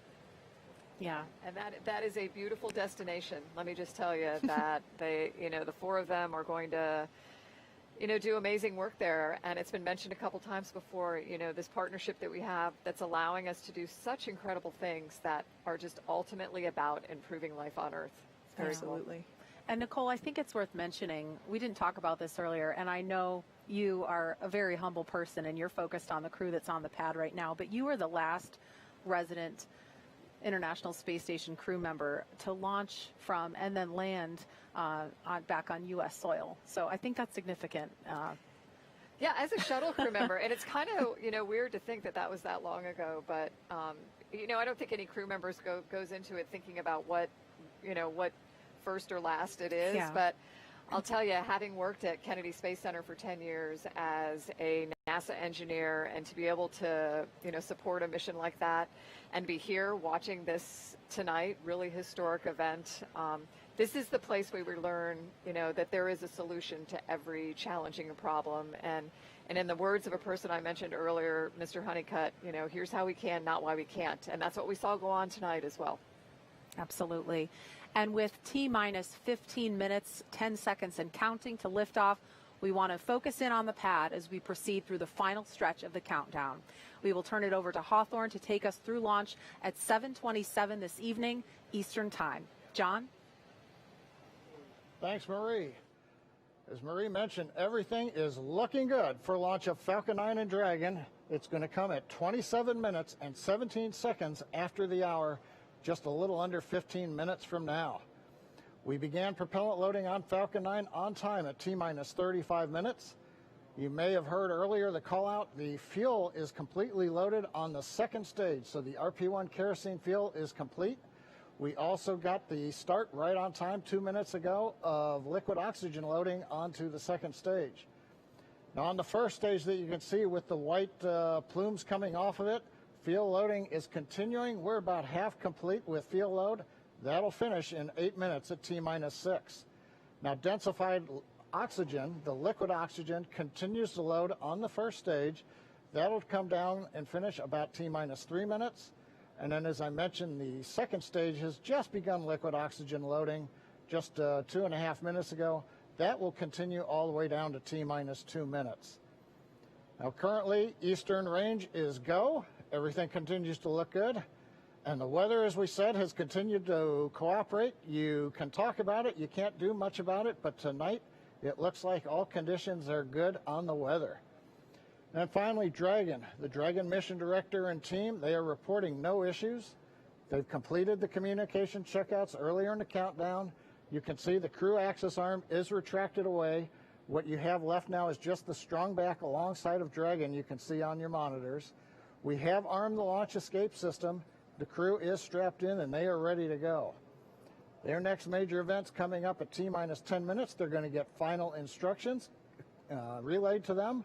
The crew displays will be configured for launch, and that allows the crew to get insight into how launch is proceeding and provides constant updates on vehicle health to the crew that you can see on the right-hand side of the monitor.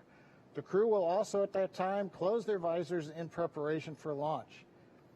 Now at T-minus 5 minutes, we'll be in terminal count, and Dragon will transition to its internal battery power. We'll hear continued call-outs on the countdown net as we get close to 0 and to liftoff. But right now, 12.5 minutes to go, everything looking good. Leah and I will be commenting, but we're going to let you listen into a lot of the discussion and just enjoy the last 12 minutes of the countdown as we head for liftoff again, 27 minutes, 17 seconds after the hour. That's right, John. It's so exciting. Only 12 minutes, 13 seconds until liftoff now. And just some things that you can look for, especially upon ascent. You'll be hearing some performance calls as we get into the final countdown and then after liftoff. These are SpaceX flight controllers. They're reporting the trajectory, the speed, the booster performance, and some of the key milestones for Falcon 9 and Crew Dragon on the way uphill. It's about a 9-minute ride to orbit, and a few minutes after that is when we'll see Crew Dragon separate from the second stage and begin flying free on its own. Some of those other calls you'll hear upon liftoff are number and letter combinations. These mark different abort zones throughout the flight. The first two are 1A and 1B.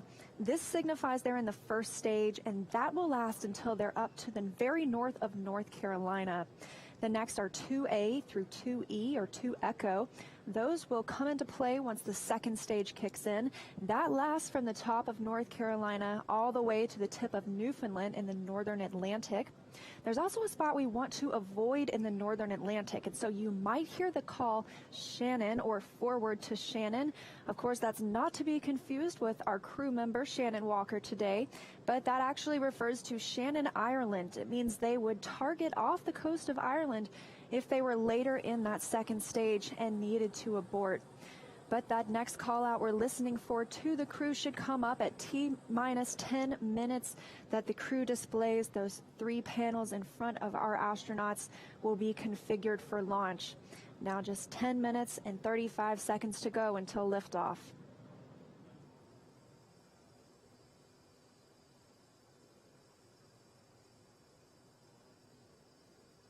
Also, as John and I mentioned, that stage 2 fuel load is complete. Stage 1 is at about 90%. Liquid oxygen load on the second stage is about 40%, and on the first stage about 85%.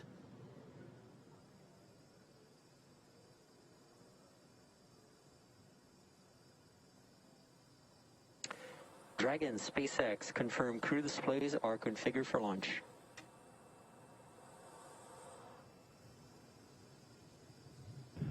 And SpaceX, this is Dragon. Displays are configured for launch.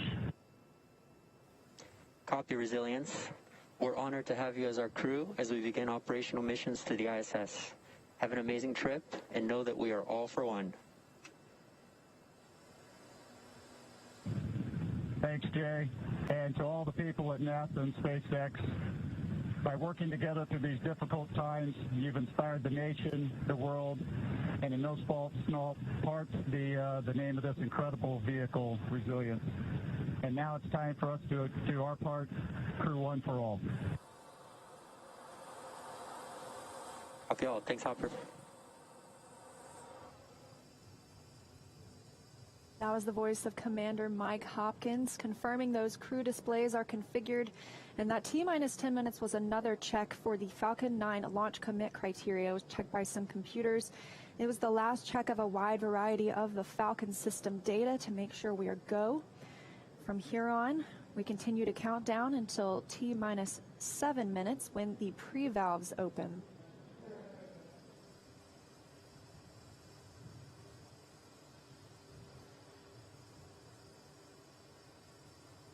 T-minus 8 minutes, 30 seconds and counting. As Liam mentioned, the next major event at T-minus 7 minutes, we will open the pre-valves. Currently, the Merlin engines on the first stage are isolated by valves that are between the propellant tanks and with the Merlin engines. We'll open the pre-valves. That'll allow us to begin passing a small amount of liquid oxygen through the inlet of the turbo pumps. That'll chill them down to get them ready for when we bring the pumps up to full speed at T-minus 2 seconds. We want to make sure that the pumps are chilled so that there's not any opportunity for the liquid oxygen to possibly get in contact with a warm pump and turn into gas, something you want to avoid on a turbo pump. 7 minutes and 40 seconds now to lift off. We're still watching those fuel levels tick up, and in the first stage, we're almost at 100% of that densified kerosene. As we mentioned, second stage is full. First stage fueling should be complete for that RP1 at about T-minus 6 minutes.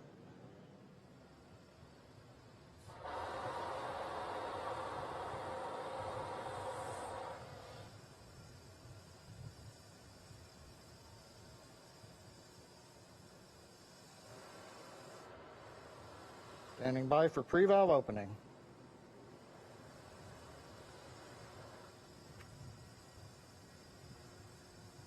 Stage 1 engine chill has started. And there's the call out. Stage 1 engine chill has started. Indicates that we are opening the pre-valves. Liquid oxygen now beginning to flow slowly through the turbo pumps on the Merlin 1D first stage engines.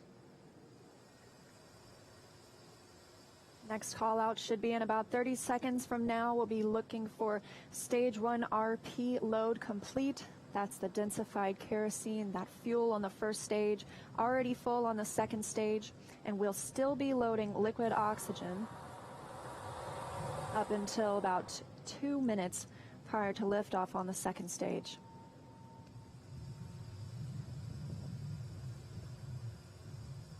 Standing by for that fuel call. Stage 1 fuel load is complete. Okay, right on time, and a great view of Dragon sitting on top of the Falcon 9 as we're continuing to load liquid oxygen onto both the first and second stages. The RP1 kerosene fuel is now completely loaded on both stage 1 and stage 2. All continues to go well, just under 6 minutes to launch.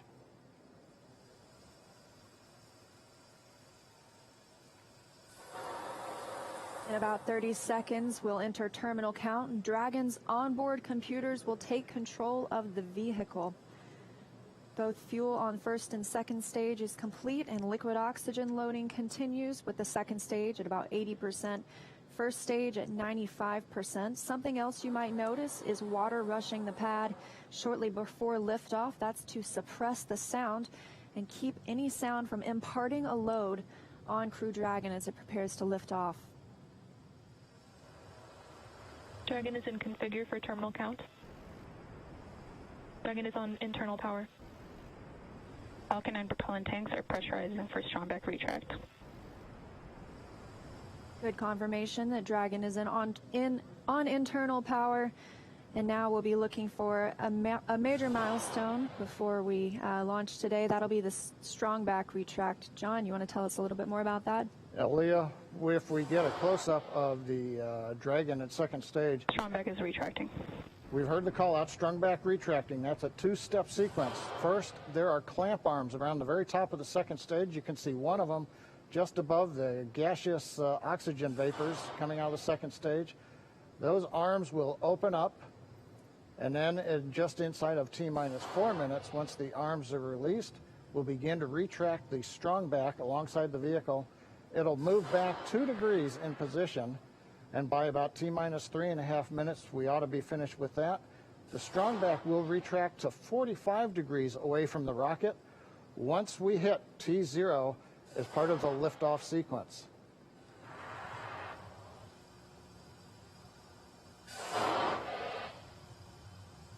At T-minus 3 minutes, we'll Right now, we're waiting for the retract. And there you can see the strongback is beginning to move away from the vehicle.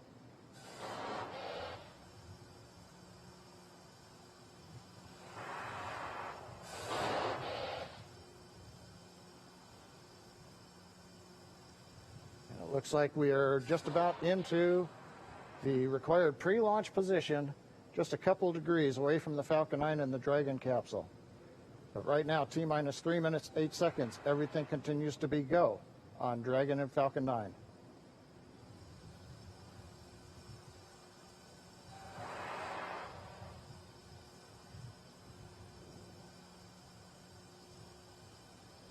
Currently standing. Dragon is in terminal count. And Dragon is in terminal count, and we are standing by to hear that Stage 1 liquid oxygen loading is complete. Stage 1 LOX load is complete. And there we have it, and Stage 2 should finish shortly after at about 2 minutes prior to liftoff. So now the last major event is finished liquid oxygen loading on Stage 2. It wraps up at about T-minus 2 minutes. Then at about T-minus a minute and a half, we have to drain back and vent down the liquid line that goes up the strongback alongside the Falcon 9. If you see a large white cloud about midway down around the rocket, that's normal. That's, again, just the gaseous oxygen hitting the warm, moist Florida air.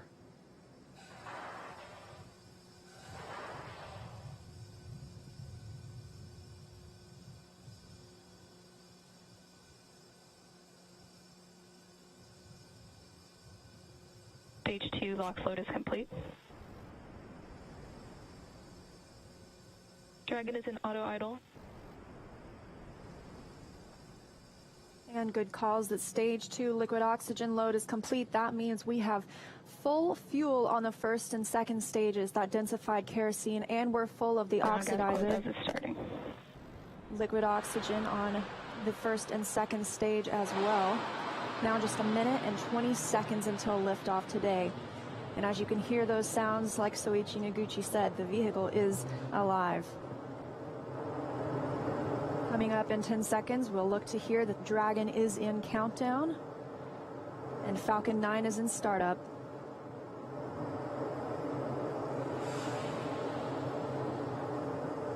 Dragon is in countdown. FDS is armed. Falcon 9 is in startup and is now controlling. 50 seconds now until liftoff. That FTS you heard is flight termination. Dragon, SpaceX, go for launch. SpaceX, this is Resilient. Roger, go. Go for launch, and at 37 seconds, the International Space Station flying over Kennedy Space Center. All for one, Crew 1 for all. Crew Dragon poised to go catch it.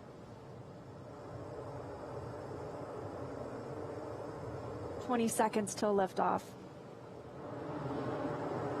T-minus 15 seconds. Falcon 9 is configured for flight. 10, 9, 8, 7, 6, 5, 4, 3, 2, 1, 0. Ignition.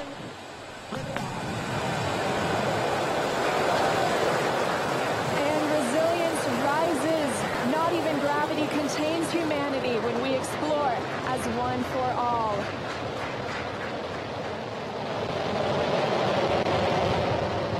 M1 propulsion is nominal. That's the word we want to hear. Stage 1 propulsion is nominal.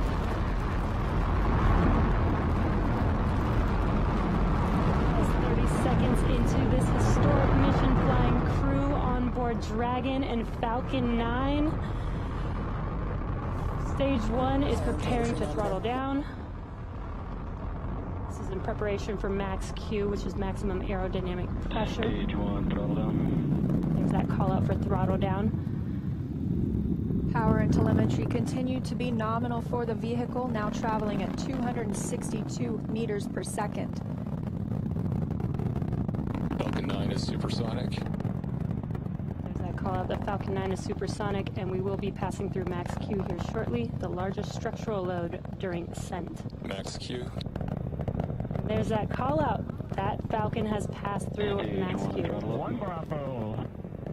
And we've just entered Stage 1 Bravo abort mode. That's going to take them through the end of the first stage burning just before second stage activates off the coast of North Carolina.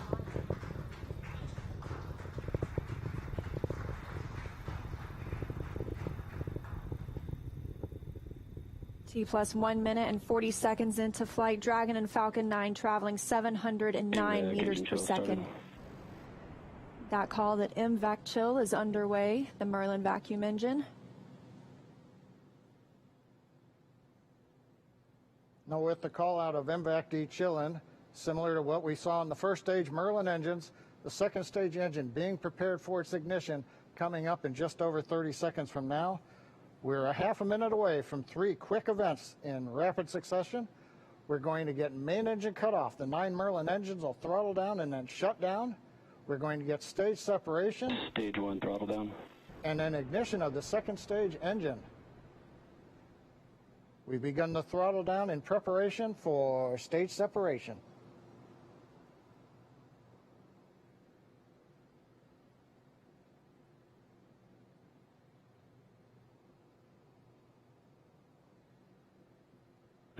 And we have 2 Alpha. Stage separation confirmed.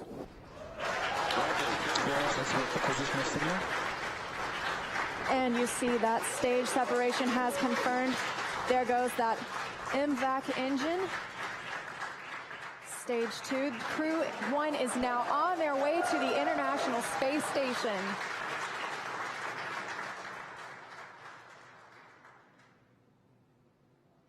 On the right side of your screen, you see Stage 2 continuing to burn.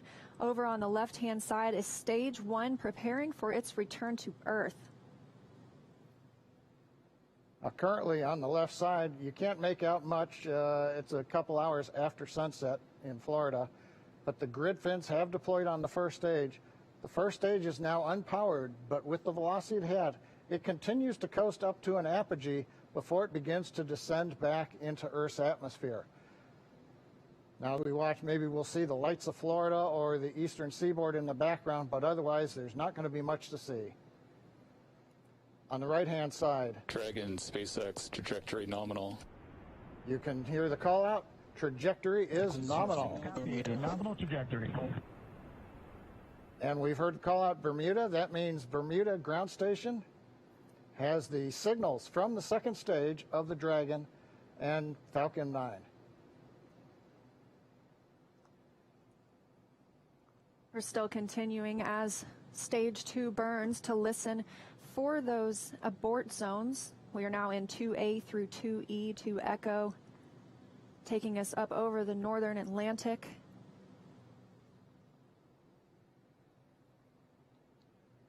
Right now you can see the second stage engine glowing with the standard red that we have come to see over all these missions. Indicates everything's looking good. Power on the MVAC-D engine continues to run at 220,000 pounds of thrust in the vacuum of outer space. Dragon, SpaceX, trajectory nominal. And trajectory nominal. Copy, nominal trajectory. And we hear the reply from the crew acknowledging we have a nominal trajectory. Dragon made it to the Falcon 9 second stage, heading into the low Earth orbit. where Dragon will then separate and begin its trip the rest of the way to the space station. We'll be looking for SECO, second stage engine cutoff, coming up at 8 minutes and 48 seconds after launch today, so about 3.5 minutes from now. Dragon and Falcon 9, second stage, currently flying 2,979 meters per second. Now, currently, the first stage has begun its descent. It is through apogee. It's beginning to come back down, where it, coming up in another couple of minutes, we will have the entry burn, where we begin to slow down the first stage. SpaceX trajectory nominal. Copy, nominal trajectory. Another call out, another nominal trajectory, just what we love to hear. That voice you're hearing on board Dragon, that's Commander Mike Hopkins speaking for our 4-person crew as they continue their journey, now 6 minutes and 12 seconds after liftoff. Trajectory still nominal. And Leah, you can see on the indicator altitude, 201 kilometers. We're now beginning to essentially level out and pick up velocity to get us into low Earth orbit.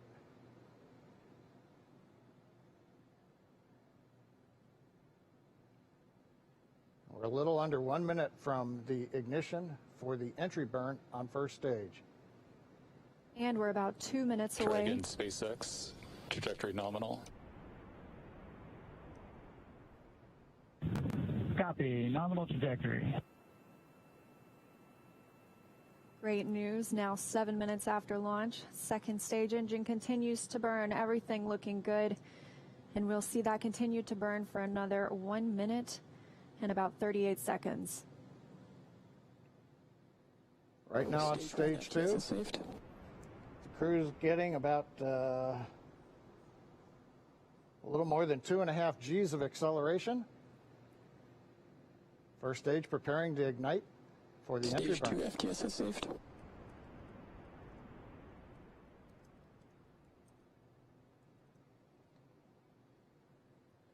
And we've got ignition of the entry burn, center engine, followed by the other 2 restart engines. First stage now getting ready to re-enter the Earth's atmosphere. This is about a 29-second burn, and it's designed to slow the vehicle way down. We're going to shed about 70% of the velocity of that dropping first stage by the time this landing burn completes. I should say by the time the entry burn completes, which is now over. First stage on target for the drone ship in the Atlantic Ocean. Meanwhile, we're watching second stage getting close to getting into orbit. That's right, we've got about 30 Stage seconds 2 internal more. guidance. And now just about 20 seconds more of stage 2 continuing to burn until we see second stage engine cutoff, or SECO. We'll coast for a few minutes afterward to allow the rates and motion to... Roger, Shannon. There's that call for Shannon. That's Shannon, Ireland, an abort zone, but it looks like we continue smoothly to orbit today.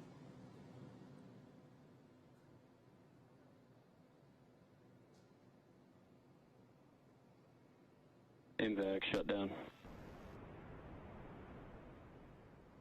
And we've got shutdown of the second stage engine on time.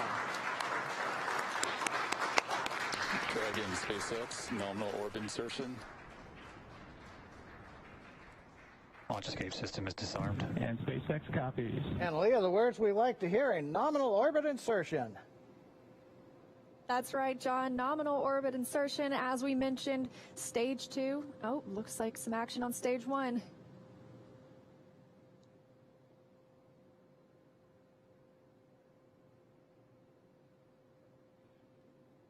And I believe we've had a touchdown on the drone ship. We've got stage 1 has touched down on the drone ship in the Atlantic Ocean. But now the more important news, second stage is in orbit, right where we want, right on time. And we're getting ready for our next major activity, which will be Dragon spacecraft separation.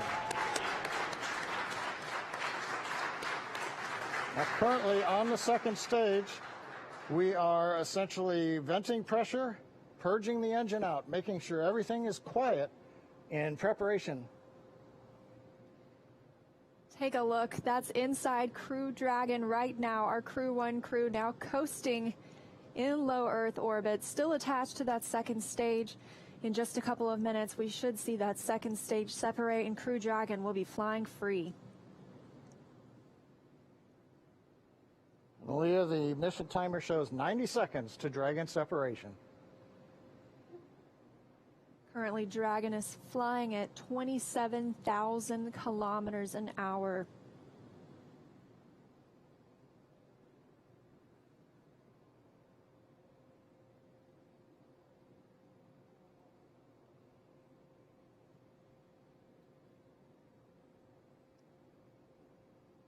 And we're T plus 11 minutes since liftoff today, waiting on that second stage separation. But as you can see, our astronauts from left to right, Shennon Uokер, Viktor Glover, Mike Hopkins, and Soichi Nogучі, now on their way to the International Space Station. First trip to space for Viktor Glover. Acquisition of signal, Newfoundland.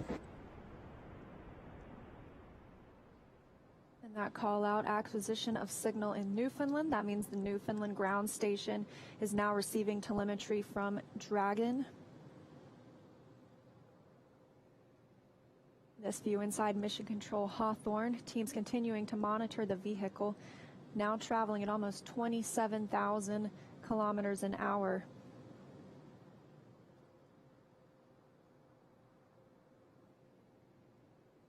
Ten seconds to Dragon separation.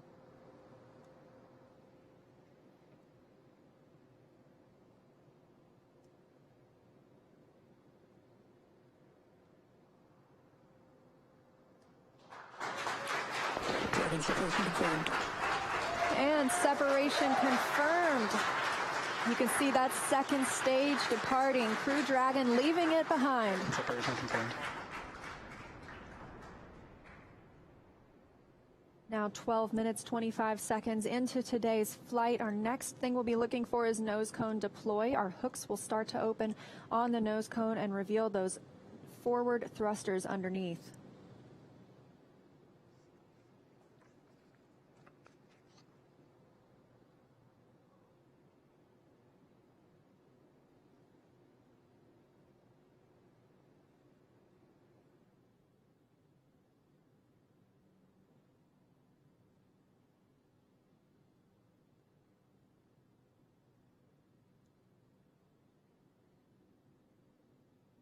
"13 minutes into today's mission. The view on the right-hand side of your screen coming from Crew Dragon. We had that short look at the second stage as it departed. That second stage will burn up upon re-entry into Earth's atmosphere.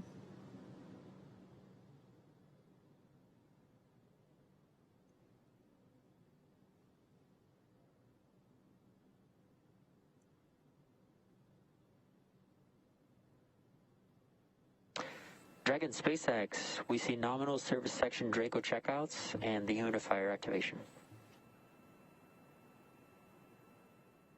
And SpaceX, this is Dragon. We copy all and we see the same. Confirmation from teams on the ground and the crew. You can see them monitoring those 3 display panels, monitoring their journey to the International Space Station and where they are in the world right now, or over the world, I should say.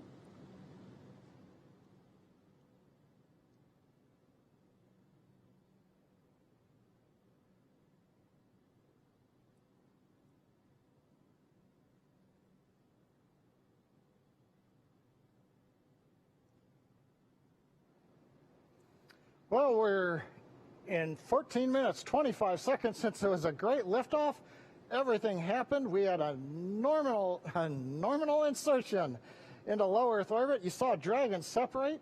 We got the Draco checkouts were good. And right now we're hearing the nose cone hooks are opening up. Everything is happening right per the procedure. And we've got Crew-1 successfully on orbit. So with that, let's head over to our counterparts at Kennedy Space Center. Marie, how was that launch for you all there on the ground? Oh my gosh, John, it just took our breath away. I mean, we could just turn right around in our seats and watch. We got up away from the desk to get a better look, and then we actually could see the booster coming back down. Yeah, that was outstanding. Outstanding. And I don't even know what to say. High five. We're like high-fiving through the shield here. High five. My husband texted me a picture of my daughter watching liftoff. It was just, I'm emotional. Seeing that, and went on the first attempt. How often does that happen in human space flight? As it should. I'm very happy. You know, it has been a long day, but just to be able to stand there and actually feel the rocket pounding the air around you was just. It was just incredible. And then looking at the light too long, I couldn't see the MVAC ignition, so I still have spots in my eyes. And then the views inside the capsule too, with the four of them, you know, looking kind of mellow, but you can see Victor's kind of letting his arms do a little bit of the floaty thing. I bet he cannot wait to get out of his seat. Well, he's going to get a chance to here shortly. So he's officially on his way on his first space flight. So Incredible. Victor, Mike, Shannon, and Soichi are now on course to arrive at the International Space Station just tomorrow, Monday, November 16th, around 11 p.m. Eastern Time. And we're going to stay live on air for continuous live coverage along their entire ride to station.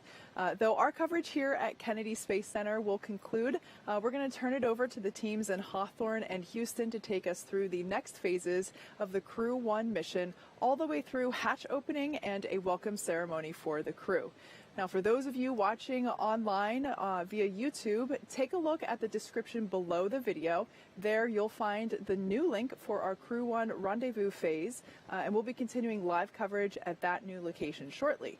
But if you're watching on NASA TV, like my parents, you won't notice a thing, and your coverage will continue. That's right. And as you follow along, we also invite you to tune into a post-launch news conference at 9 o'clock p.m. Eastern Time, right here on NASA TV, where NASA and SpaceX will take questions live. And in addition to NASA TV, of course, you can always follow along on Twitter at @NASA and nasa.gov for continuous mission updates. We thank you all so much for watching. To all of our commentators, Nicole, special thanks to you for being here. My pleasure, ladies. Let's do it again. Oh, please, yes. Well, we'd love to have you back. Here now are some highlights from the incredible journey that's just begun. Our first live look inside the suit-up room. Crew Dragon Commander Mike Hopkins was born in Lebanon, Missouri. Pilot Victor Glover is a native of Pomona, California. And mission specialist Shennon Uokер is from Houston, Texas. Mission specialist Soichi Noguchi is from Yokohama, Kanagawa, Japan. And here they come, walking down the hall. Everyone's looking quite peppy there. Yeah, so cool. They're looking for people. They're looking for the people that have helped them all along the way, too, and wanting to make eye contact. Here they come, the Crew-1 astronauts now beginning their journey to the launch pad ahead of this historic mission to the International Space Station. This is Core on Countdown 1 for timeline. The crew is departing for the pad on schedule. This is a chase car, so you can be along with the crew every step of the way. It's kind of like the pre-flight, right? The walk around your vehicle before you get in and fly. I love this shot. Yeah. You know, when this was being designed, it was definitely a forward-thinking design. And you can see on your screen the crew beginning the ingress process already. They are checking to make sure the suits are ready. They're helping them connect the umbilicals. They're buckling them in. And Dragon SpaceX hatch is closed.